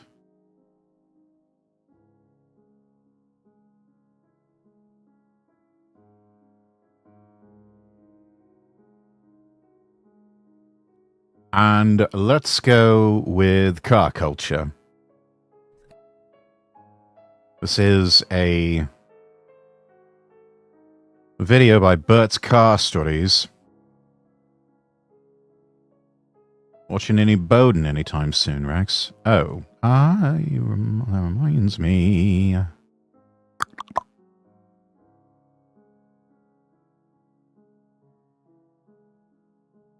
Gosh, I didn't even look at the, I haven't got so swept up in,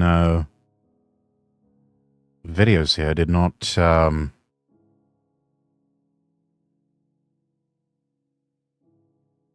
let's look at this first. What you posted here.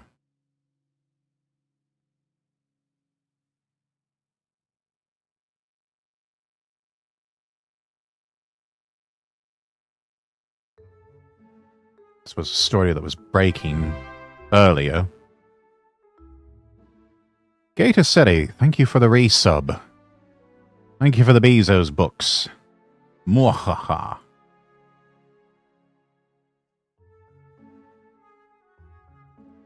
My concern with the Jonathan Bowden videos, Now,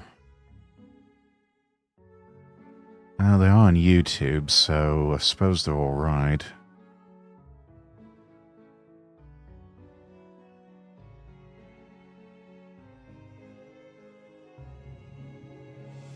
Let's do one. Hopefully the audio's good. But first I want to get to this. West Virginia Governor Patrick Morrisey now receiving conflicting reports on the condition of 2 National Guard members who will provide additional updates once we receive more complete information.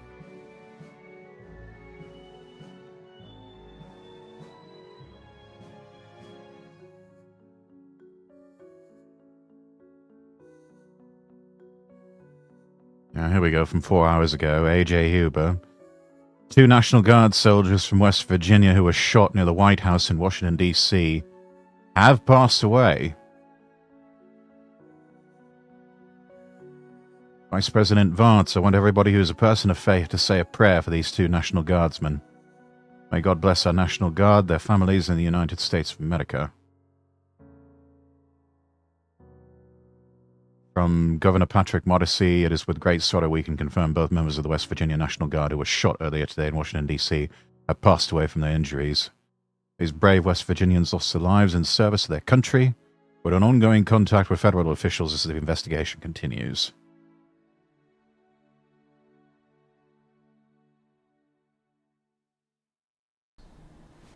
I will send you to Jesus.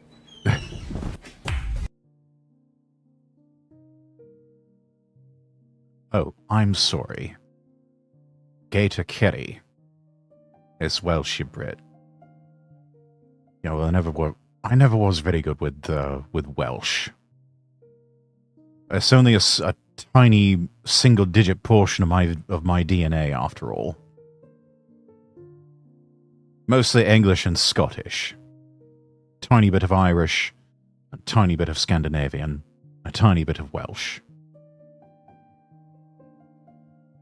Don't enforce fascism and you won't get shot. Antifa and leftists on Blue Sky celebrating the ambush shooting of the National Guard troops near the White House. They repeat the false claim being popularized by leftists that those troops are following illegal orders from the president. Some Democrats saying this is a Trump stunt, that the blood is on the hands of the president, not the gunman.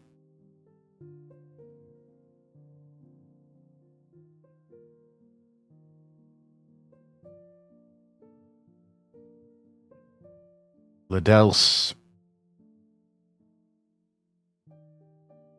putting out not sorry for the soldiers shot in D.C. If you as a soldier occupy your own country, you deserve it. Get fucked. I don't care why or by who. No way, no how, nada nada, writing. The guardsmen are there for literal target practice. The fascist regime hopes they will draw fire and justify retaliatory measures. They are there illegally. It's not their fault, except they're not supposed to follow illegal orders. Judge said being there is illegal.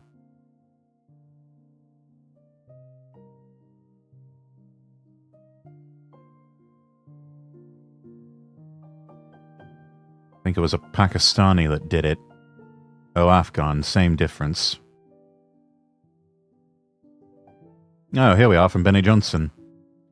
Ramanullah Lakhanwal, aged 29, Afghan national, has been named as the National Guard shooter. Entered in 2021 under Joe Biden, allegedly screamed Allah Akbar during the attack. That makes it terrorism, doesn't it?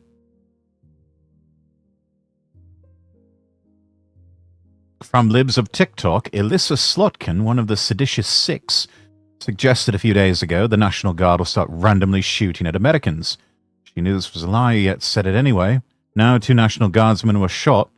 She knew what she was doing. Look at these videos coming out of places like Chicago.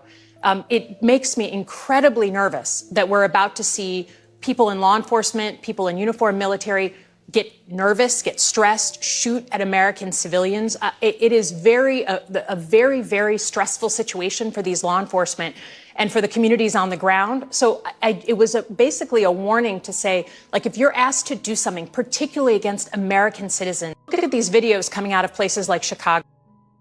Going to bed, wish you all a good time zone. All right, Ray. Good night. I know it's safe for some people.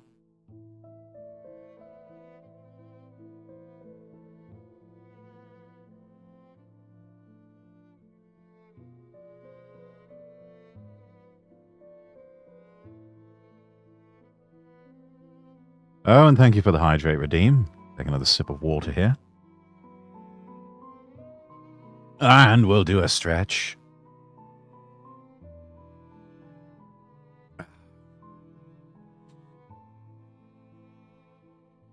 From Nick Soto. What we know about DC National Guard shooter Ramanullah Lakhanwal, illegal alien from Afghanistan, overstayed a visa granted to him by Joe Biden under Operation Allies Welcome on the 8th of September 2021. 29 years old, last known address in Washington State, thousands of miles from DC. Execute him. Make it public. Agreed.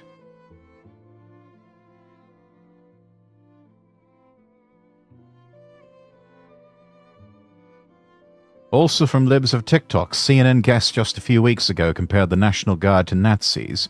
2 National Guard members were just shot in D.C. These Democrats know exactly what they're doing. They wanted violence against the National Guard. 30s. Actually, what the president is doing through the Secretary of Defense is creating units, official military units, to, quite frankly, watch the American people. And that's the thing that is absolutely abhorrent. It reminds me so much of what happened in Germany in the 1930s. Actually, what the president is doing through the Secretary... all of this is just, it's all code.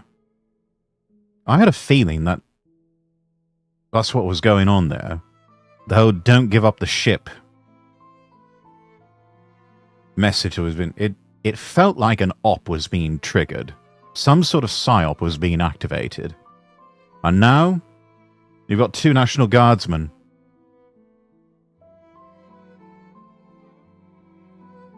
who are dead.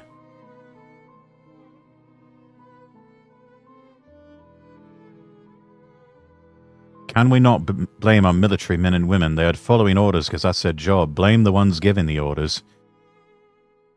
You know, that's just, unfortunately, not how it works in the modern world, Gator.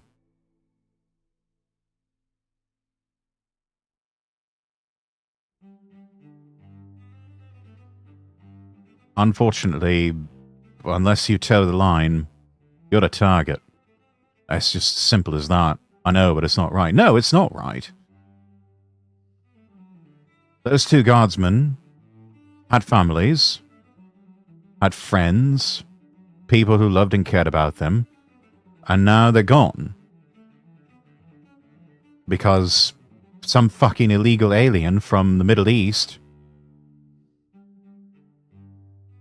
got activated in some goddamn psyop by these motherfuckers here and went out and shot them.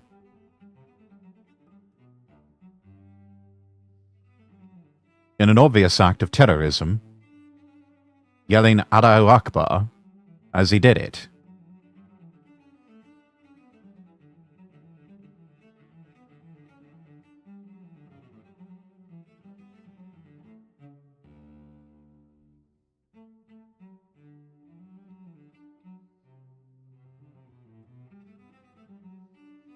White House just destroyed a leftist reporter who dismissed the National Guard after 2 guardsmen were shot. I don't think that's what Rapid Response 47 is.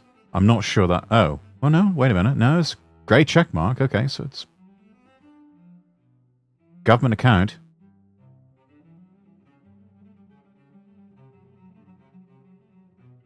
Jane Meyer tweeting out, "This is so tragic, so unnecessary. These poor guardsmen should never have been deployed. I live in DC.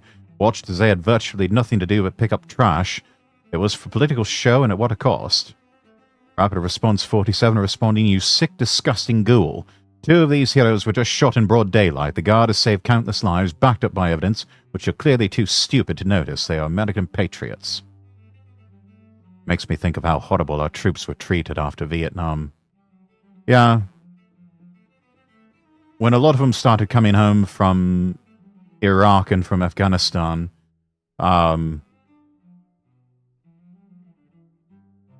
big effort to avoid that. But now it seems that that mask is slipping.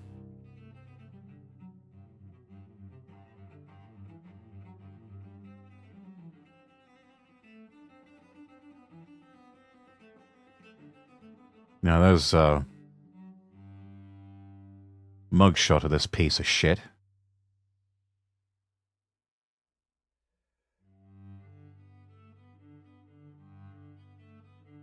Oh good, being investigated as a potential act of terrorism. Well, it is. There's no potential about it, it is. Enough is enough, they all need to go, yes. As we keep saying here, they all have to go back. They all have to go back. This would never have happened if this fucking arsehole had not been in the country in the first place.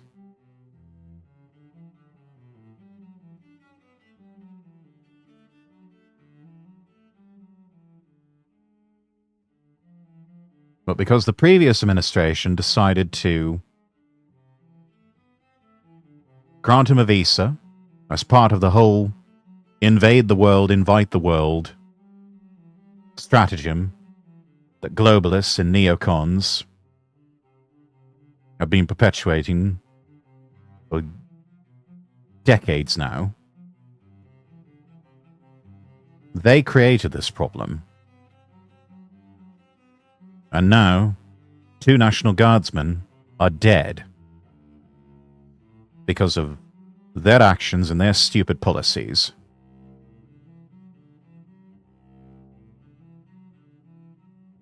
And we could ask the question, how many more need to die before they realize this is all a mistake and we need to stop this? But they'll never realize that, unfortunately. This is going to go on as long as we, the people, tolerate it.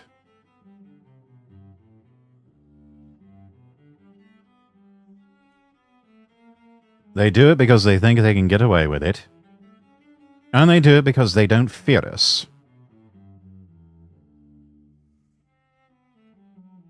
And when they learn to realize that they can't keep getting away with it, and when they learn to fear the people again, this all ends. But until that day comes, this unfortunately will continue.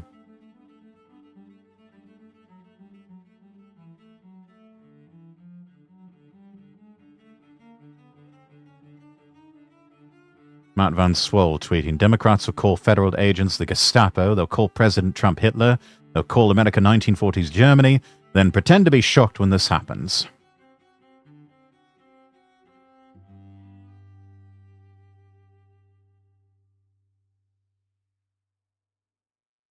Black Dumpling replying, leftists will slaughter you, your family, and everything you love, and then parade about as victims.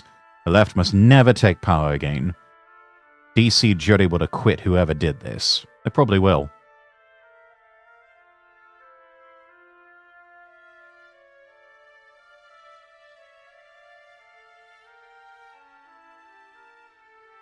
Evergreen comic here. They're all Nazis, they're all Nazis, they're all Nazis. They're all Nazis. And then shit like this happens. Faye Nightshade, thank you for redeeming Not First. Also, hello. So, yeah. This is what's going on.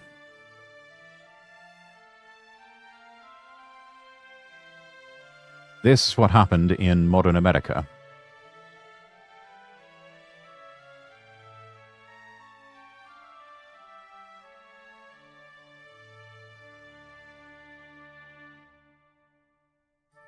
I think after really tragic, I was going to get to the Jonathan Bowden videos just now. Anglo, I'm so sorry. I keep putting it off. I'm probably going to put this one off again one more time. I will get to those eventually. I think, though, right now we need a palate cleanser. Something with a bit more levity. I hope you'll understand. I hope everybody will understand because, yeah, that's...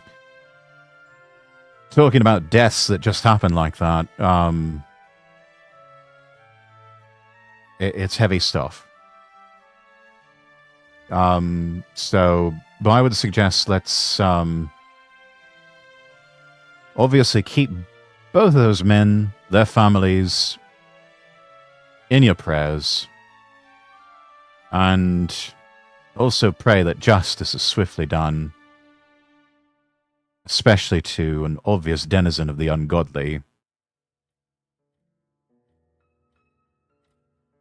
that would do such a horrible thing.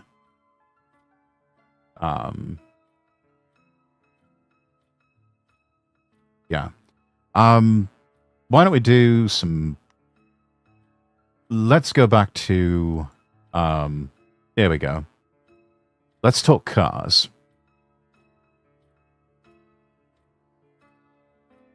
Let's talk cars. You may be noticing a rather sad trend, not just in America, but in the world. Saloon cars, or sedans as they're referred to in America, they're kind of disappearing on the roads. You see a lot of late model ones, but new models? A lot of car makers aren't making them anymore. They don't really exist. I mean, sure, you're going to have your classics like your Toyota Corollas and your Honda Civics and the Accord, maybe.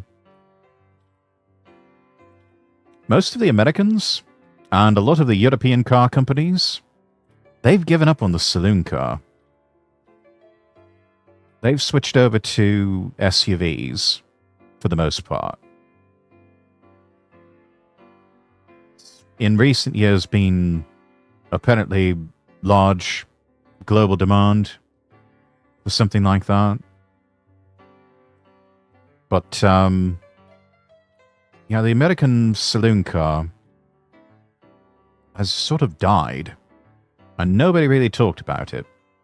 Bart's Car Stories has got a fun little video on this. Let's take a look. If I were to run into you in the 1970s, if you're old enough to remember those days, I mean, I'm not, so I would have to time travel, but anyways, if I walked up to you or say anybody working at an American dealership, and I just casually show you what an American car dealership will look like today in 2025, you would be appalled. You know, the bright future of the automotive industry, no flying cars, just ugly blobs. I mean, Yeah. SUVs and trucks. here's an example of Ford's sedan lineup for 1975. Just look at these cars. So many sedans. Here's a dealer brochure from the same year. You know, Ford through the 60s and even Ford LTD. Here's a dealer brochure. I believe this was also sold as the Lincoln Continental. I recognize the shape and especially the folding headlamps. Brochure from the same year. You know, Ford through the 60s and even the 70s really did have an amazing selection of sedans. Now, would you like to see what Beautiful Ford has to cars. offer for sedans today? Let me just pull it up really quick. Oh yeah, there are none. What about No, there are no saloon cars available anymore from Ford. Anything close to resembling a car, you have the Mustang. That's it. Just the Mustang. Chrysler? Surely Chrysler, the sedan company, the company that built their entire business on making This was back when they built large automobiles that were called land yachts. And you get inside, and the seats are just so plush, it's like you're sitting in living room furniture as you drive along the road.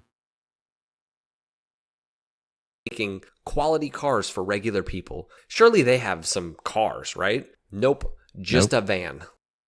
Yeah, that's all that's left of the Chrysler lineup. And I believe, if I'm not mistaken, over in Europe, they were selling these as Lancias. I think they've stopped, though. I don't even think that... Those of you... Euro bros, correct me if I'm wrong, but I don't think Fiat and Lancia really have much of a presence anymore. Aside from a few odd compact SUVs. I don't even know if the 500 is still being sold anymore. I think they finally gave up trying to do battle against Mini and just sort of admitted defeat. Which is sad, because if there was one car that could give the Mini Cooper a run for its money, it would have been the Fiat 500. But yeah, this is all Chrysler has to offer, whereas used to, they had vans, people carriers, as they're sometimes referred to. They had at least one or two SUVs, and then they had the Chrysler 300, which I drove one of those as a rental one time when I was having my car worked on. And it was nice. Almost considered buying it. But would have been a bit too big for the garage. Literally just a van. What about GM? I mean, throughout history, nope, just Hang a on. van. I'm just now noticing the prices too. 43 grand for a van. $52 for a plug-in hybrid. That is daylight robbery. That is unbelievable. No thinking person would ever pay that much for a Chrysler minivan. It's awful. Shame on them for even daring to put that out. Literally just a van. What about GM? I mean, throughout history, GM arguably has had some of the best and most varied sedan offerings, right? Let's look at GM's sedan options today. Literally the Cadillac CT. That's it. Yeah. I don't think they even make the XTS anymore, which was supposed to be a middle ground between what was left between the DeVille and Seville. Both were just iconic American luxury cars. And then they got merged into the XTS. And that became the modern day DeVille. The CTS got promoted up to the Seville category, and then they had the ATS, which was so small that there was zero legroom in the back for anyone. Especially if you had fat Americans buying that car, you're not fitting anyone, not even small children, in that back seat. Buicks are all SUVs and only... I actually looked at a Buick when I was shopping for a new car. I was even looking at an Invista. Test drove one. It's not bad. It's not American. It's made in Korea.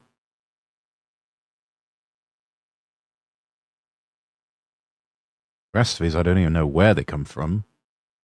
Don't even know if I want to know. Certainly not Detroit. Only SUVs. Chevys are only SUVs and trucks, and also the Corvette. Mhm. How did we get to this point? Why Yeah, if you want anything resembling a car, you have to get a Corvette. did the American sedan, this icon of American motoring, why did it die such a sudden and tragic death? Let's find out. Now, before we get too far, though, I want to show you guys something that has genuinely impressed me. This is the Red Tiger Sponsor F17 time. Elite, the world's first full night color dash cam with in-cabin view. I've been testing it out, and this thing captures crystal clear, full color footage inside the car, even at night under streetlights. Perfect if you do a lot of city or late night driving. The front camera records in stunning 4K, paired with the Sony Starvis 2 sensors front and rear, so you can actually zoom in and read license plates clearly within about 5 meters, even in mixed light. It's a full 3-channel We're on to setup, you, New front, rear, Jersey and Hyundai inside, Tucson all balanced driver. with HDR, which means no blown out headlights or dark corners. For me, it's important with this kind of product that it's just usable and friendly, and you can tell that Red Tiger have worked really hard in this area. What's great with the F17 Elite is this quality touchscreen, making it so that you have all these built-in features and they're easy to access. You can do things like adjust the resolution or turn on and off features like voice control or switch to different modes. It's really nice and really quality. Plus, with Wi-Fi 6, you guys can check it out using the link in the description and also grab it with my exclusive discount code. Big thanks to Red Tiger for sponsoring this video, and let's dive in. In the early years of the automobile, most vehicles were these kind of open top runabouts and touring cars. They were horseless carriages. This was the remnants of the horseless carriage. simple, exposed machines, and in terms of protection from the elements, they didn't really offer much. No. I mean, you had something like that, but it got awfully stuffy after a while because no aircon, no heater, no climate control, which is why everything was kept open air and sometimes open top. As driving became more common and also as roads improved, automakers started to experiment with enclosed bodies that shielded passengers from wind and rain and dust. These enclosed designs evolved into what became known as sedans, and that term was actually borrowed from horse-drawn carriages that had similar enclosed compartments. By the 1910s and 1920s, the sedan really represented a new direction for American car design. Manufacturers had started to focus on things like comfort and refinement and also safety. And so enclosed cabins really gave drivers privacy. And also on top of this, advances in heating and upholstery really made these cars just more pleasant for long distance drives, which was important because they were becoming reliable enough to actually take on occasional road trips. The sedan really became a symbol of progress and sophistication, an indicator that cars were no longer just for hobbyists or for the wealthy, but built for everyday families. We have the Ford Motor Company to thank for that in the most part. Henry Ford being the visionary, going against the grain at the time, where people thought cars should be reserved for the elites and for the wealthy, people who could afford them. Henry Ford just said, you know what? I'm going to make it affordable for everyone. Especially my workers. I'm going to pay them a livable wage, so much so that they can actually afford to buy my car. And then they will practically do the advertising and sales for me. Brilliant concept. And it brought motoring to the general public. As mass production took hold, this shift away from these carriage-like designs to the sedan was really cemented. Ford's Model A, introduced in 27, and also Chevy's Master Series in the 30s, brought the sedan body style to the general public. These models had steel roofs, roll-up windows, and reliable engines at prices that the average American family could afford. As ownership spread, the sedan came to represent not only transportation, but also upward mobility, a family's move toward, stability and success. By the 1930s, the sedan had become the default shape of the American automobile and the foundation of what would become decades of domestic car culture. After World War II, the American automobile industry really entered its heyday. The 50s and 60s were all about rapid economic growth, suburban expansion, and of course, this was all also tied to the construction of the interstate highway system. During this era, the sedan became the default vehicle for the American family, a practical... Look at that, swivel seats.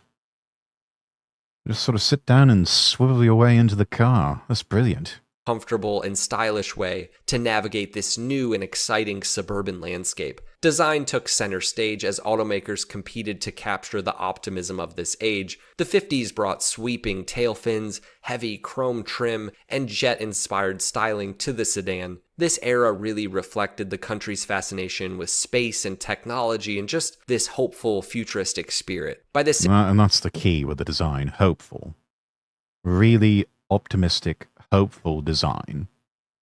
Something that's looking forward and looking upward. And you don't really get that with the modern design for a lot of cars, unfortunately. You're coming close with some car companies opting to do sort of a, I guess you could call it a retro future design. You've seen a lot of it with Hyundai. They're trying to think of which particular models. I know that they did a concept car. It was based off their old design for the Grandeur, but it's been kitted out with all LED headlamps and tail lamps. Very futuristic interior.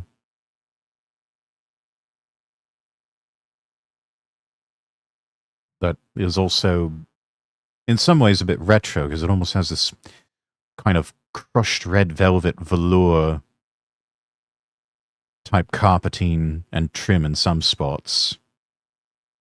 And then these strange-looking bucket seats that almost looks like you're dealing with a corset or something. It looks like a corset from the back.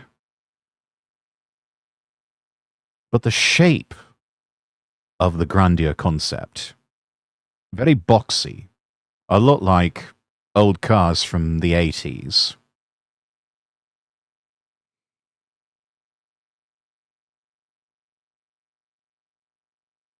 So it's interesting blend of old and new. Bit of the past, but a lot of futurism as well. You see that with the Hyundai Santa Fe model. That one in particular, to me, looks like an old Land Rover with pixelated headlamps and tail lamps. And it also looks a lot slimmer too. Not as fat as the old Santa Fe models. Which I don't know. That's not so bad, but definitely needs. We've got to get back to more optimistic, hopeful sort of designs. Because some cars, they just look so dreary. Or they look like children's toys, or some of them still look like kitchen appliances. 60s designs grew cleaner and a little more simple and formal, but they also got bigger and more powerful and also more luxurious. It is true that in many ways, cars peaked in terms of performance and reliability in the 90s, but it's hard to deny that in terms of design and styling, cars probably peaked in the 60s. And sedans of this period, they were really like rolling architecture, built not just for transportation, but as statements of your own personal success and your own identity. The big three automakers, that is GM, Ford, and Chrysler, dominated the market, and they structured their brands around these clear sedan hierarchies. Chevy, Ford, and Dodge offered entry-level family sedans, Buick, Mercury, and Chrysler kind of served the mid-range, and then Cadillac, Lincoln rested at the top tier of American luxury. This tiered system made it so that pretty much every household could find a sedan that matched their income and their aspirations, but most of it was just, you had different models that would just, it'd be the same basic shape, platform, framing, and everything. But what would separate it is the badging, the color scheme, and the trim, especially on the interior. These were all vehicles that a person could be proud to own. In American culture, the sedan became a symbol of stability and success. You know, it was dad's car, it was the family car, often the company car, a fixture of driveways and highways and office parks. God, back when we actually had proper company cars. Does anyone remember company cars? Nowadays, almost all companies, they just expect you to use your own personal vehicle. And then they never reimburse you for any expenses, or maybe they do if you're lucky. That really shows you sort of economic malaise that we are in when you don't even have things like company cars or, you know, things like expense accounts. You know, these sort of little baubles and trappings of luxury that you could enjoy with a proper stable job. In America, in the United Kingdom, Western European countries. All of that's gone now. And working for such companies is now just absolute misery. Work in general is just starting to become such a miserable experience.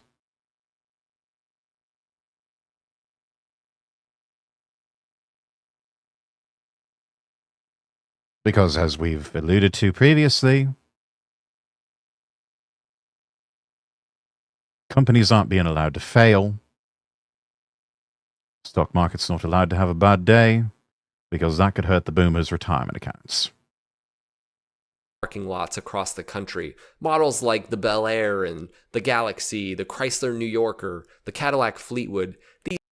Damn, look at that Cadillac. The Bel Air and the Galaxy.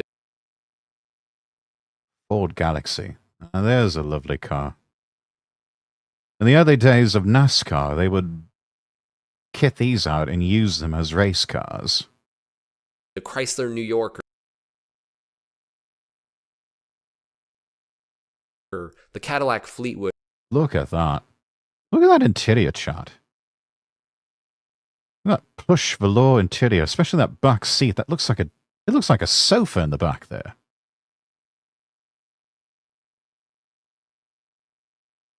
Driver and passenger seat. It looks like you're sitting in a lazy boy recliner.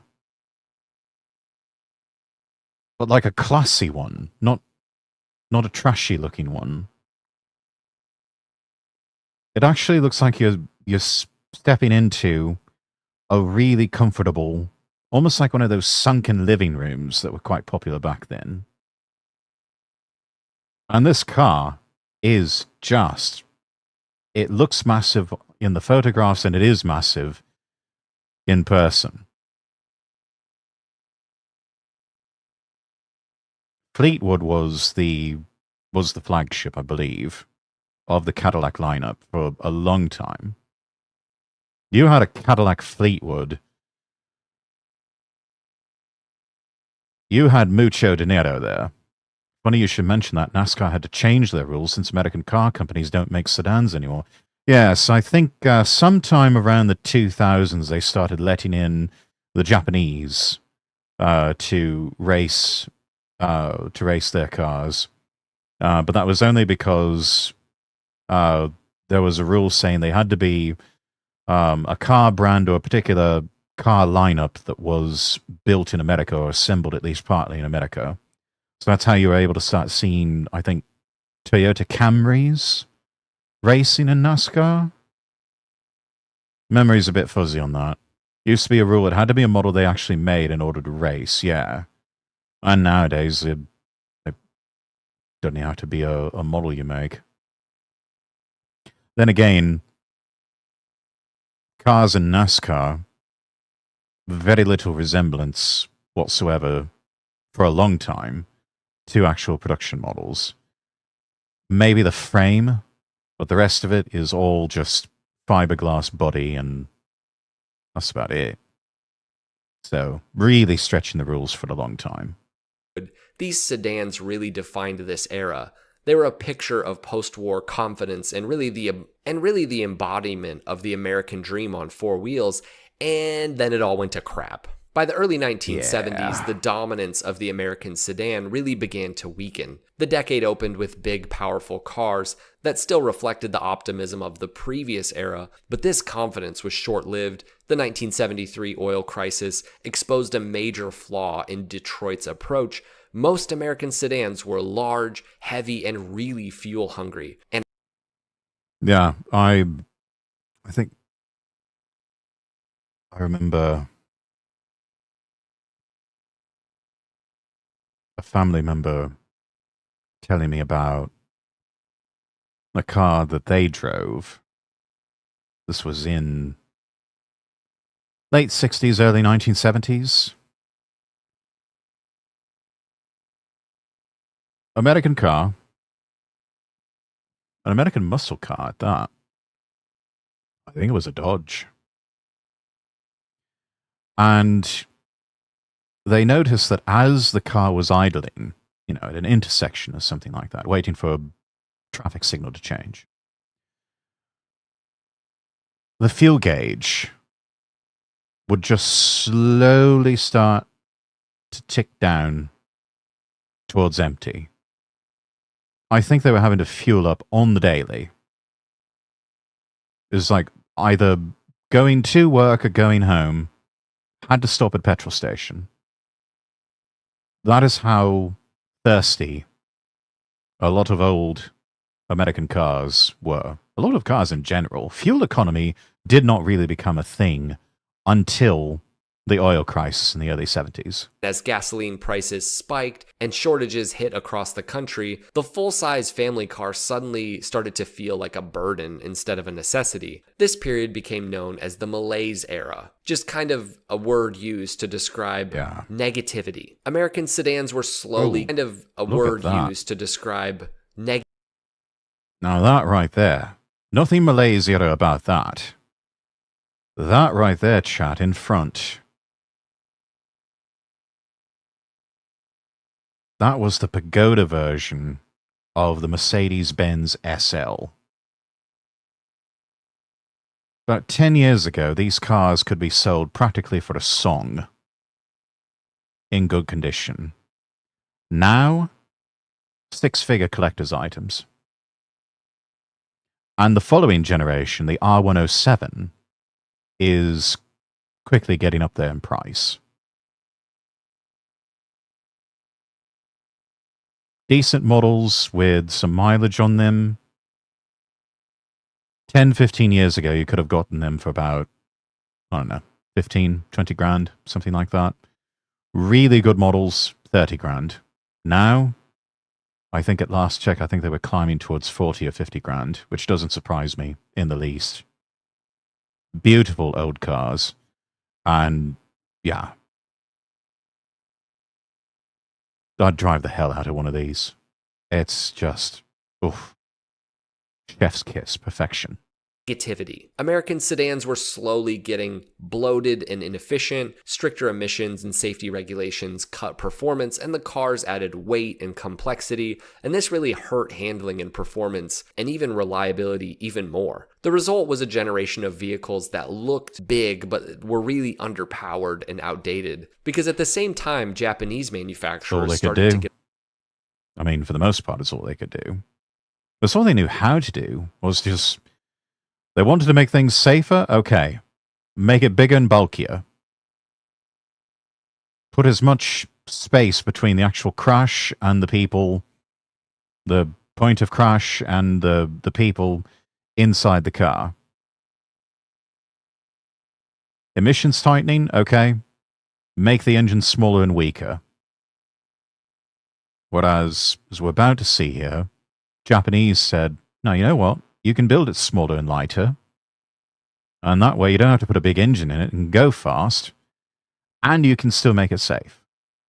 A foothold in the American market with a very different formula for the sedan. Compact, efficient, and reliable cars from the likes of Toyota, think the Corolla, but also Honda's Accord. The Datsun 510 proved that smaller cars could be better. These cars started easily, they ran for years with minimal maintenance, and perhaps most importantly, they were easy. They had great fuel economy. These qualities really appealed to families that were tired of frequent breakdowns and long gas station lines. Detroit tried to respond with down.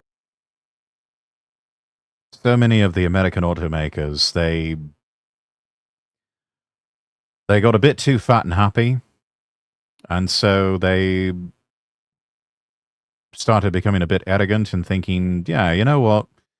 We can cut some corners here and there. People won't notice the difference. And then you had luxury cars that being cranked out of Detroit that would not, either wouldn't start or electrics wouldn't work. Things were faulty. It was, yeah. A lot of these were self-inflicted wounds. Sized models, but the effort was pretty superficial. American manufacturers focused on maintaining chrome and plush interiors and a sense of luxury, rather than actually rethinking the fundamentals of sedan engineering. It's also worth noting that European automakers refined their own take on the sedan. You know, brands like BMW and Mercedes-Benz and Volvo, they focused on balance and handling and engineering precision and just rethinking all of the little bits of engineering that make a great car. So for They basically got really autistic about everything to do with the car and made them really, really good. example, the BMW 2002 and later 3 Series gave sharp driving dynamics that American car owners were not used to, especially when it came. I think if you were to look at this particular type of BMW, a classic 3 Series, versus a modern one, the interior is a lot more Spartan. Not a whole lot of bells and whistles. It was a fairly bare bones import car. But for some, the price was right. And it was reliable.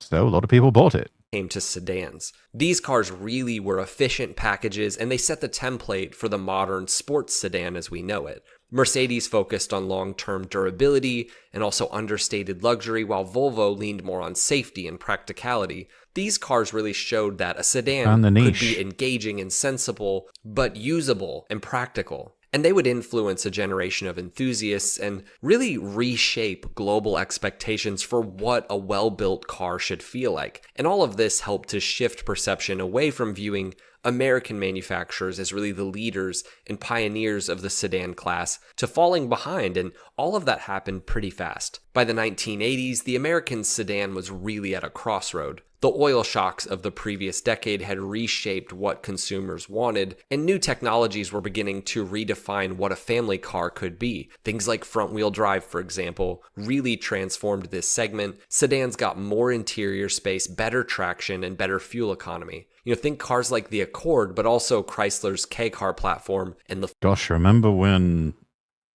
I mean, look at that shot. Think cars like the... Remember when the Honda Accord had flip-up headlamps? This was your basic Japanese Econo box back in the day, and you got flip-up headlamps. That is really cool.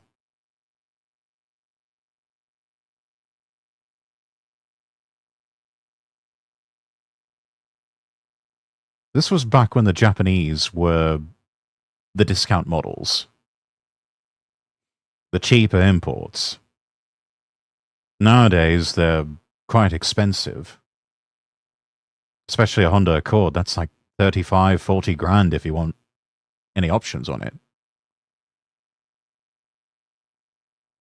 But back then, these cars were super cheap. And you got things like AM/FM stereo, probably a cassette deck in there,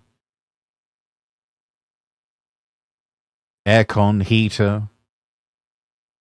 I even gave you little touches, like what you would get with sports cars, like the flip-up headlamps.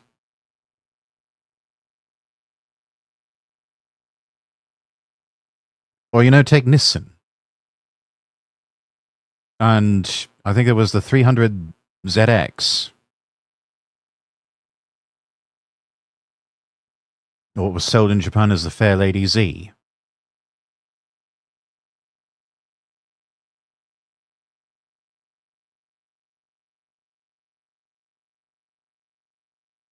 But the Nissan Z was a...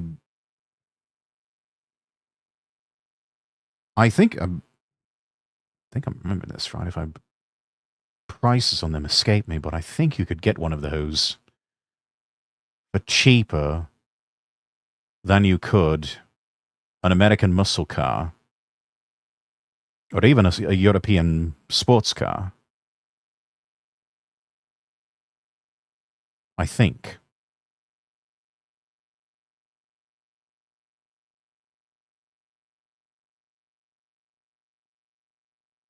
Well, that just goes to show you how much things have changed in this world.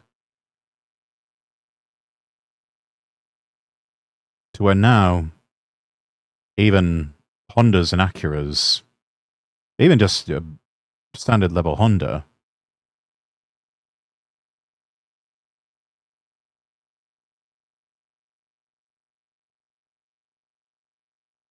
is just so expensive now. I think 35, close to 40 grand for a Civic hatchback. I was actually looking at one of those when I was pricing out a new car.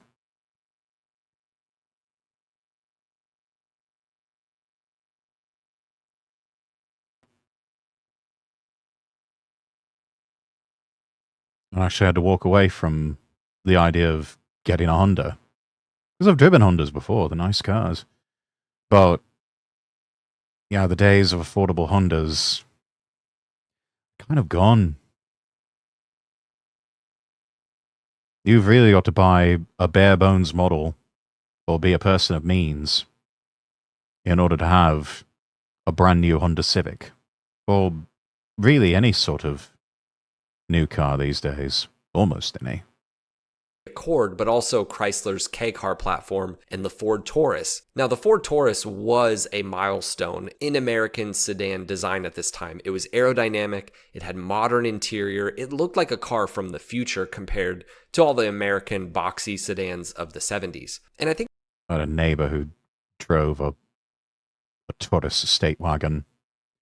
They must have kept that car for close to 20, maybe 30 years before it finally just gave out on them.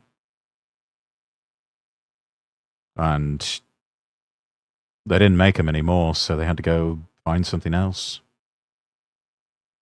That was a sad day. It was a sad day in the neighborhood.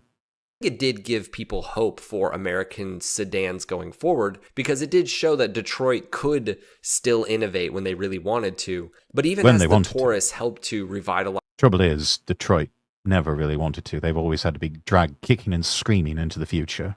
Ford's image, foreign competition was quietly building a new standard for reliability and also long-term value. The Honda Accord and Toyota Camry became default family sedans of the American middle class, often built in domestic factories in places like Ohio and Kentucky. These cars offered smooth engines, consistent quality, and understated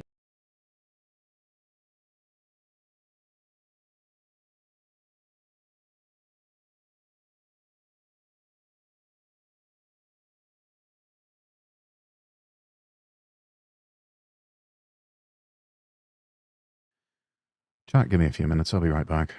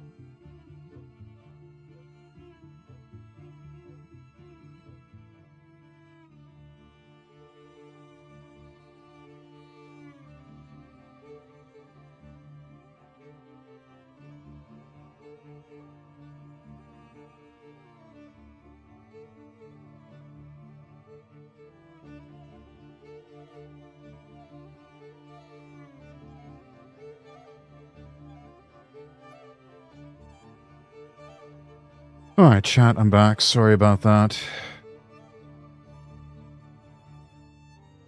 Let's keep going with the video here.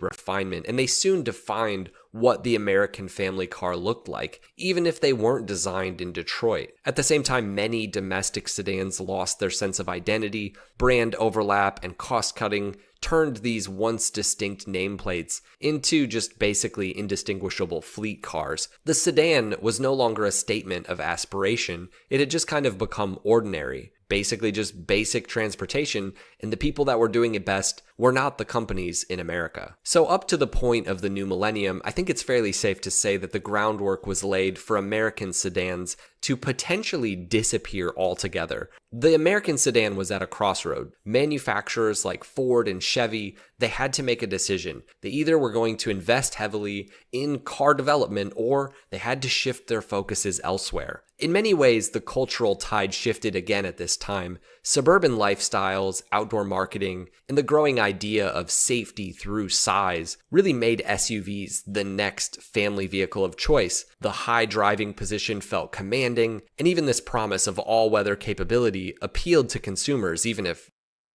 they never left the pavement. Yeah, most of them never did. So, wasted their money on off-roading capabilities. The whole thing about wanting to sit up high, that's an obvious inferiority complex. These also aren't safer than saloon cars because they have a tendency to roll over a bit more. Honestly, you are safer in any sort of standard saloon car than you would be in an SUV. But one of the big things, and I don't know if they're going to talk about it in this video, regulations are different, at least in America, for saloon cars versus SUVs. SUVs have got more flexibility on what they can do, whereas saloon cars, pretty tight regulations. But those tight regulations have produced some of the safest cars in the world. Even minivans, which were once the practical successor to the family sedan, they fell out of... Good God. There's that monstrosity. Don't know if anybody remembers this one, chat, but this is the Pontiac Aztek. It has to be the ugliest looking car ever made. And quite possibly what single-handedly killed Pontiac. And damn near did in General Motors during the great carpocalypse of the late 2000s. Favor as well, and SUVs and crossovers were taking their place. And so American manufacturers jumped on this. This was really their future. And of course, for automakers, this was all financial. Trucks and SUVs were classified as light trucks, which allowed manufacturers to meet looser fuel economy regulations and also safety regulations. And also, they could earn way more profit margins than they could with sedans. And so the result was that sedans received fewer updates and less marketing support. And people started to view cars as basically SUVs, like a crossover is a car. The term car became synonymous with just vehicle. And I think this helped this shift away from even recognizing the sedan as the car. Like, I would be curious to ask someone born in, let's say, 2000, 15. I mean, if I were to ask my children what a car is or to draw a car, they probably would draw a sedan. But I think, they've been around cars more. But if you ask just a random suburban kid, to draw a car, I think they wouldn't draw a sedan. I think they would probably draw an SUV. The Probably. traditional four-door car that had once carried most the people American know. family was now seen as just a dying format in this new SUV world. By the 2020s, the American sedan had pretty much all but vanished from all of the mainstream lineups. Ford discontinued the Fusion, the Focus, and the Fiesta. They shifted entirely to trucks and SUVs. GM followed suit, killing the Impala. I think they've done the same thing worldwide. Can you get a Ford Mondeo in the UK anymore? I don't think you can. There was the Buick Regal, gone, and then also soon the Malibu. Chrysler. The Regal was, I believe that was sold as the Vauxhall and Opel Insignia.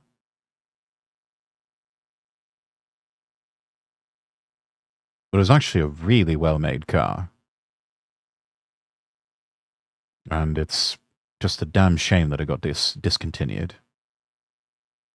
Chrysler was left with a single holdout, the long-running 300, a design dating back to 2005, and then that ultimately died. And so in the end, Cadillac is the only company making traditional sedans with its CT4 and CT5 models, which are aimed more at the luxury market. And mostly old boomers that always wanted a Cadillac, or for some of them, that's all they drove was Cadillacs. Even they are not really all that popular. You don't see them that much. They're barely hanging on. I would not be surprised at all if Cadillac ends the CT within the next 5 to 10 years, despite being pretty cool and pretty competitive in its class to European rivals. People don't want American sedans, and American companies don't want to make them. What is the future of the American sedan? I would say that the Tesla Model S and Model 3 really came to represent the only real example of American sedans becoming popular again in the 21st century, and that's because they represented a more futuristic take on the sedan. Highly efficient as fully electric vehicles, super impressive in terms of safety ratings, and forward thinking in terms of tech, even if I may not love all of that stuff. I hate on Tesla quite a bit, but I do at some point want to make a video about the Model S and its development, because it's not... Yeah, don't get me wrong. Tesla makes some good cars. They just they seem to lack soul. Especially the more recent design iterations of Tesla models, to me, they look like cheap plastic children's toys. And I just find it difficult to justify paying that much money for something that looks like a child's toy.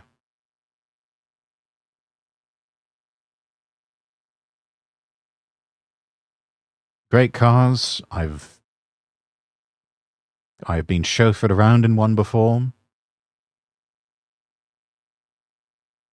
I don't think I would ever want to own one. At least not now.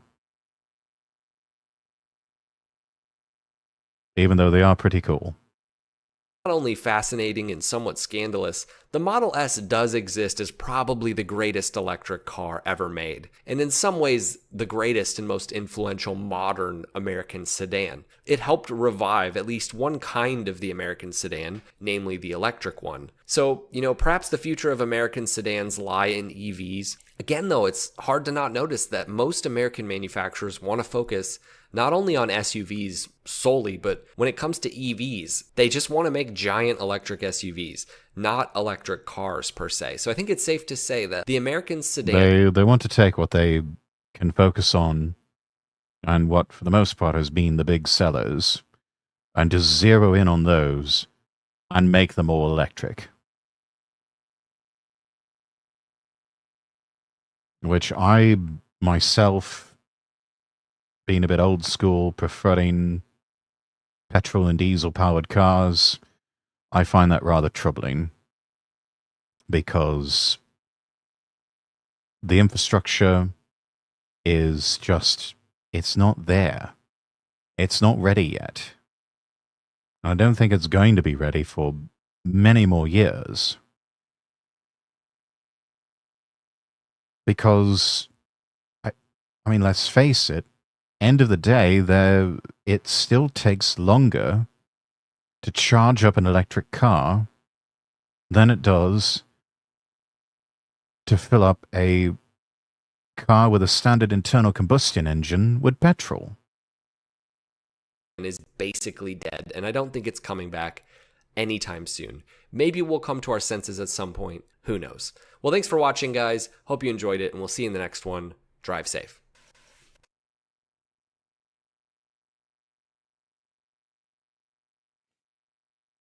I'll give that one a like.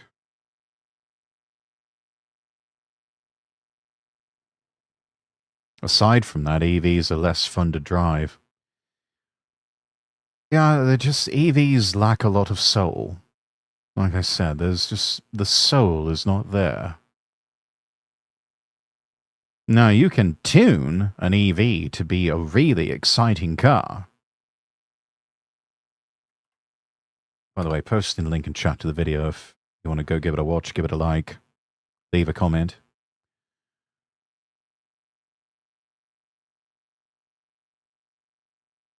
You can tune an electric car to be exciting and to be incredibly sharp in handling and go really, really, really fast. Tesla has proved that with, I think it's the extreme mode or the insanity mode, where it's just all limiters are off and you get full power from the moment you hit the accelerator.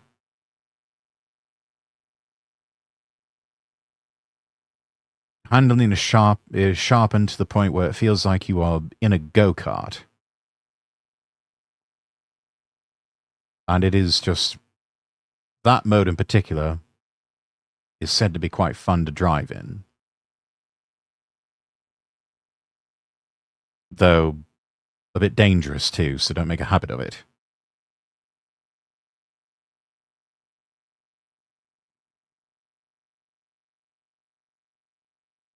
Let's see. Let's switch from automobiles to trains. Why don't we look at trains, everyone? In particular, this is from Choo Choo Travel. This is the Kato Hobby Center, Tokyo 2025. Latest HO and N-gauge model trains in Japan's biggest diorama. 3, 2, 1, go.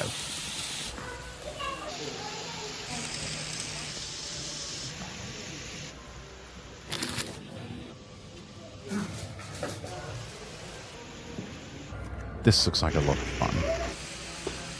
I could spend all day in a place like this.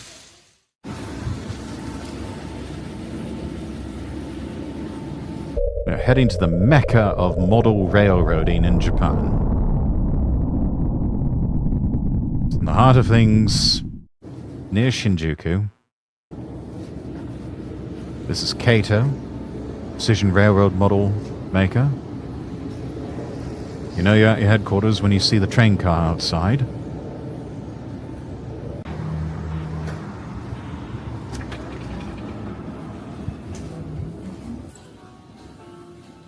Oh, they also repair old model trains.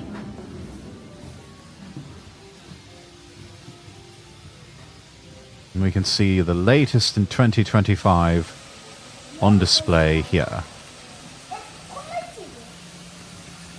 It is gorgeous, isn't it, lad? Red Shinkansen Komachi is running today.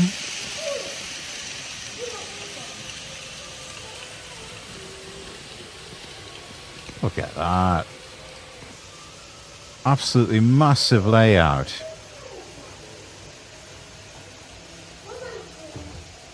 How many lines do we have? It's a lot.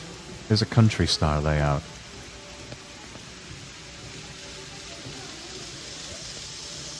I imagine if we brought Audrey Norfolk here, he would absolutely have a Lady Chatterley crisis. Because this is... I haven't heard him describe it often, but I believe this is... If he were to describe what heaven or nirvana would be like, this is probably a close approximation of it. I think he might get arrested for squatting because he would just want to live here and play with the trains all day. Oh, and you even have an underground subway. Got the spring zone with the cherry blossoms in bloom. Green summer. Also have the foliage of autumn. And then there's the winter season over here with a little alpine village. Oh, no, not an alpine village, a Hokkaido village. The historical thatched roof houses that you see up in Hokkaido. So 4 seasons of Japan on one large set.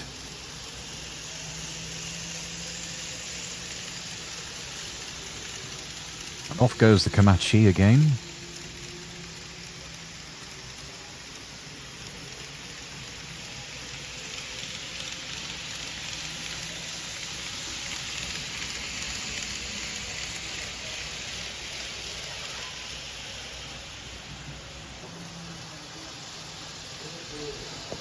Our cameraman is absolutely fascinated by the Komachi bullet train running.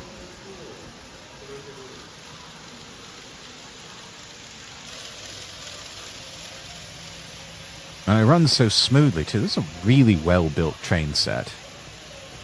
Very smooth operation. Would be nice to see a coupling with a Hayabusa.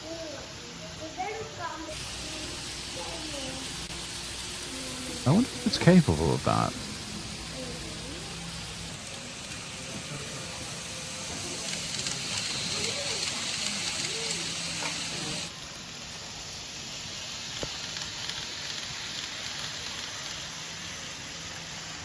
Just gonna, I think, watch the Komachi for a bit here, chat. Because our cameraman is absolutely enthralled with it.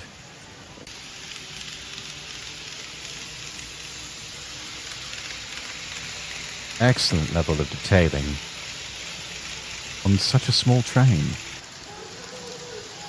This doesn't look like N-gauge. I think this might be the HO.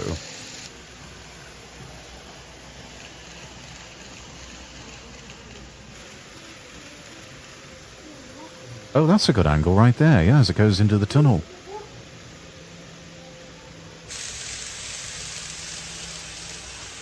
Got a lovely castle on top. Castle on a bullet train. How very Japanese. Got more conventional lines over here. Slow goods trains. A 115 series.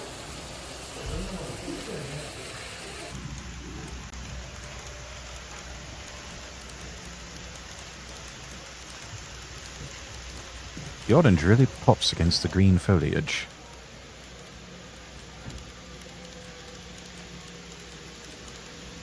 And then there's also a double-decker green car in the middle of it.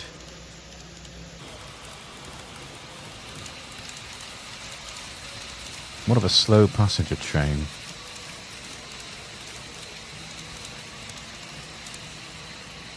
Though it looks like it's designed to run on electrical lines, so I can't imagine this being some sort of long sleeper train or anything. More of a commuter type train, perhaps?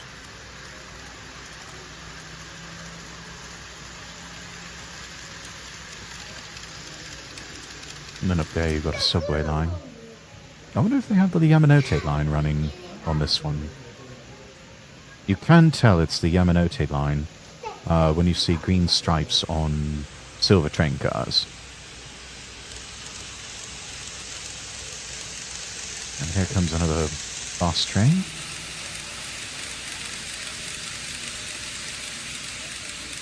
It's like an older model of bullet train. Possibly the Skyliner? Though the Skyliner was blue, black, and silver, if I remember right. And I think it's still in service, too.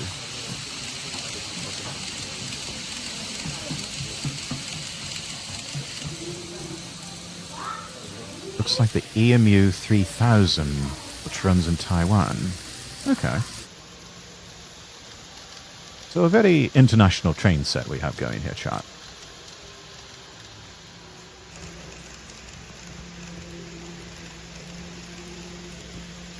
Made in Japan by Hitachi. Exported to other countries.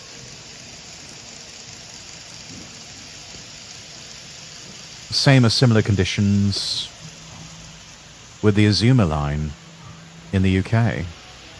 It runs on the old historical lines for the Flying Scotsman, but the train itself is manufactured by Hitachi in the UK. The real thing that we see here with this Taiwanese model, how fast did it go? It can travel up to 140 kilometers per hour. That's a speedy train. That is one fast choo-choo.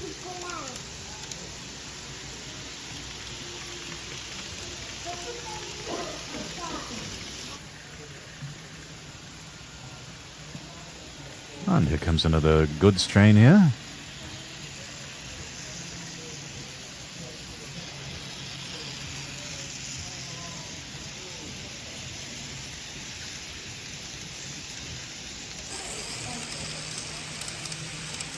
It even has the lights changing over.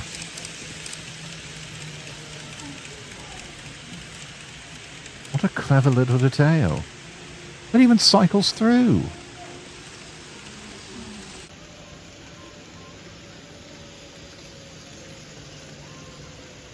Then you've got a few other trains here sitting on sidings out of the way.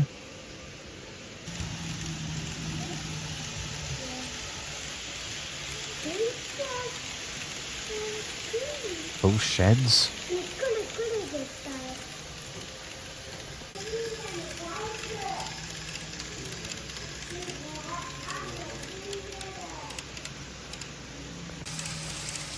Cameraman is curious about the deep world of cargo.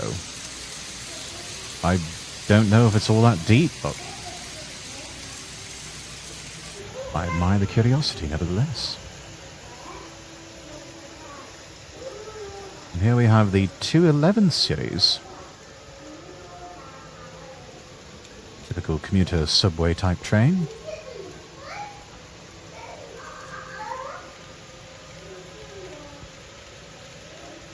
Train of choice for many different lines in the Tokyo subway system.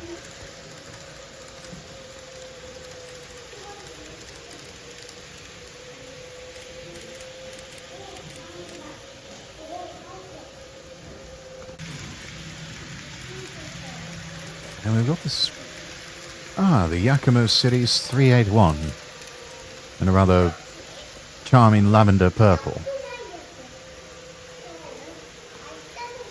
If I remember right, that's supposed to be... Is that one of the sleeper trains? One of those old sleeper trains?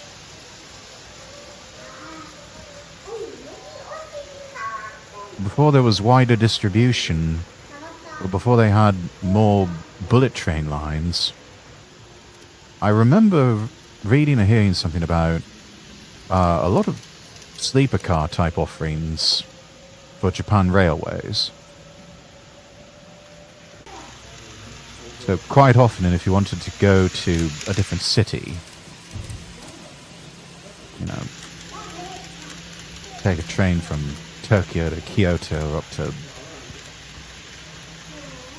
someplace up north, or maybe over on the west coast of Japan, quite often you were having to ride a sleeper train and just sleep overnight.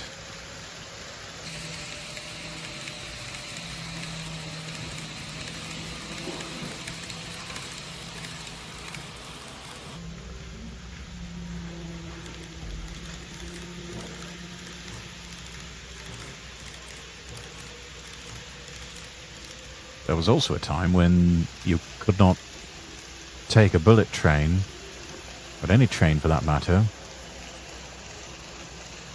from, say, Tokyo all the way up into Hokkaido. Spent years carving out a tunnel to connect Hokkaido with the rest of Japan.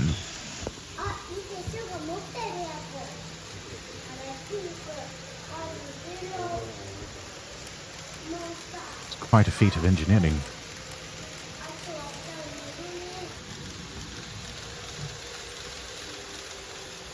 A lot of people lost their lives too trying to build that out.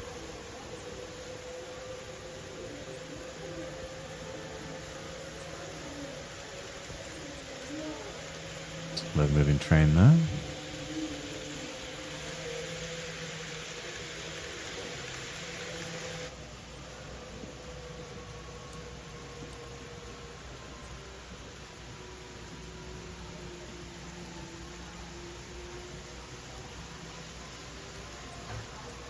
Definitely taking passengers on a scenic tour.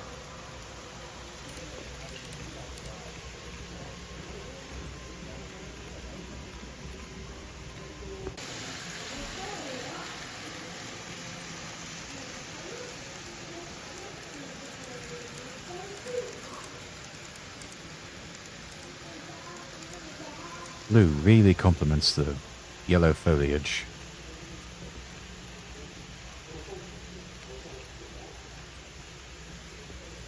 And the red engine.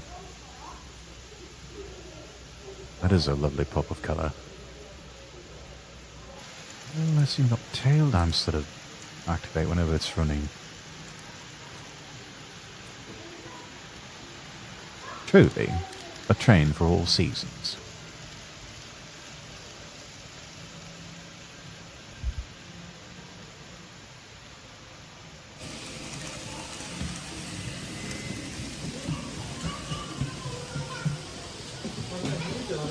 We've got these city streetcar lines here. Meizan Electric Railway Tirada.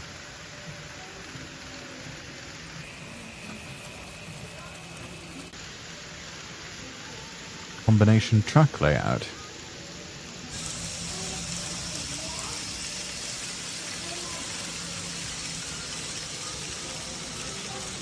It almost looks like a set that they would have built for a Godzilla movie.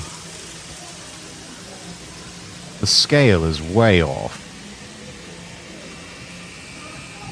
But I imagine larger scale engines, larger buildings and everything, and it would be a perfect set for a Godzilla film. They even built in diamond crosses. Look at that. Though you have to time these trains just so, otherwise they will collide. Well,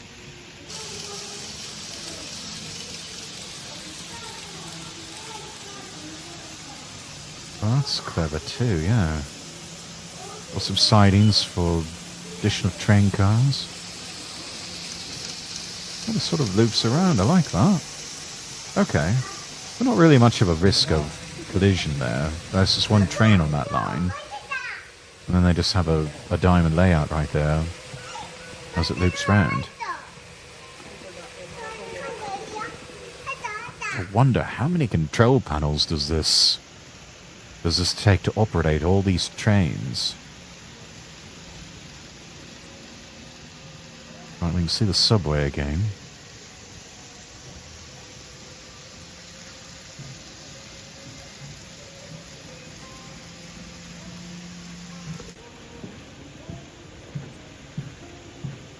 Ginza line and the old Marunouchi line. Honestly, those look like coaches that Gordon would pull in Thomas and Friends. Right, we're back to the rural landscape layout.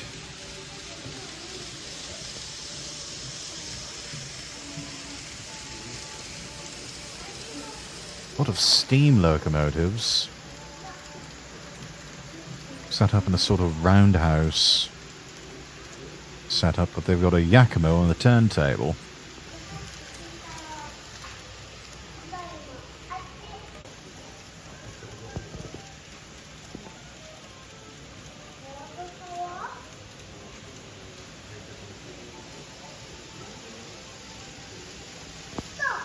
Nice leisurely speed there for that train. The 313 series. Looks an awful lot like those types of excursion trains. Many of those they've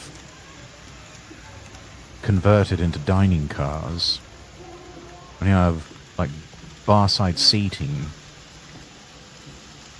looking out the windows there, taking in all the scenery.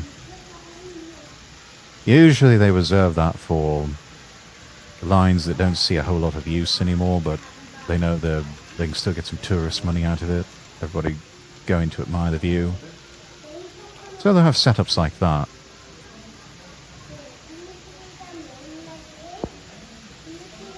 Usually a more premium train bento or some sort of semi-a la carte dining available on board. It really is a lovely experience. I saw it for the first time on a show called Train Cruise on NHK World.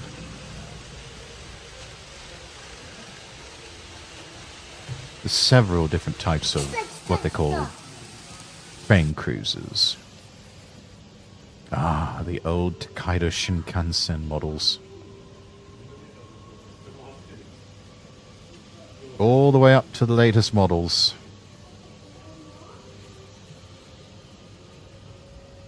Even have models of the seats.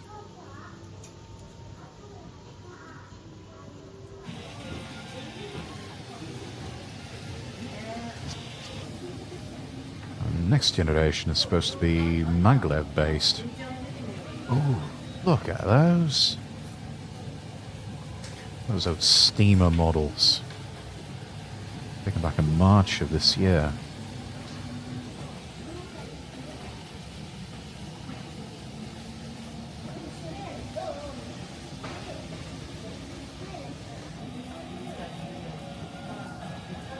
Oh, those classics.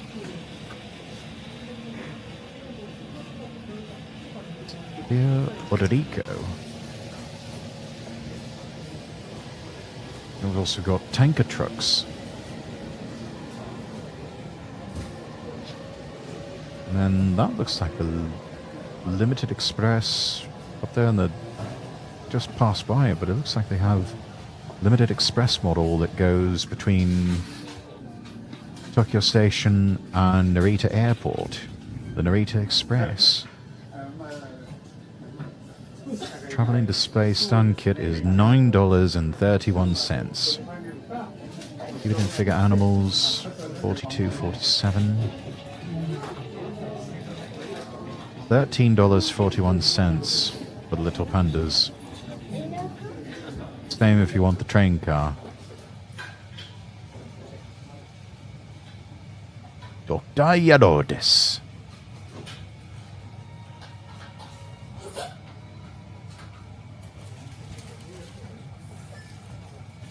Tired model of Shinkansen.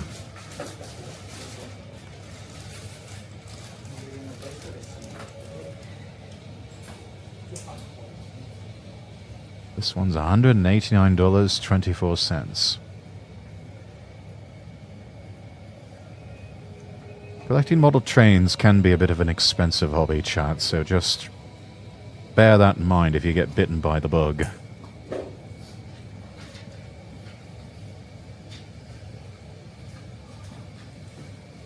Scheduled to be released in June.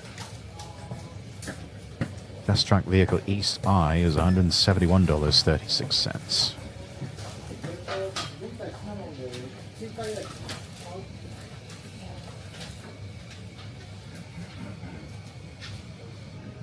That is a rare one, isn't it? There's another one that's quite rare. I don't think I've ever seen that particular livery on a train that was in service.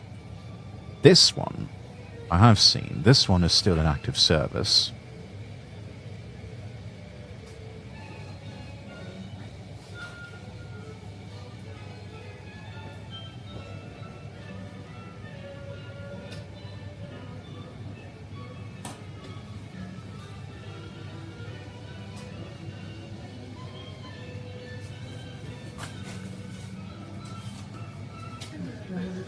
Approximately $200 for that one.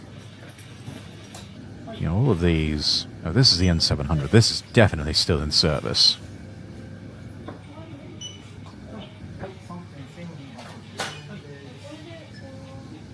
And is one that they are exporting to other countries.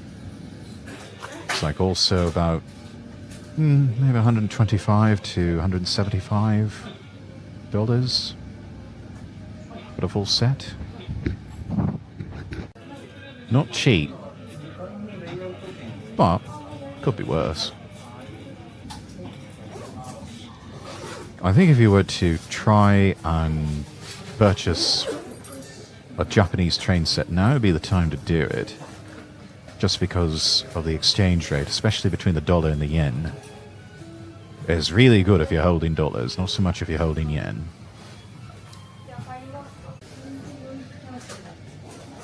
The original. I've been inside one of these. I actually have one at the National Rail Museum in York. It is like walking through a time capsule.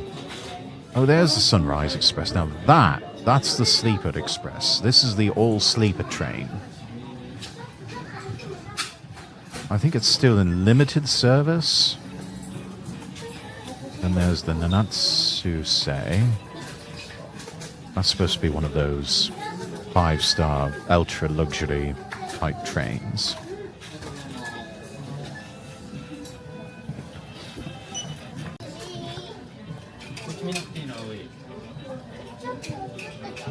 It really is something else.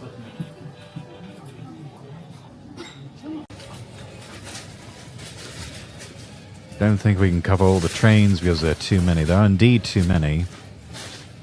I don't want to watch the whole thing, because it is rather long, over 45 minutes, but we are going to give that a like. And I'm going to post this in chat for everyone. That way you can go and watch it at your leisure.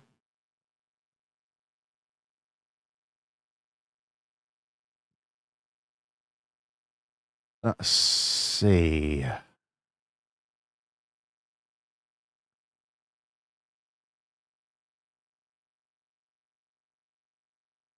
Oh yes, here's another one.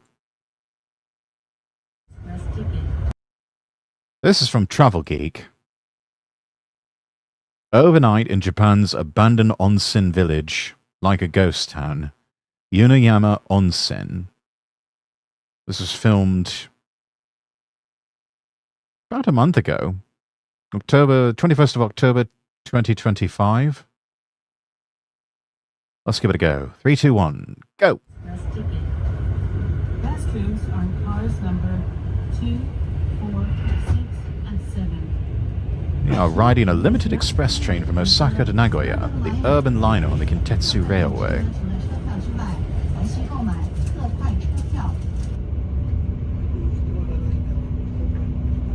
If you're in Japan, you should know.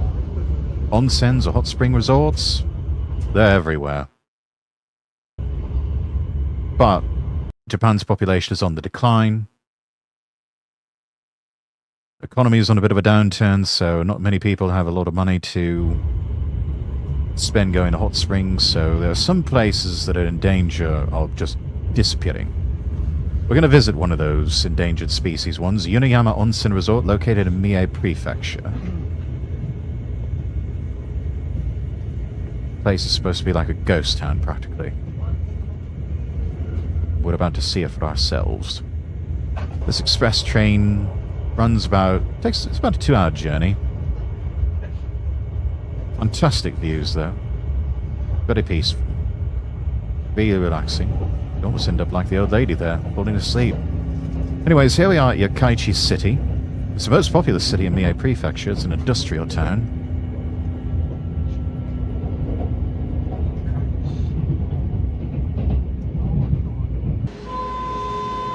We get off here and then transfer to a local train bound for Yunayama Onsen.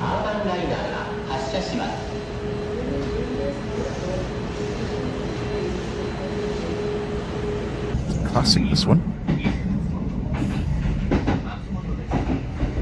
This train ride will be about 20 minutes. The single track runs behind a lot of houses.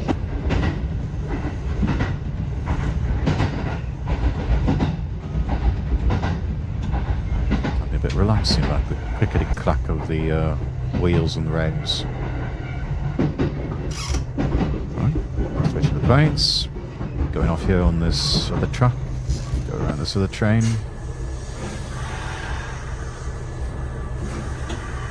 Oh, and it looks like we've got a girl at the helm. She looks cute. The train to the Yunayama Onsen Resort has so few passengers, you can actually count them on your fingers. Maybe even on one hand. This resort was once one of the most popular onsen resorts in West Japan. And now it's just sort of a relic of a bygone era. But here we are at Yunashima Onsen Station. We take a local bus from the station to Central Yunashima Onsen Resort. That is a small bus. They're really not expecting many people coming this way.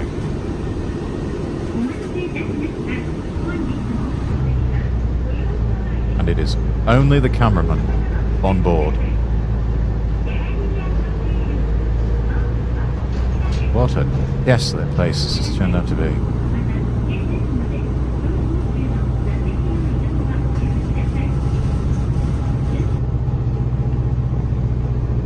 This one goes pretty deep into the mountains.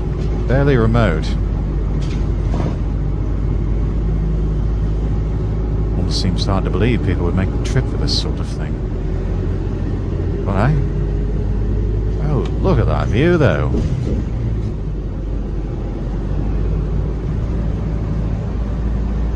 Gorgeous. Quite difficult to visit long ago before the roads were built. Very poor accessibility.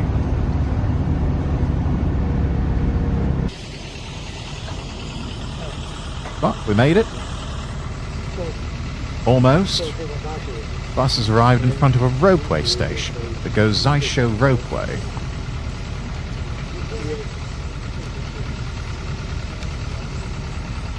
That is quite the climb. We're going for a ride on it tomorrow.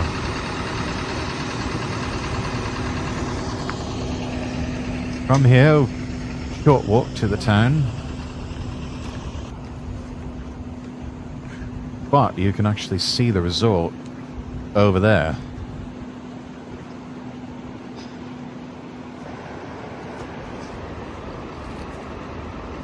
Instantly you notice the first ruins of an old hotel. That right there. The Ryokan Hotel used to be the largest one in the resort. The name was Okaso. Closed back in the early 2000s. Been abandoned ever since. Pity, it looks like it was a nice hotel. March 2022, it was suddenly destroyed in a suspicious fire. Culprits still at large. I wonder if they had some homeless people camping out there. Number of guests began to decline after 1990 due to the collapse of the bubble economy. By 2010, more than 15 hotels had ceased operations.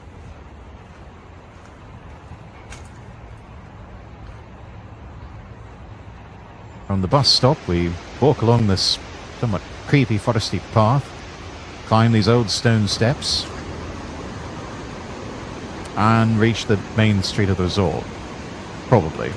Our cameraman's really not sure. I think he might be lost. Anyway, Yunayama Onsen was first discovered in the year 718 AD talking a history of 1,300 years. It was known as the Deer Hot Spring, or Shikannoyu, due to a legend that a wounded deer was healed by the waters here. There's a sushi restaurant, or what's left of it. It looks like it's closed permanently.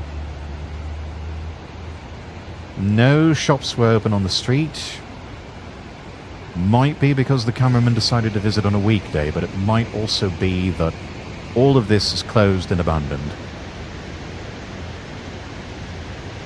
Apparently this house was an inn at one point. And then vacant lot.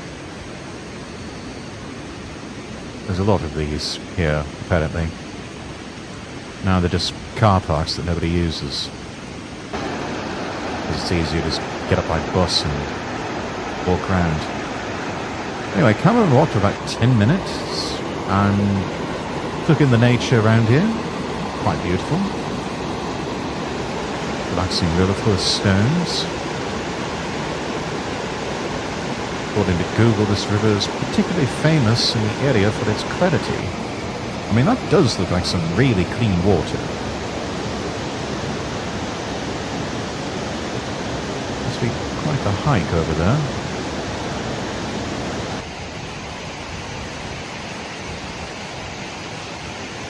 The road gets a bit slippery when wet.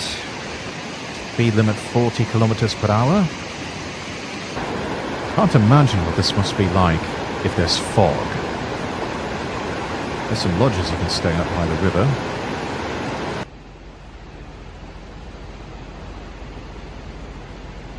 Lots of old, abandoned buildings here. This was used as a dorm for the employees of the Okasao. That was the hotel that was destroyed in the fire. We saw that moments ago. Now it's famous as a haunted house amongst young people. But note from the police says if you trespass here, we will report you to your company and your family. So, no trespassing.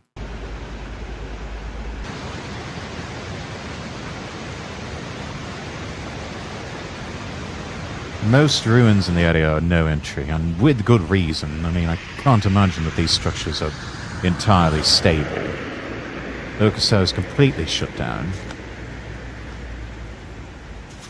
Now, what does that say? Like some hotel rooms are open as a haunted house tour by the owners. So they haven't sold the property, but they're using it as a haunted house. They must really do the business around Halloween. Japan's most haunted spot tour, 6,000 yen per person until the end of November. Whatever happens is your own responsibility. So, yeah. We don't dare join that tour. Anyways, let's find our hotel. Sugiya Ryokan. Pension Kinkonkan. This is abandoned as well, apparently. That vending machine is past its prime.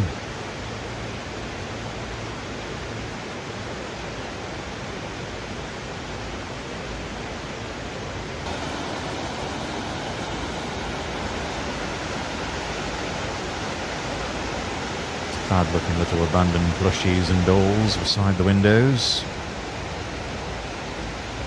They look a bit sad, waiting for an owner they'll never return.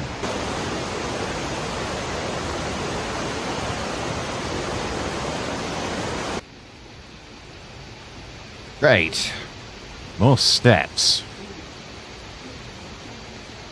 If you're afraid of seeing the haunted hotel, please skip to time mark 11 minutes 44 seconds. I think we can handle this chat. We're big boys and girls. The Ryokan's been out of business for a long time. Unclear when it closed. We had to guess probably the late 90s. Buildings were expanded many times, resulting in a unique structure that combines both Western and Japanese architectural style. Windows have been broken out.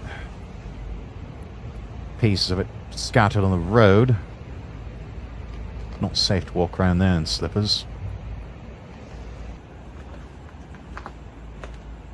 Another broken window.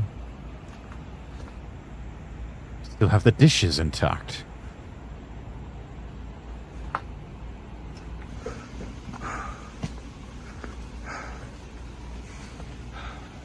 Inside is like a labyrinth. And it said once you enter, you get lost and you can't get out forever. That might be a bit overly dramatic, but... And naturally, our cameraman doesn't have the courage to enter. Our cameraman also sounds like he's out of breath. That must be a lot of steps to climb. And there's also no one around him either. Missing his travel companion that sometimes accompanies him, the missus.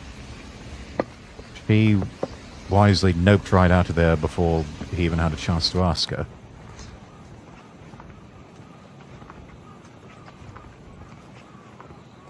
There's some hotels still open, and there are actually people that do live here, but yeah, for all intents and purposes, this is a ghost town in Japan. So, if you want to know what a Japanese ghost town is like, here's your top tip. Go here. This building looks like it's on the verge of collapsing. Probably a few good solid earthquakes and it might just do that. It used to be a Japanese restaurant.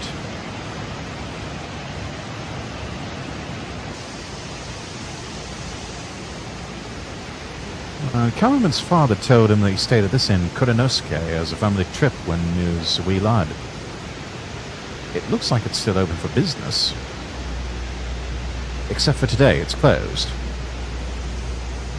Limited days and hours of operation. This is a lovely bridge. Looks like it's been recently repainted.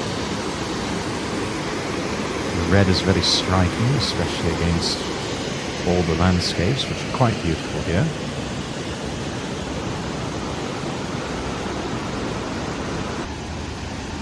Yes, it is absolutely idyllic.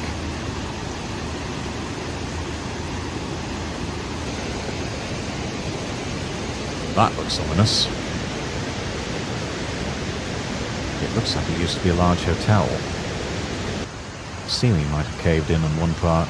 Window frames have been removed, but in the middle of being dismantled, they just sort of left it all there. Sign says, state of emergency declared, please refrain from unnecessary outings. Rolled over from the pandemic.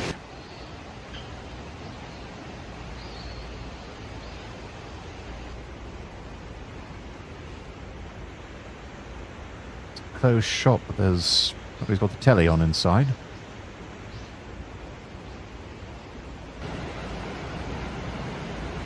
Ryokan Sumeikan. This one has been permanently closed. However,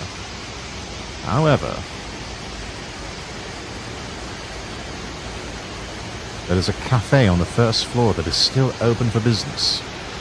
Cafe Suime. Lights are on. Wonder if anyone's home.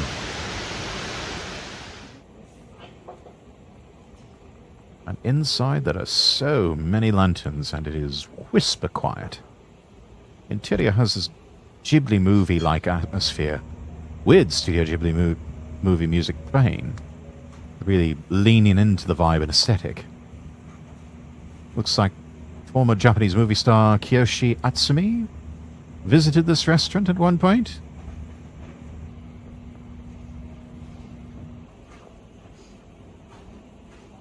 It's run by a local family. Very cozy atmosphere. The food looks good too. Teppan iron plate Italian, 980 yen, about just under $7 US. Not bad. It's Napolitan spaghetti with an omelette underneath.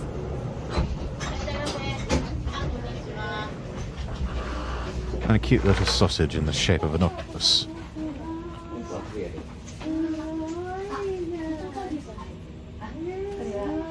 Yeah, the cameraman is hesitant to eat this cute little thing.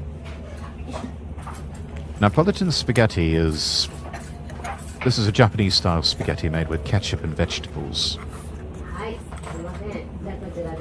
It's funny that they would name it Napolitan, even though it has nothing to do with Napoli. But it tasted good. It's one of those Western-style dishes that have been adapted for Japanese tastes. And now the restaurant is full of people.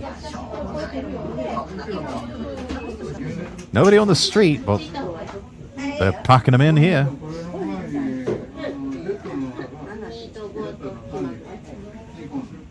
Like you're entering this little miniature world from Spirited Away.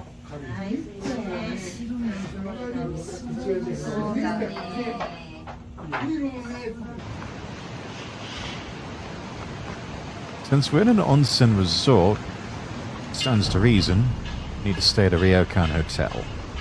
You know, to really get the authentic experience. This is one of the surviving ryokan hotels, Shikanyo no Yu Hotel, or the Deer Hot Spring Hotel.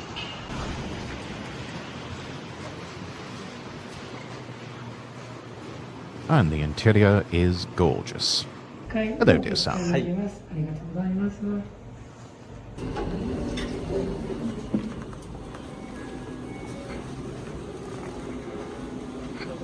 Not much in terms of detail on the history of this hotel.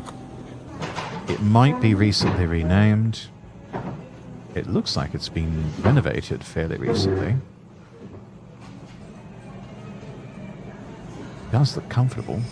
I love the choice of furniture. They even give you a free welcome drink of white wine. Very hospitable.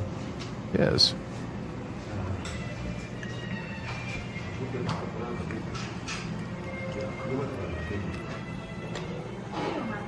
This hotel stay is just over 30,000 yen, about $214 US. That includes 2 meals and a solo stay. Bit pricey, but I mean, it looks lovely, very well maintained. Rooms on the 5th floor. Very minimalistic ryokan hallways. Definitely more of a hotel than traditional ryokan, but each room gets a name, and we're staying in the Fujiwara room.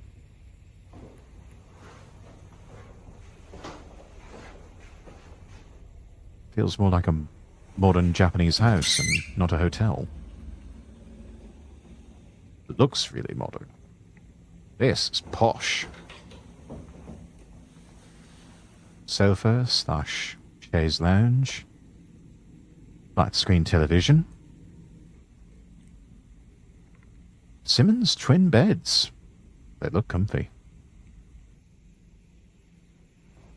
That is a water dispenser right there in the room. Window view. That's alright. Yeah, 2 out of 10. Could be better. Could be worse too.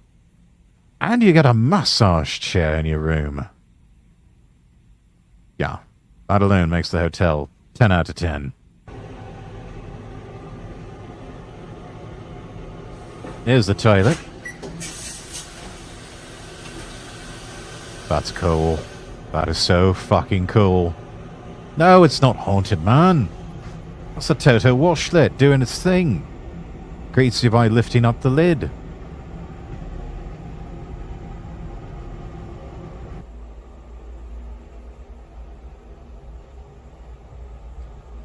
Everything very neat and tidy. A place for everything. Everything in its place. Coffee, tea, glassware, stemware.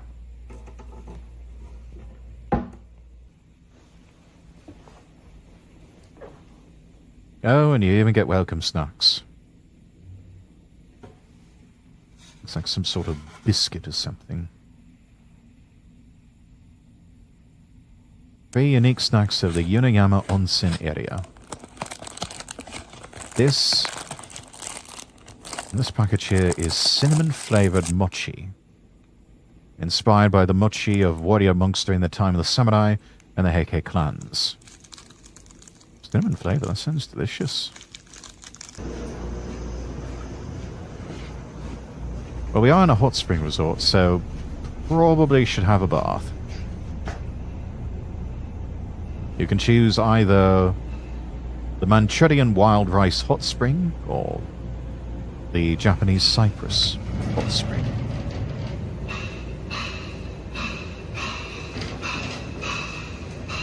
It shows the hinoki or the cypress wood hot spring. The smell must be absolutely divine. This is a private bath, therefore cameraman is permitted to film. Time for healing after a long day. Healing like the deers did 1300 years ago.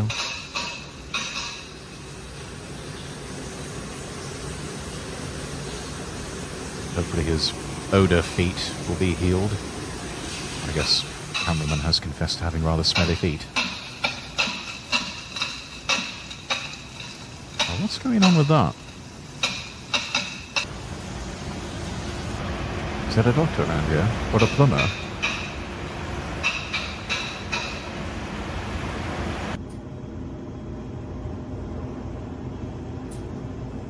After a bath, go to the vending machine.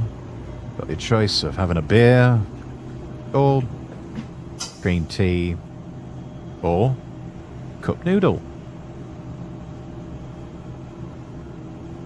It's a Maruchan vending machine, but it sells Nissan cup noodle.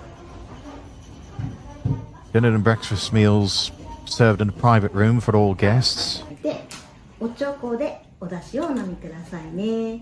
後ほど蓋を開けて中身を松茸と桑名で採れたオキシジミという大きな貝も入っております。あまりブク And this pot is now making dashi, a type of soup stock. Such a lovely presentation. These are rice grains. And they're edible.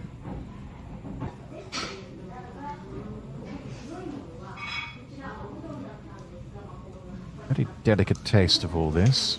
Looks like that's topped with caviar. Cameraman reports it is absolutely mouth-watering. All of it. Usually in ryokan you're served unfamiliar dishes even to the Japanese. 隣の水沢町というところ、水沢のお茶が有名でして、 This そちらを餌 is にした very familiar. Ah, time for some miso-sour beefsteak. An expensive beef brand based out of Mie and Iwate Prefecture. This is masatake, the most expensive mushroom in Japan. Why you only get the one. Part of the stem of Manchurian wild rice or Indian rice.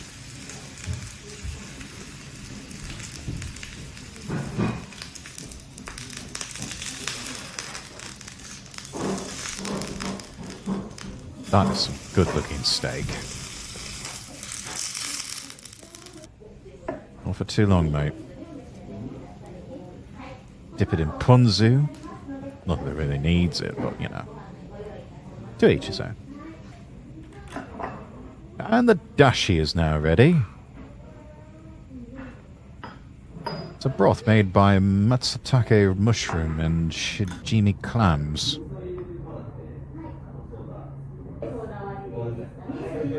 And you just sort of drink it. It's like a tiny little soup bowl.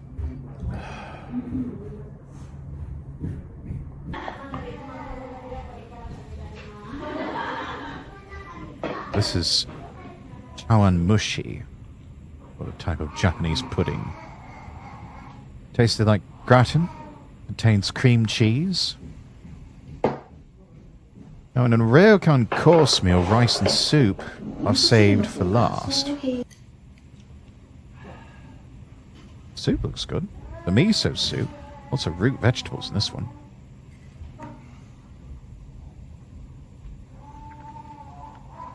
It all looks so delicious. And after dinner, we head over to the dessert corner. Because, naturally, they're all free to take.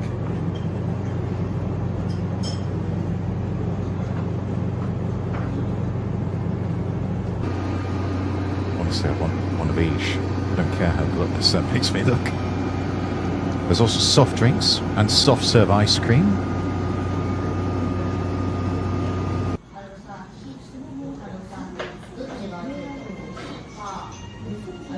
Halloween themed dessert.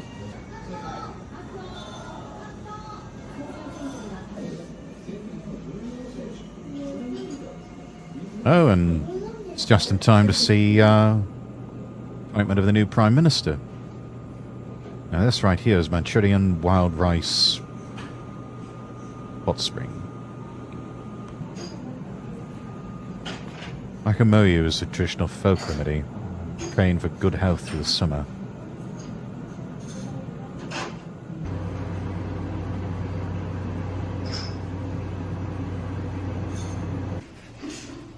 Melons with a Dragon Ball Z and Demon Slayer theme. Apparently the lift is rather frightening to our cameraman. Kind of a pump can be heard from below. Feels like someone's going to sneak up on you from behind in the hallway.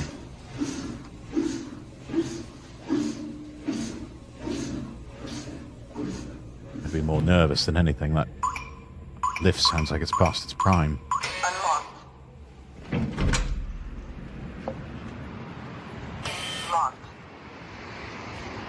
Right, now we're up on the rooftop. This is open 24/7. Beautiful night city lights can be seen from here.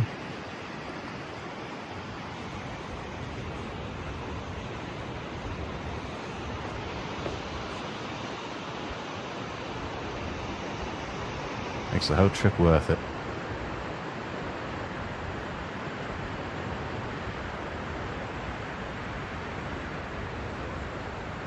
And this building over here is a hotel named Irodori Koyo.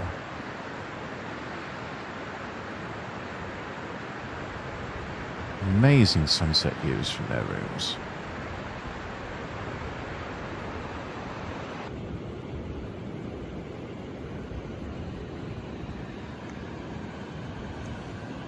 There are no clouds, might be able to see the stars. It's a bit of a dreary day overall. That's alright. Anyways, back inside the hotel. I'm going to try out this massage chair.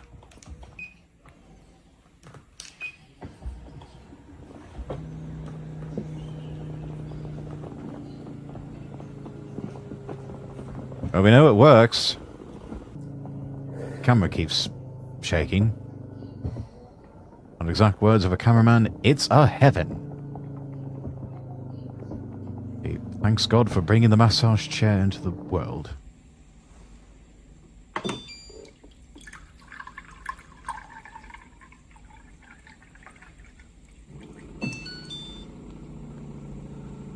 Fills it up just right.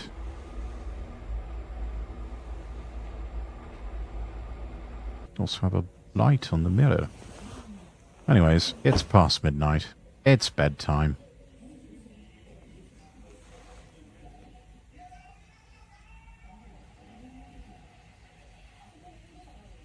Good night.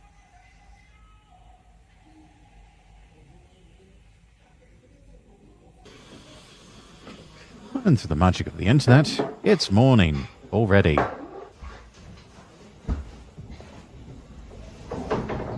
Master Ryokon, you need to bring a bigger stomach with you. This is breakfast. Seaweed miso soup. It's not exactly bran porridge, but, you know. It's fibrous. It's fiber. It's good for you. It's mostly vegetables. Why does that one on the bottom look like a poo? Here's steamed salmon, scallops, ham, vegetables. And natto. Sticky beans. Sticky, smelly beans. With nori seaweed. And salted plum. And rice. Operation failed. Unlocked.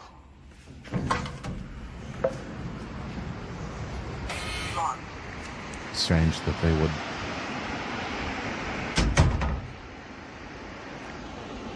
have it speak in English rather than Japanese. Weather's a bit shit today. Got some rain, but, you know, it's not a bad view.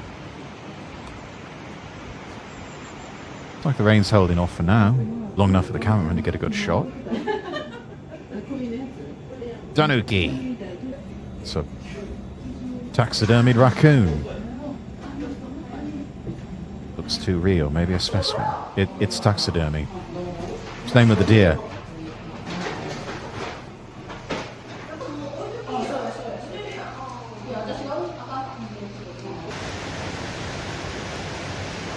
And it looks like the rain has picked up again.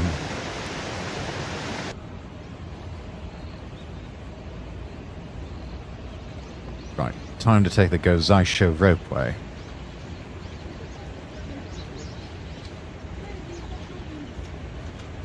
Over 7,000 feet long, connects to the summit of Mount Gozaisho. It's the main peak of the Suzuka Mountains. Hopefully we won't run into Jaws or some of the henchmen there. Encountered a traditional handmade snack stand beside the station. It's oishiaki, soft rice cracker with sesame and Japanese pepper leaves. Only about $1 and change. Been around since before the Meiji Restoration.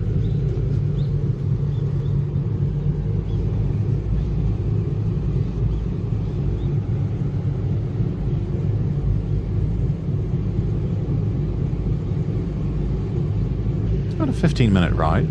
$18 and change. In the autumn season, all the trees turn red and it's just a spectacular sight. All the different autumn colors.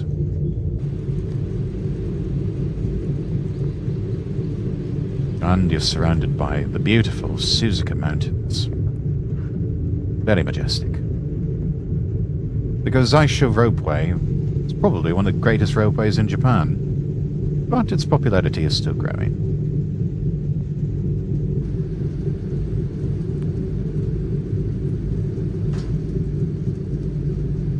This white pillar is about 60 meters tall, or about 200 feet above the ground. Tallest ropeway pillar in Japan.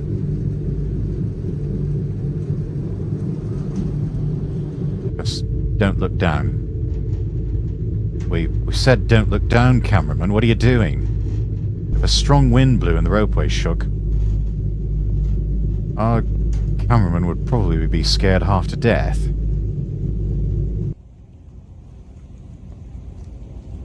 Oh, look at that. All the mist surrounding the mountains.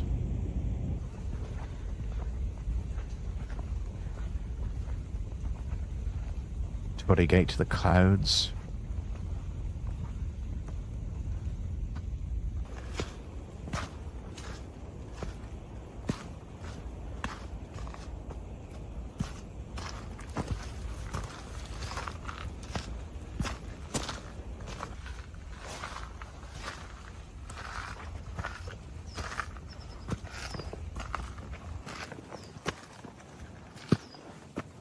And here we've got the Fuji viewing rock. But you're lucky if you can see Mount Fuji from here. In this weather, that is highly unlikely.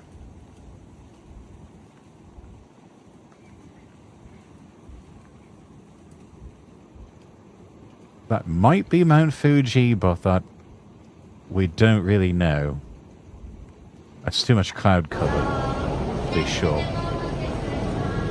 Anyway, you can take a single lift and move to the top of Mount Gozaisho.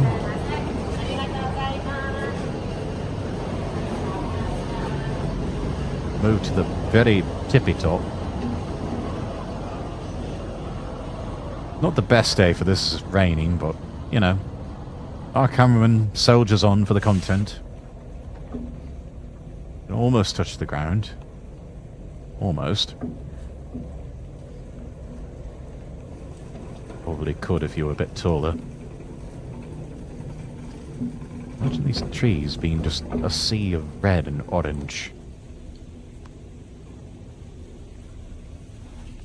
And in the dead of winter, there's enough snow here that apparently you can even ski on these slopes.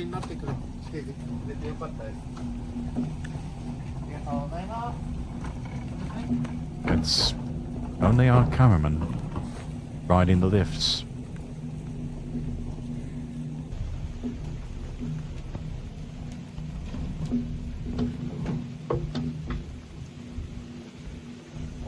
Alone again, naturally. Anyways, we're at the top of Mount Gazai, nearly 4,000 feet up in the air. About 1,200 meters high.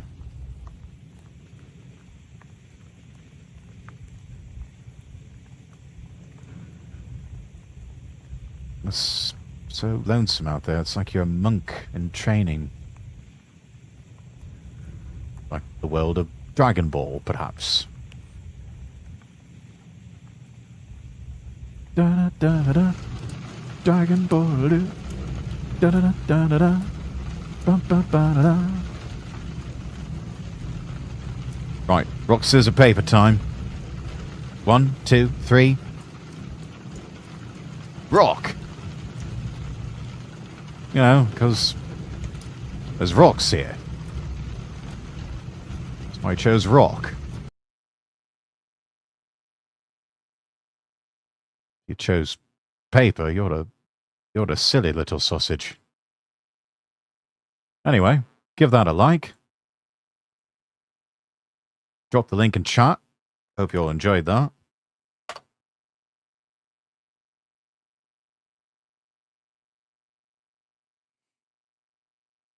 Like Nux posts something about those 2 National Guards.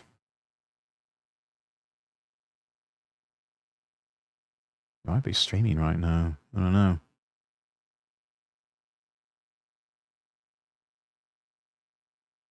Let's see here.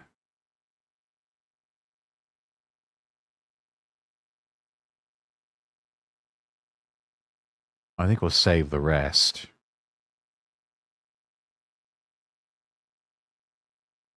Might save some of these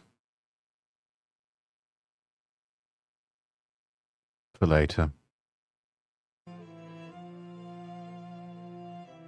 Ah.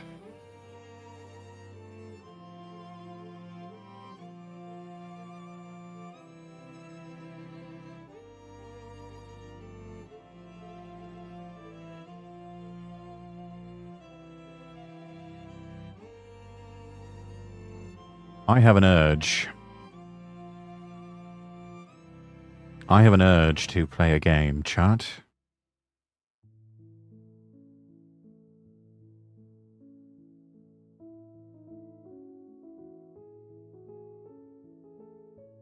I should like to play a little more Pirate Yakuza.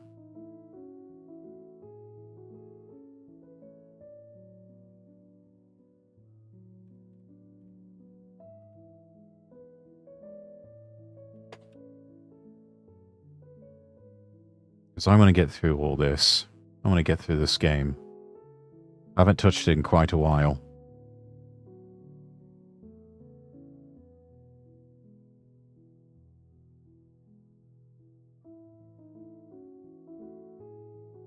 So you know what? That's what we're going to do. We're going to play some Pirate Yakuza.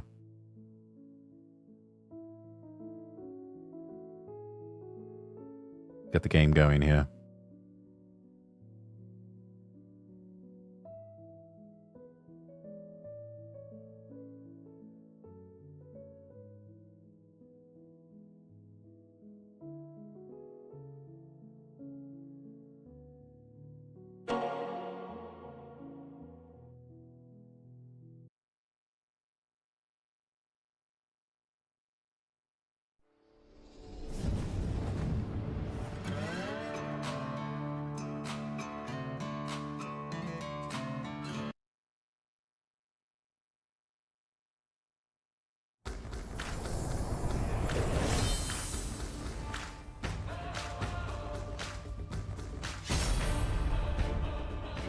Oh my.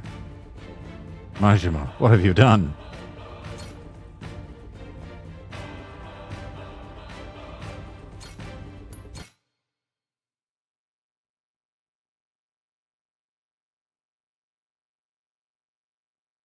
Let me know if game audio is too loud or too soft, chat.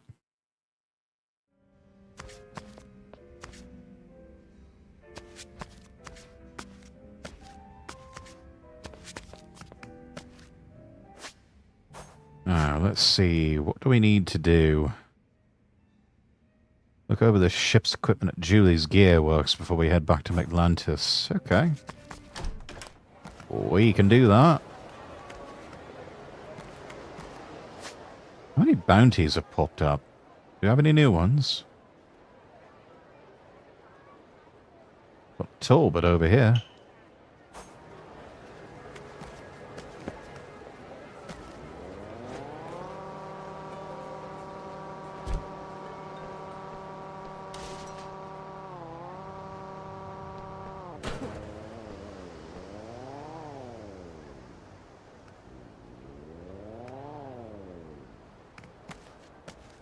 There we are.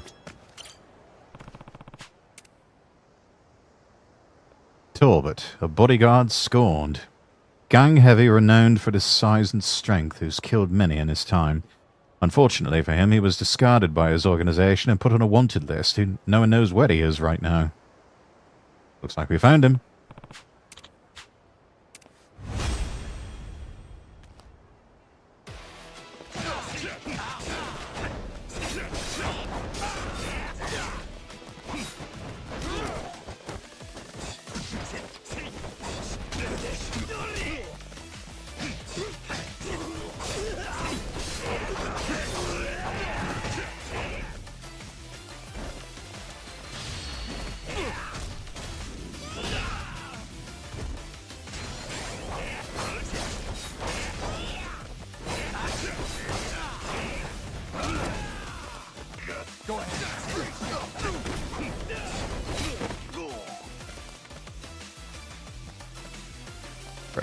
Punch. No.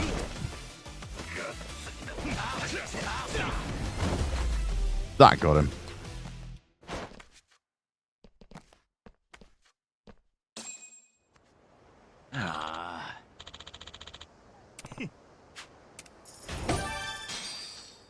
Beautiful.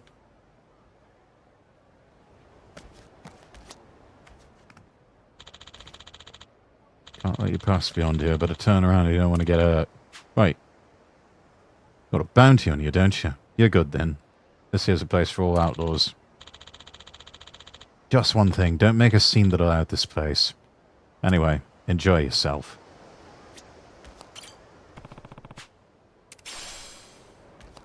Oh, good kitty.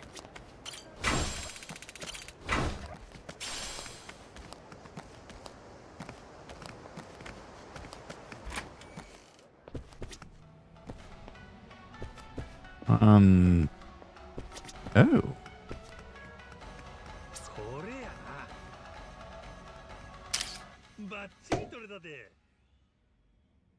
Got another one. Okay. We've got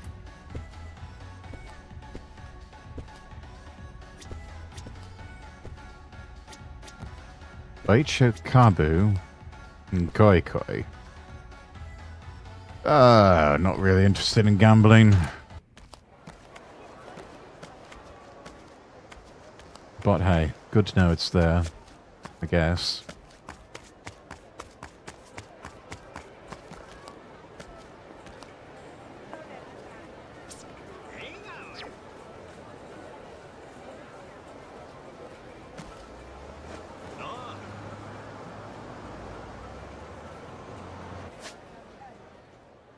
Do we have any other bounties we can go after?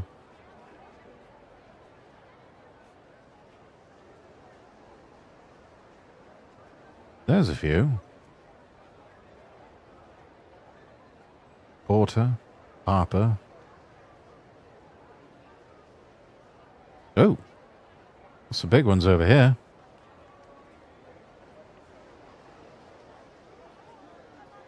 Yeah, you know what? we're going to lean into bounty hunting for a bit.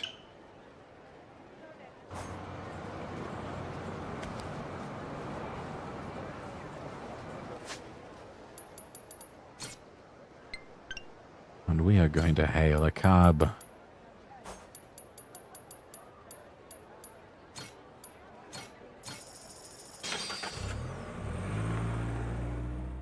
And off we get.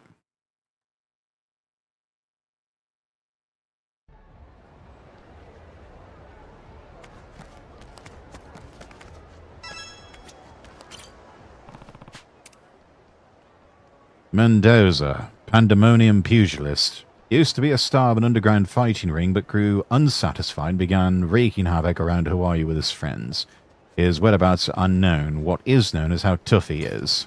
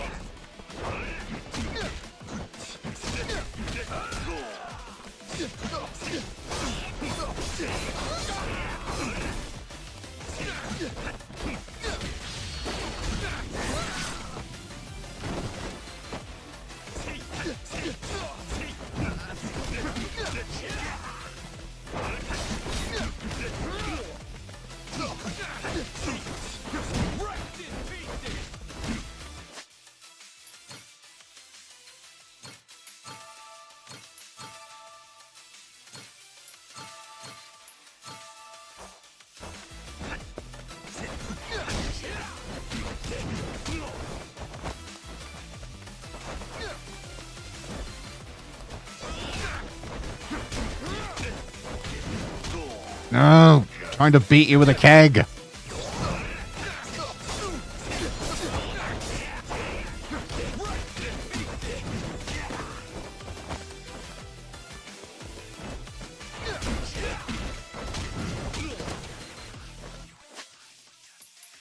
All right.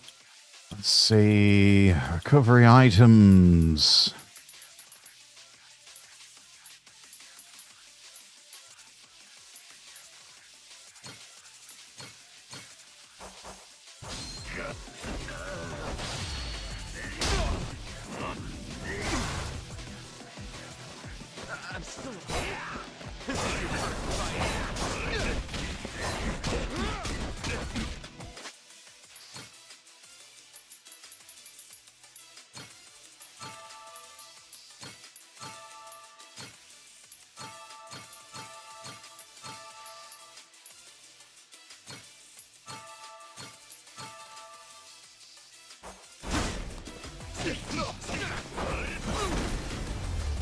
There we go.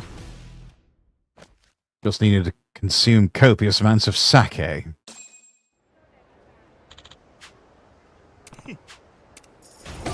$32,000. Nice. Now, let's go find another bounty. Danvers. There's one dockside.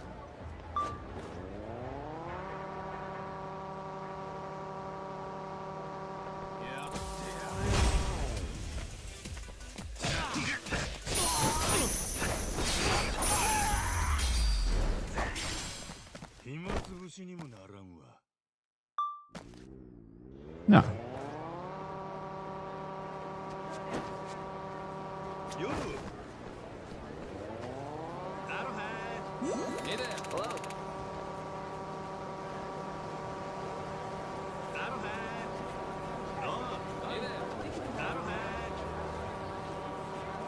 Oh, hang on. Another bounty. Get this one on the way. Osborne, Heartless Hunters. A group of villainous hunters who shoot people, then make the deaths look like hunting accidents. They've taken up in Hawaii because guns are legal here, so it's easy to get away with murder. I thought Hawaii had fairly strict gun control laws, though.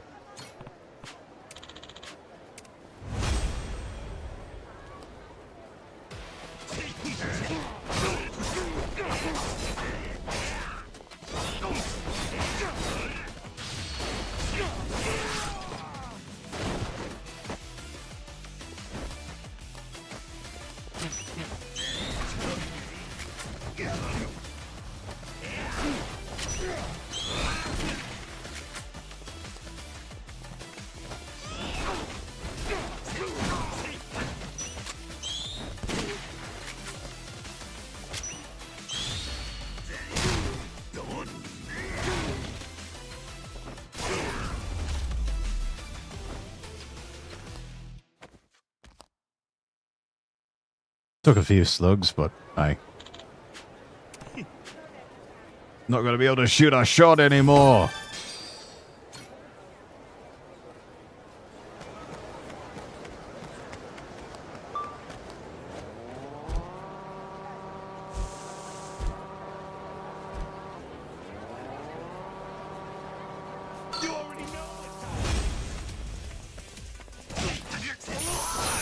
Time for you to die?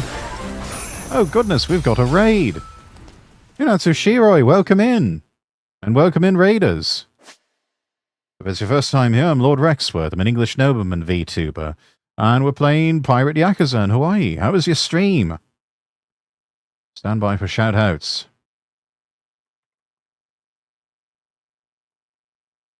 And my chat, in case you don't know who Inatsu Shiroi is, she is my senpai. And also holds the unique distinction of being randomly raided by one Pipkin Pippa. I was there in chat when that happened.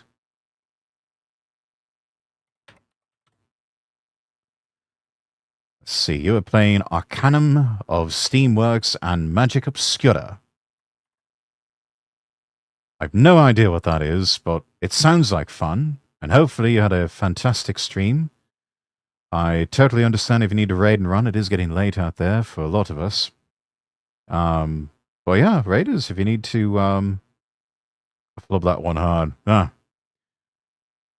yeah, raiders, feel free to do the usual after stream care. Get up and stretch, grab something to eat, something to drink.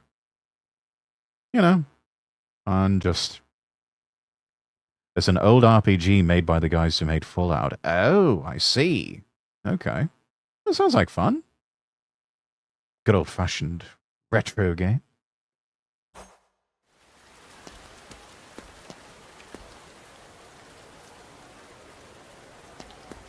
But glad you had a good stream. Glad everyone's having a good evening.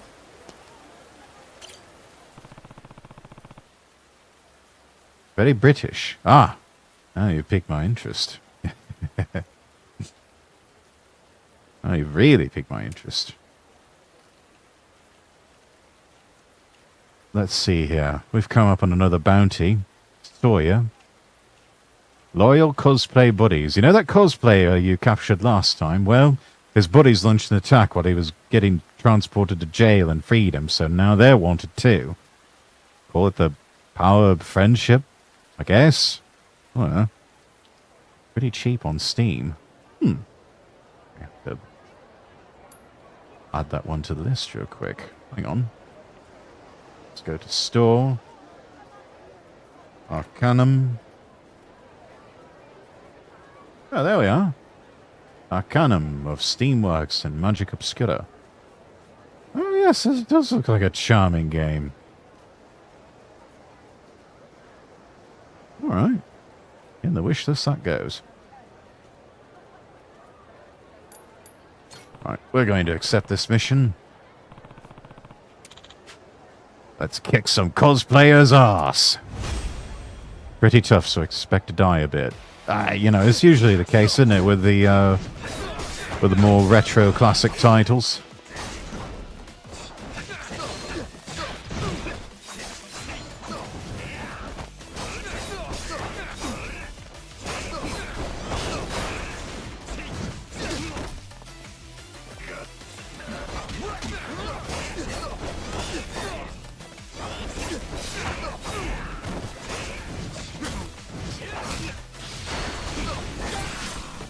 There goes the heat action.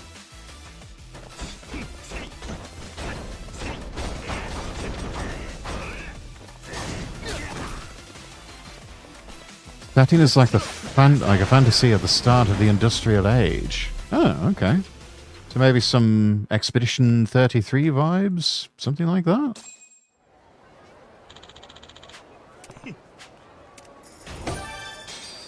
$6,400, not bad.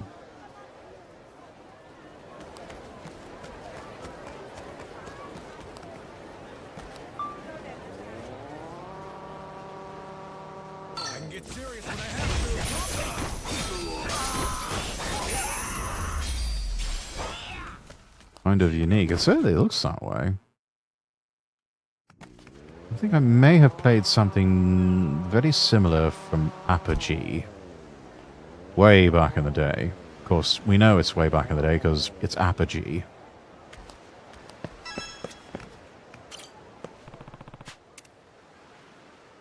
Let's see. Danvers, a maroon mutineer. Stories about this former soldier allege he turned traitor and murdered the rest of his platoon. He's leveraged that infamy into a career as an assassin. His motto is, hard work will never betray you. That's a good motto. Pity about the line of work, though.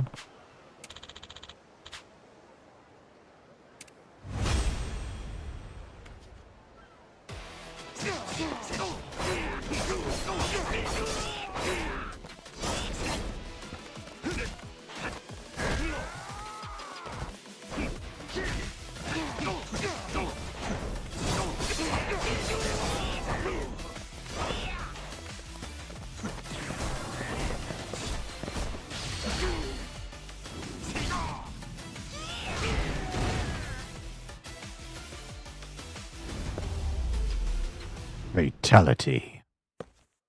Like the world is the usual Tolkien races, but the world is torn between older magic and new technology. Very interesting. Okay. Sort of like Lord of the Rings meets Bioshock or something like that.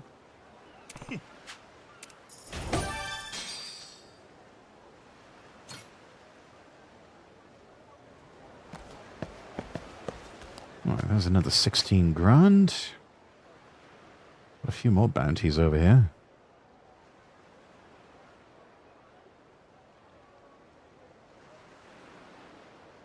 Unui?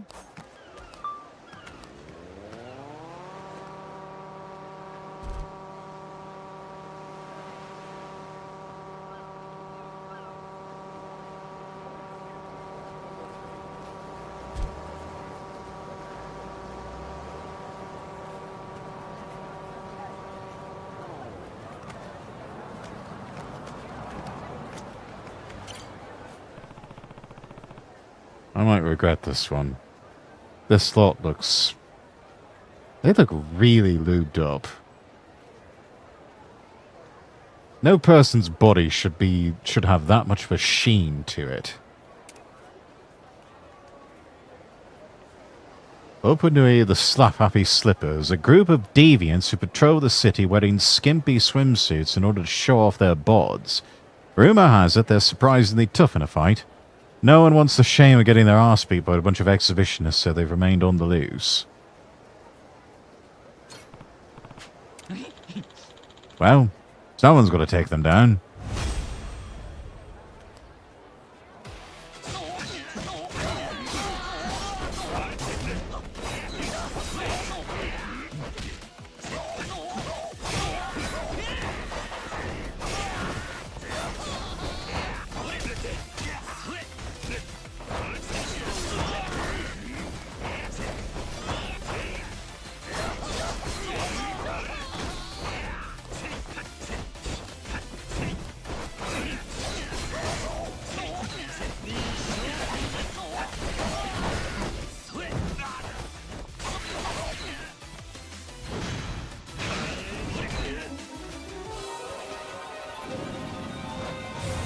You'll make fine meat for the sharks.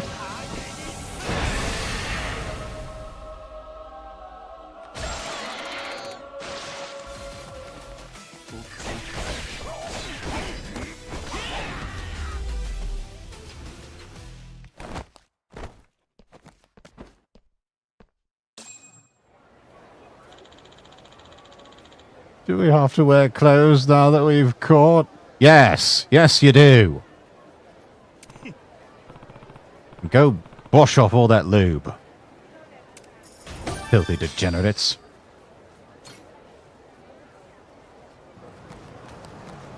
Right, I better eat something. I'm on the verge of death. Ah, wild stewed meat bento. Breakfast of champions, that is. Now, Who's next to get sliced and diced? Newman. Those of you who have watched Seinfeld will get that reference.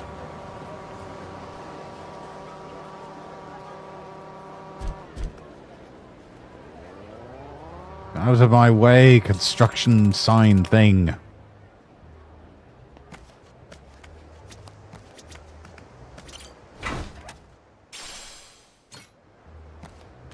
Royal Joker card, fantastic.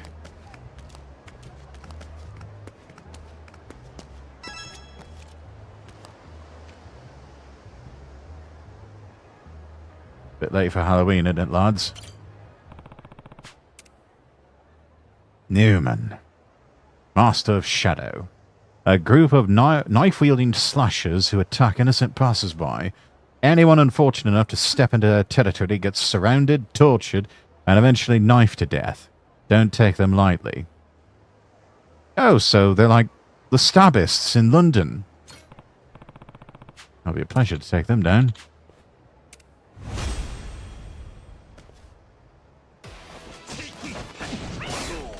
Are you stupid? No, I'm not stupid. My mother had me tested for that. Alright, we're going pirate mode.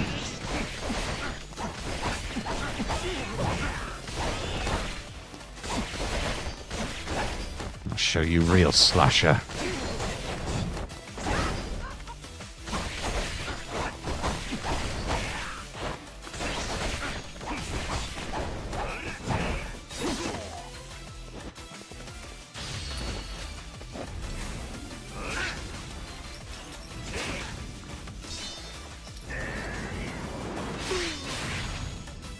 All right, let's go.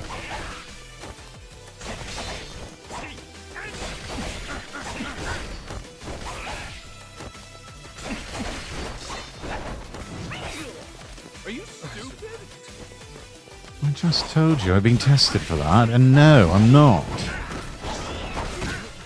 For instance, I'm still alive. You've all been hacked.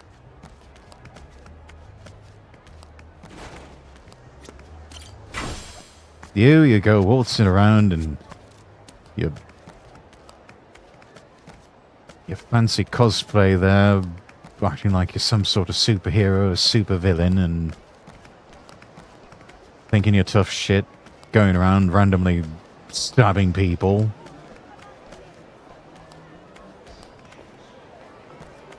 But really, you're just a punk. Hey.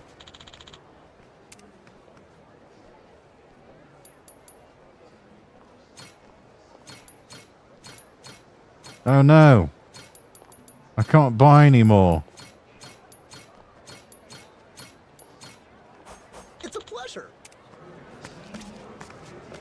I'm maxed out on sushi. We should probably eat some of that.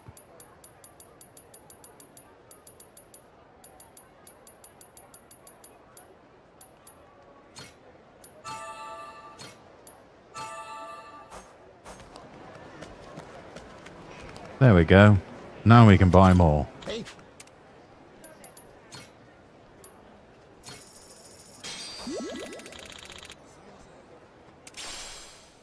Oh. Sushi Ori. It's a pleasure. Cool.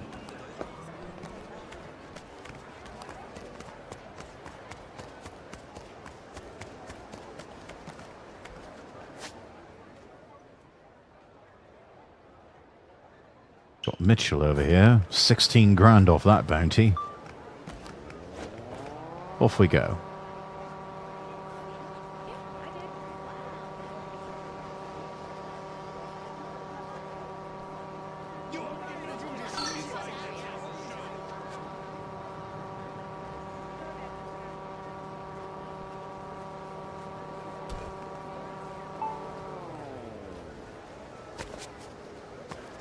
More troublemakers.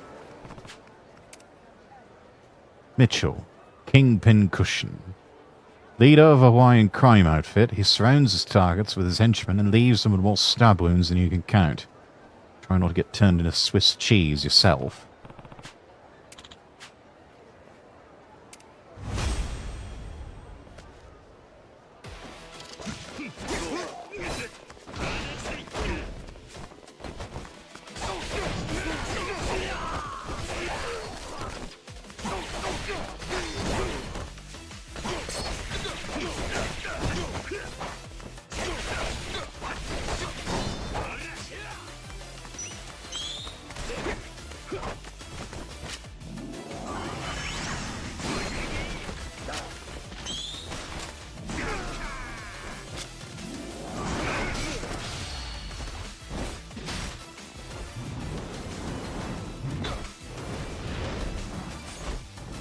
And away we go.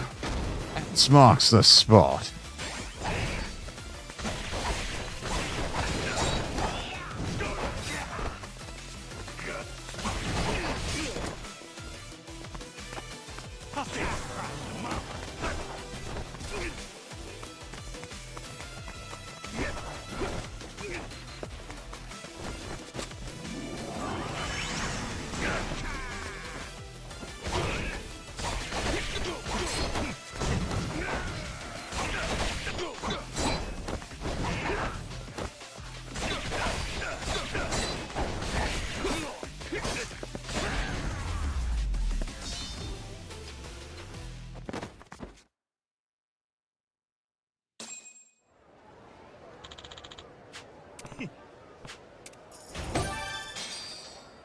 Right.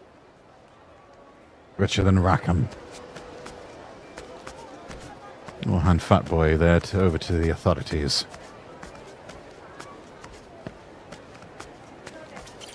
Hi. Handmade coconut juice. I do like coconut juice. Oh no, can't buy any more. Thanks so much.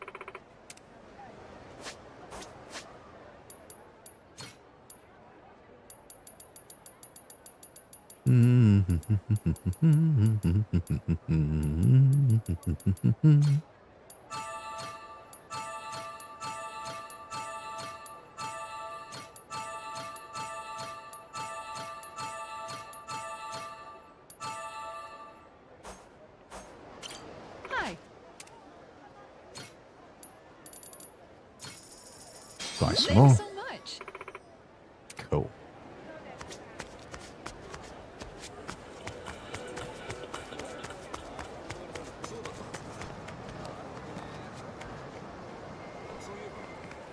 See any more bounties? Anything nearby?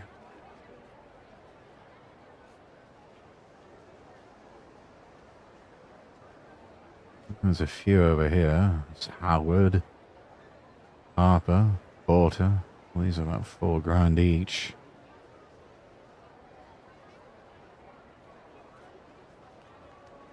We'll save those for next time.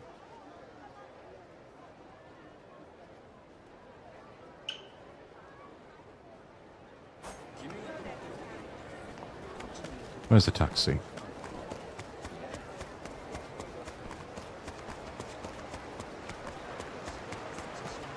You know what? We'll summon one from the phone. Because walking is for peasants.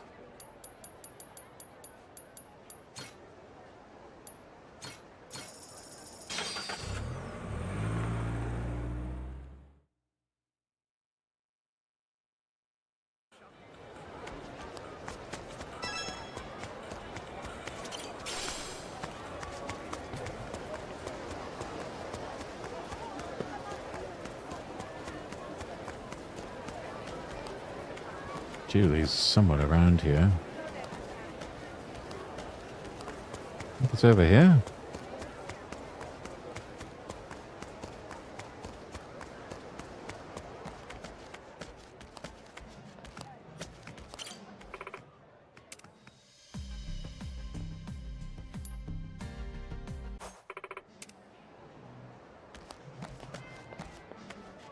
That's not Julie.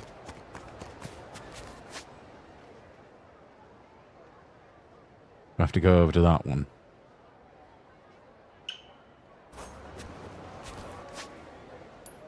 Right. Time to shell out another $10.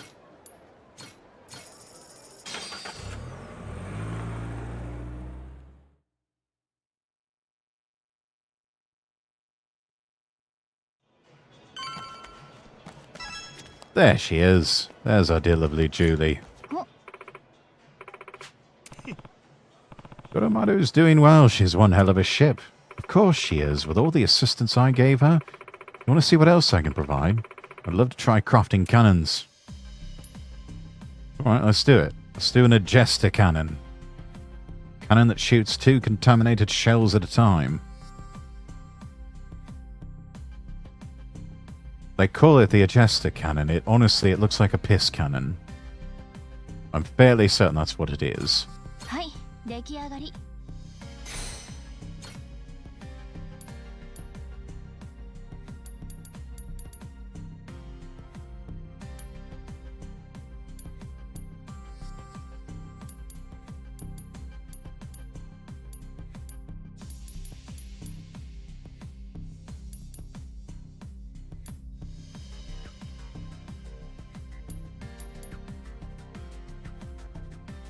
Oh, there's a squid launcher.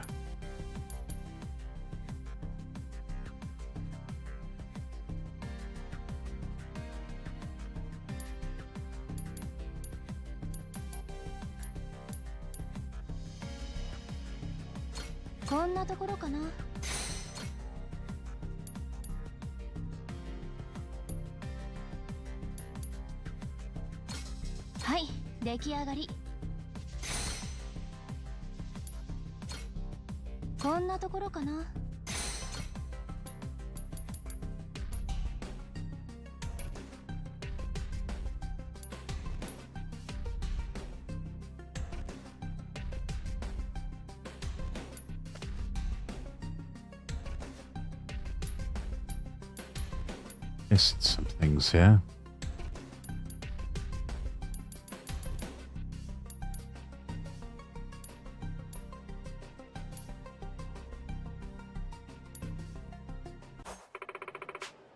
Will you be in Hawaii much longer?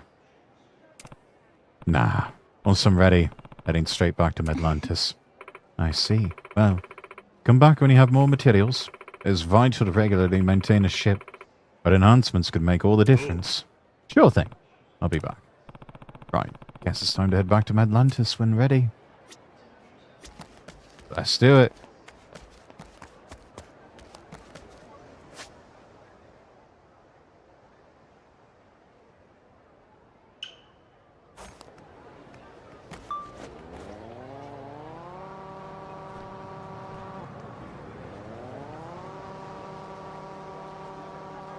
You saw nothing, Chad. I did not crash into that car.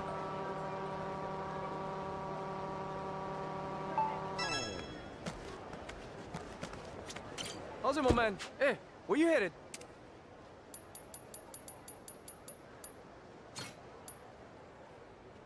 Roger that. We'll be there in a hot minute. Off we go.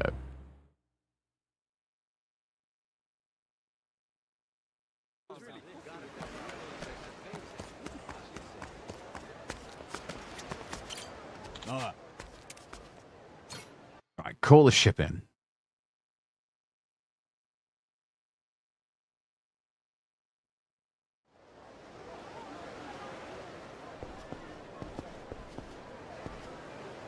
Ah, almost forgot. Got waifus painted on the side. Love that.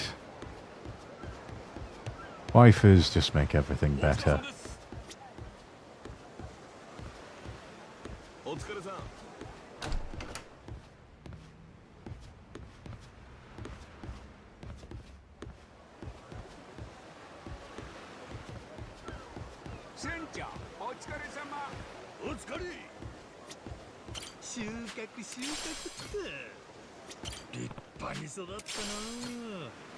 Superb fruit. Ugh.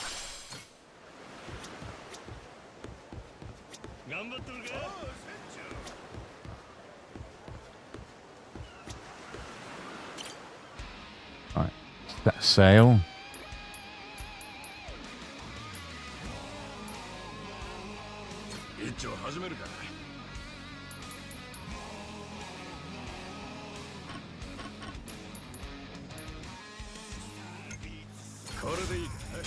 Got ability to boost Kiwami.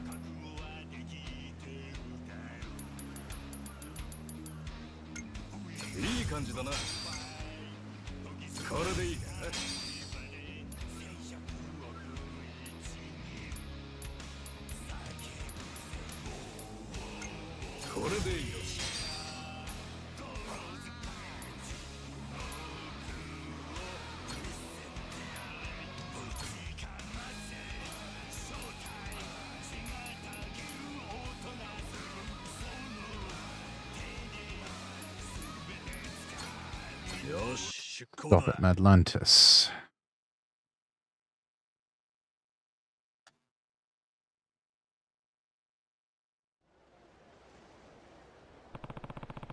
Now, what's that place Tucker was supposed to be staying in called? Oh, right. Luxury Palace Hotel. Sounds like my sort of place.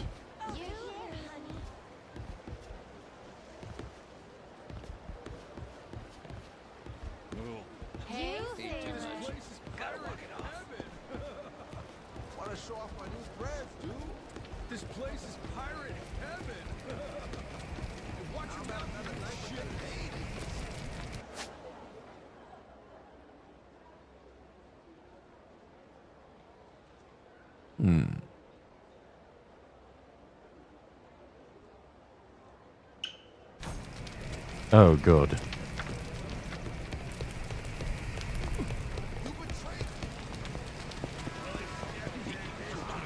We've got ferries.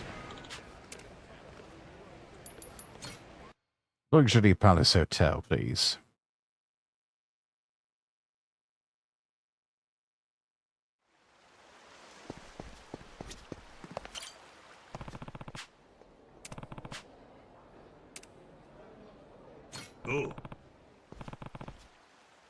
Right, let's do this. Not so fast there. Change your plans. Huh? Dad, Masaru. Sorry, no, but we're going to have you stay back. Clark here will look after you. Let's head back to the Goromaru, Noah. Oh, I get it. This is something a kid like me shouldn't see yet, eh? Wasn't going to be so direct with it, but yeah, more or less. I mean, you saw the lawyer's goons over in Honolulu, didn't you? Bodyguards for rich guys tend to be pretty on edge. No guarantee one of them won't pull out a gun and start shooting. It's okay, I understand. I won't throw a fit or anything. Let's go, Goro. Yeah, that's no place for the kid. Looks like he's learning his boundaries a bit. He's just growing up. Going on an adventure turns a boy into a man, you know. You might be right. Now, you men, let's do it for real this time. Nice hotel.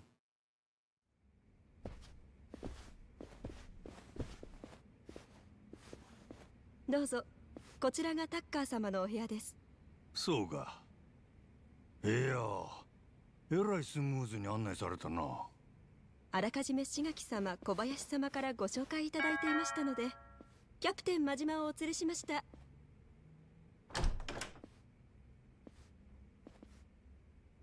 あのじいさんだ。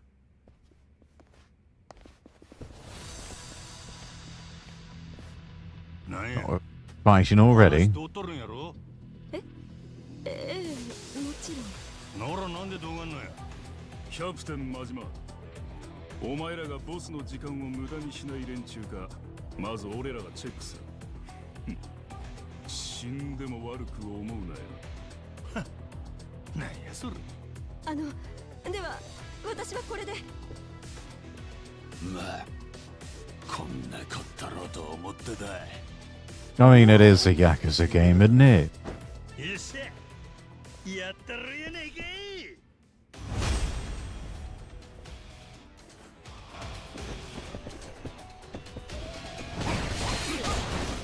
Oh, Right, let's rearrange some furniture.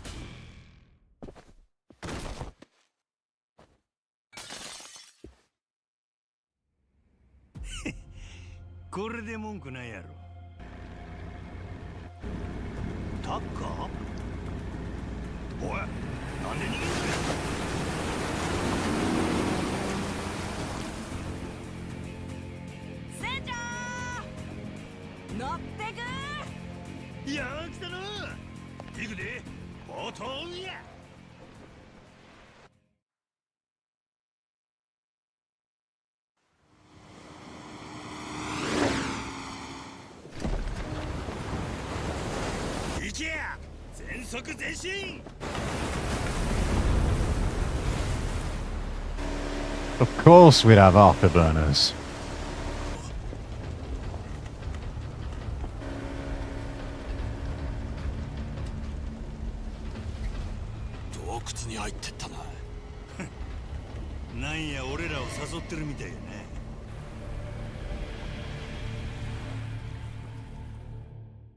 Those rocks would be getting in the way, though.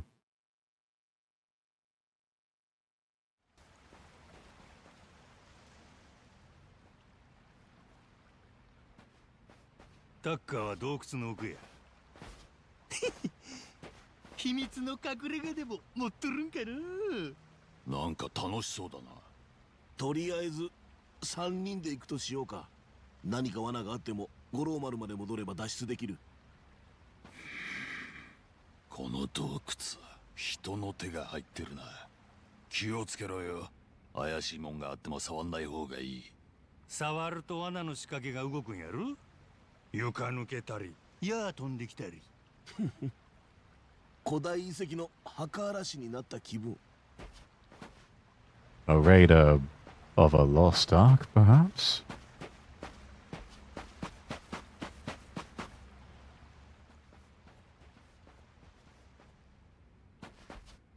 Yo!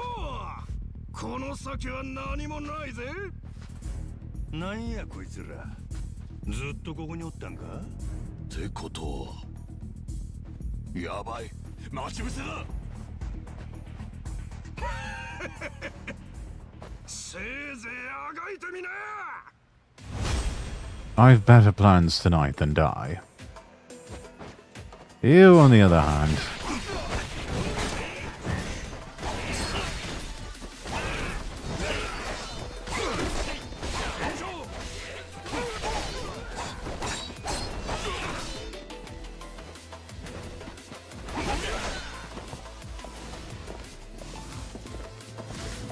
Oh, more of them, damn it.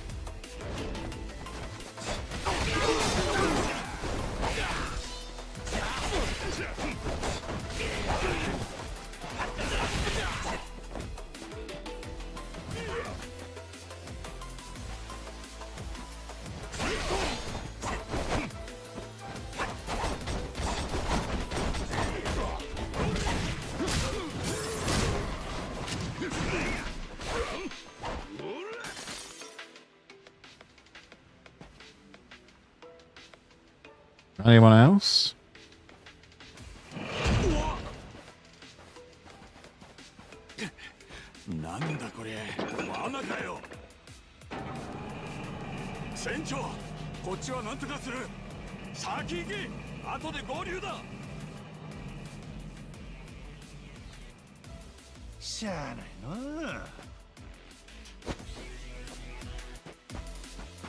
Naya, 行き止まりかいな。何か仕掛けでもあるんちゃうか。あの光ってるランプ怪しいの。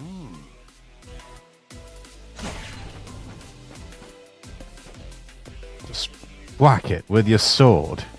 Easy as that.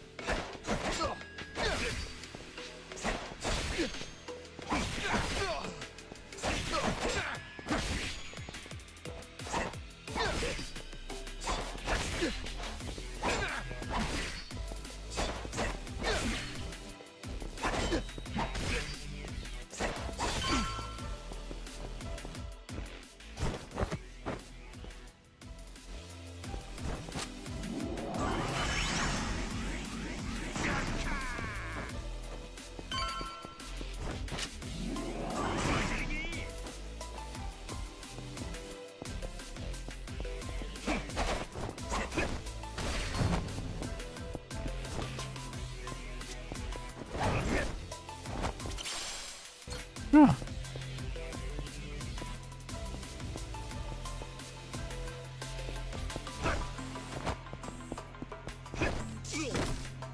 Ouch.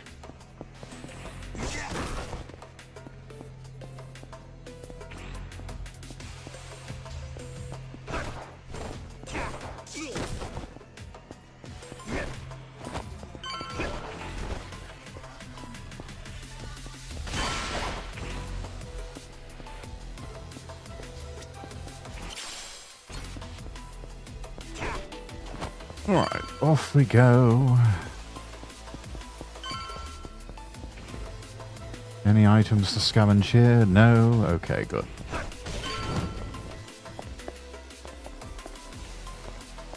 Oh, only getting back up to the proper hotel level.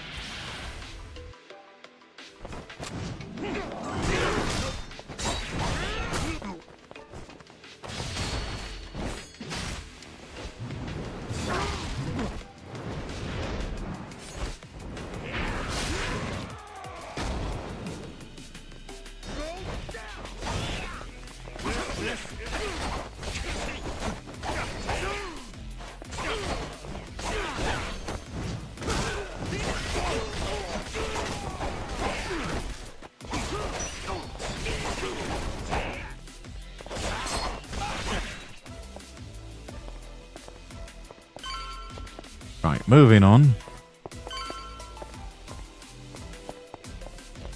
No, this was the way we came. Wrong way. This way.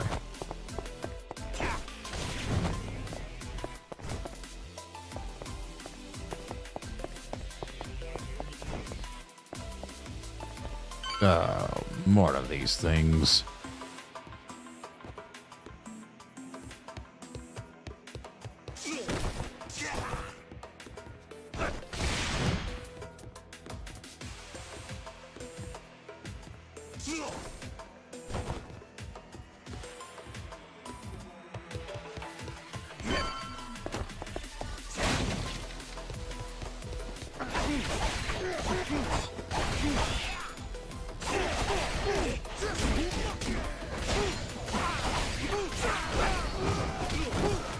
Armstrong.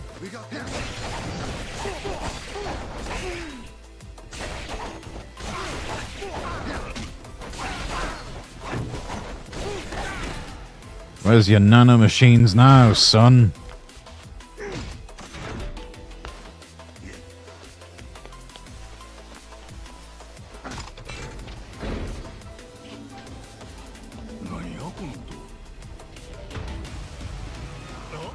Oh, fuck no. Oh dear. Dun dun dun dun dun dun dun dun dun dun dun dun dun dun.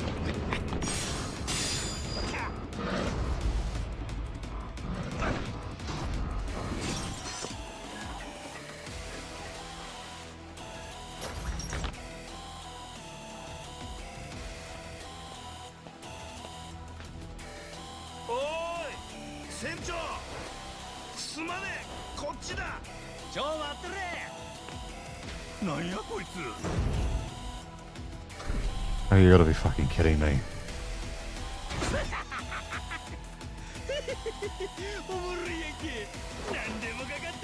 We gotta fight a giant robot?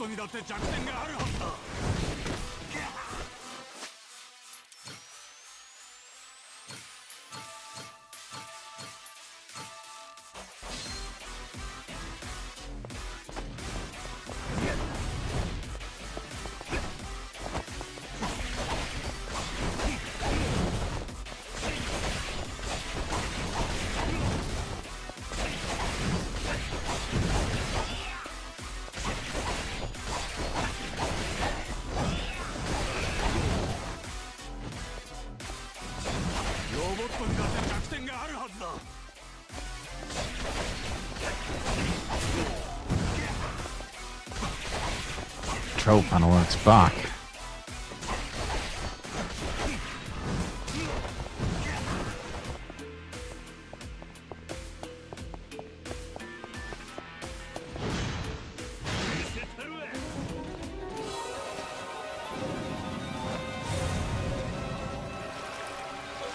Go get him, Sharkies.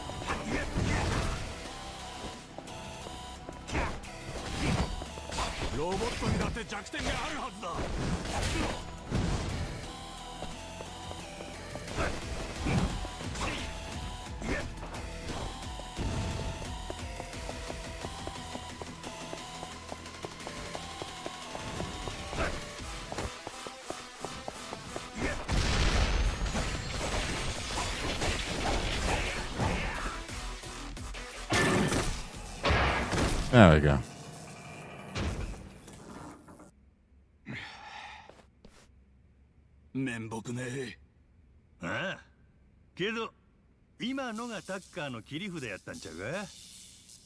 That was the best he got.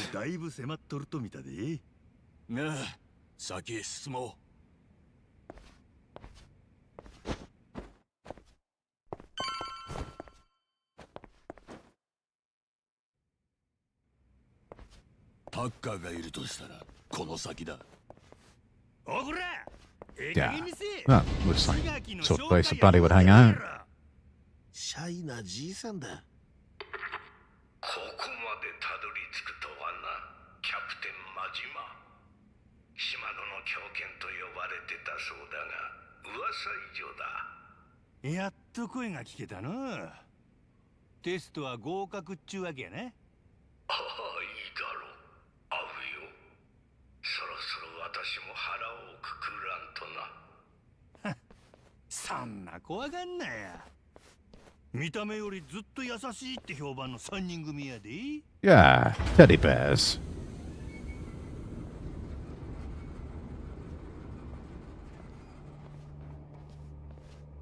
No. Marble floor. ギリギリまで近づかなくてもちゃんと話せる。parley. はじめまして、キャプテン真島とその友人たち。私はスペイド・タッカー。エスペランサに見入られ、ニューヨークからやってきた。ガラス越しやったらもうちょい近くでもええやろ。身長を通り越して臆病なんだよ。我ながらよくこの性格で金貸しなんかになったと思う。借金の方に海賊の指揮を手に入れたんやったな。その話聞かせてもらえるか？いいとも。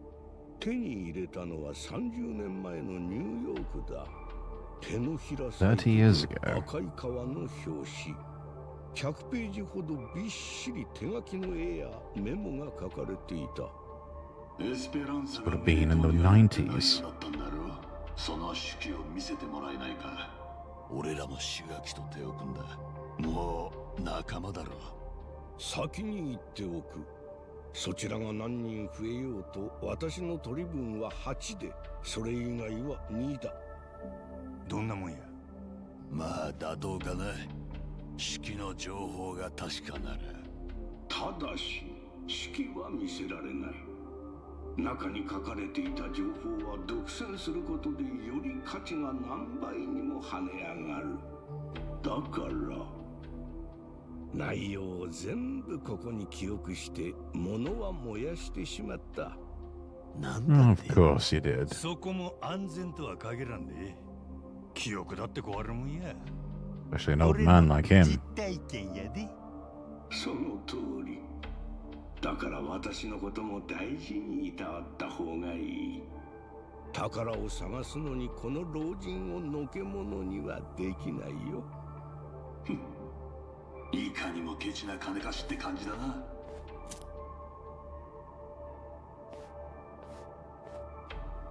手記の前の持ち主はエスペランサの宝を隠した海賊の子孫。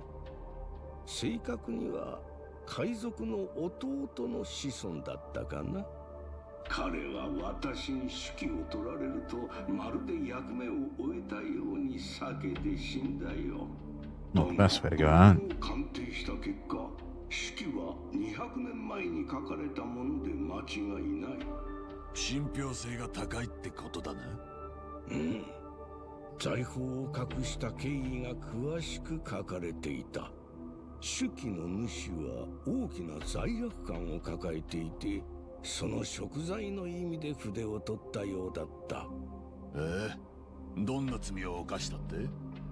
宝の隠し場所を秘密にするため、口封じに島の集落を一つ皆殺しにしたんだ。なんやと？興味が出てきたな。それじゃ順を追って話そう。いいね。Though he knows how the Esperanza treasure found its way to Nele Island. But listening closer to this. 1816年、もともとエスペランサ号も奪う側の船でインカの財宝やらを積み込んでいた。主に金銀財宝で、中には不老長寿の薬もあったとか。 Elixir of eternal life. 太平洋を西へ横断中、また別の海賊に襲われた。手記の筆者はこの襲った側の海賊で、エスペランサを乗っ取ったまでは良かったが、嵐に遭遇して全ての船が大破したという。そして運よく流れ着いた先がネレ島だったんだ。上陸した海賊たちは間もなく無人の集落を見つける。滅びた集落だろうか。周辺を調べるうち、やっとのことでよぼよぼ歩く老婆を見つけた。で、その後こっそりつけてみると、そこに秘密の洞窟があった。数十人の村人たちが海賊を恐れて息を潜めていたのだ。もし老婆が逃げ遅れてなければきっと見つからなかっただろう。そこで海賊たちは考えた。抱えきれないほどの財宝を隠すのに誰も知らない秘密の洞窟は絶好の場所だ。ただしそのためには村人たち全員の口封じが必要。海賊たちは大したためらいもなく実行したそうだよ。それで大きな罪悪感があったってことか。しかしひでえ。その後財宝を隠した海賊たちは互いに再会を誓い合った。いや、いつか自分だけ戻って独り占めにすると心に誓ったかな。数人ずつ食料と水だけ小舟に積んで島を脱出していった。そのうちの一人がアメリカの捕鯨船に救助されたんだよな。で、パルミラ環礁に宝を埋めたって証言した後、衰弱して死んだ。場所を勘違いしてたのか、それともわざと違う場所を言い残したのか。その点はもう確かめようがない。なのに本当にネレ島で間違いないのか。やっぱりパルミラの方が正しかったってことは。皆殺しにされた村人たちの集落は異端の村と呼ばれていたらしい。Village of heretics? パレカナの正当な教えから見て異端だったんだ。するとやはりそこはパレカナの聖地ネレ島だったろう。その可能性が極めて高い。そして異端の村の場所さえ分かれば、手記の内容を知る私は洞窟の位置を特定できる。そこには今なおエスペランサの財宝が眠っているはずだ。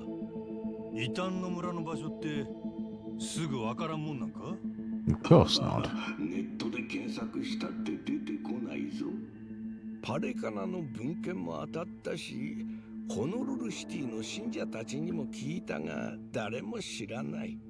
今はネレ島に送り込んだ刺垣たちが頼りだ。現地を歩いてみれば何かしら痕跡が見つかるかも。最後は人海戦術かや。けどあの島結構広いよな。若い人はせっかちだね。前の教祖ブライス・フェアチャイルドはオーナーと呼ばれてハワイ中を牛耳っていた。あいつが健在のうちはネレ島の場所さえわからなかったんだ。その頃と比べればずっと調べが進んでる。私にとっては30年越しに巡ってきたチャンスだ。必ずものにしてみせる。君らも元トレジャーハンターならこの思いに共感できるだろう。痛いほどわかる。さっきから胸が熱くなってるよ。ですね。お前らちょろいの。次会う時は異端の村の場所を手土産に頼むよ。それまで私はマッドランティスのホテルに戻っている。今日は久々に退屈から解放された。感謝するよ、キャプテンマジマ。Well, I'm glad we could keep things lively for you.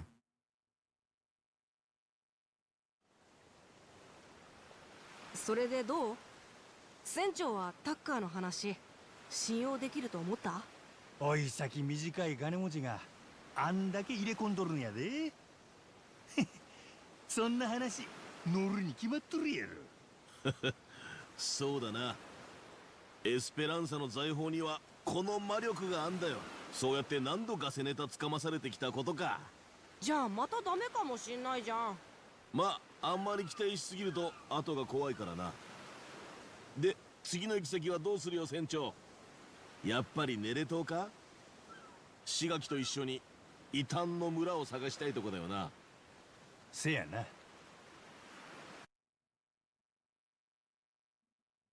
That's the next objective, eh? Alright then. もうすぐ着くんじゃないか？風が気持ちいいな。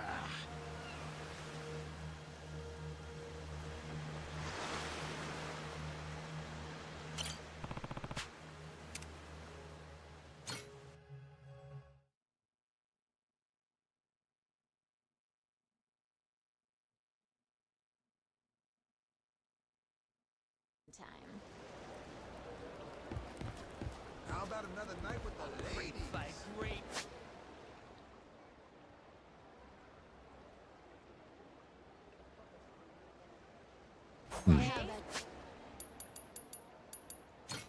Chat, I hate to cut things so short. Probably should have gotten a bit more playtime, but we did spend a lot of time yapping and reacting. So, I think for now, for tonight anyway, we'll call it here. Let me see who is online that we can raid.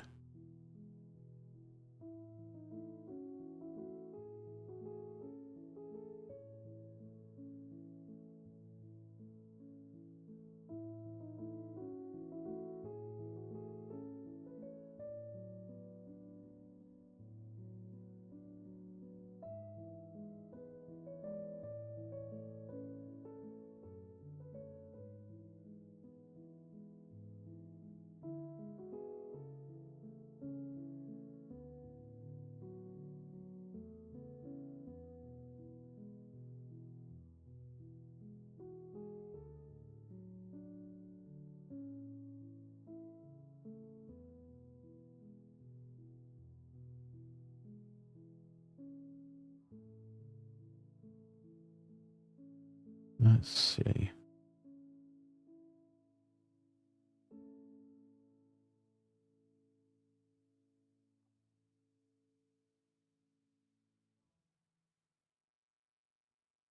Oh, that's a rerun.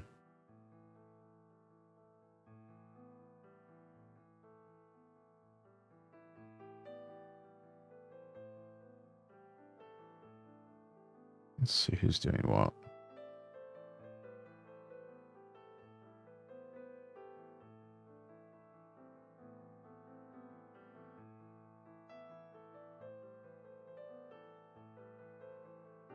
Yeah, you know what? We'll raid in Razorwind.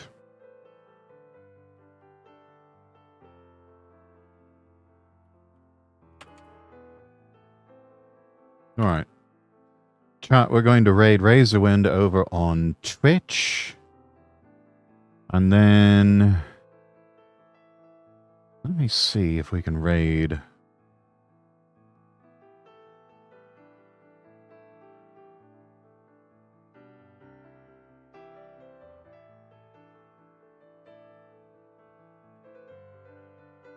we'll go ahead and raid...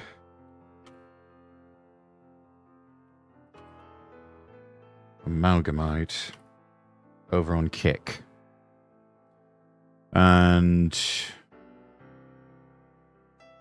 chat on YouTube, we'll go ahead and just say goodnight to you. Those of you in the United States, have yourself a safe and happy Thanksgiving. Enjoy tomorrow. I'll be hosting a Hangout and server. So do join the Castle Rexworth Discord. You can find a link at lordrexworth.com. That's lordrexworth.com. But yeah, I will see all of you, if not tomorrow night, then Friday. So again, happy Thanksgiving, everyone. I'm Lord Rexworth, wishing you all the best, and God bless.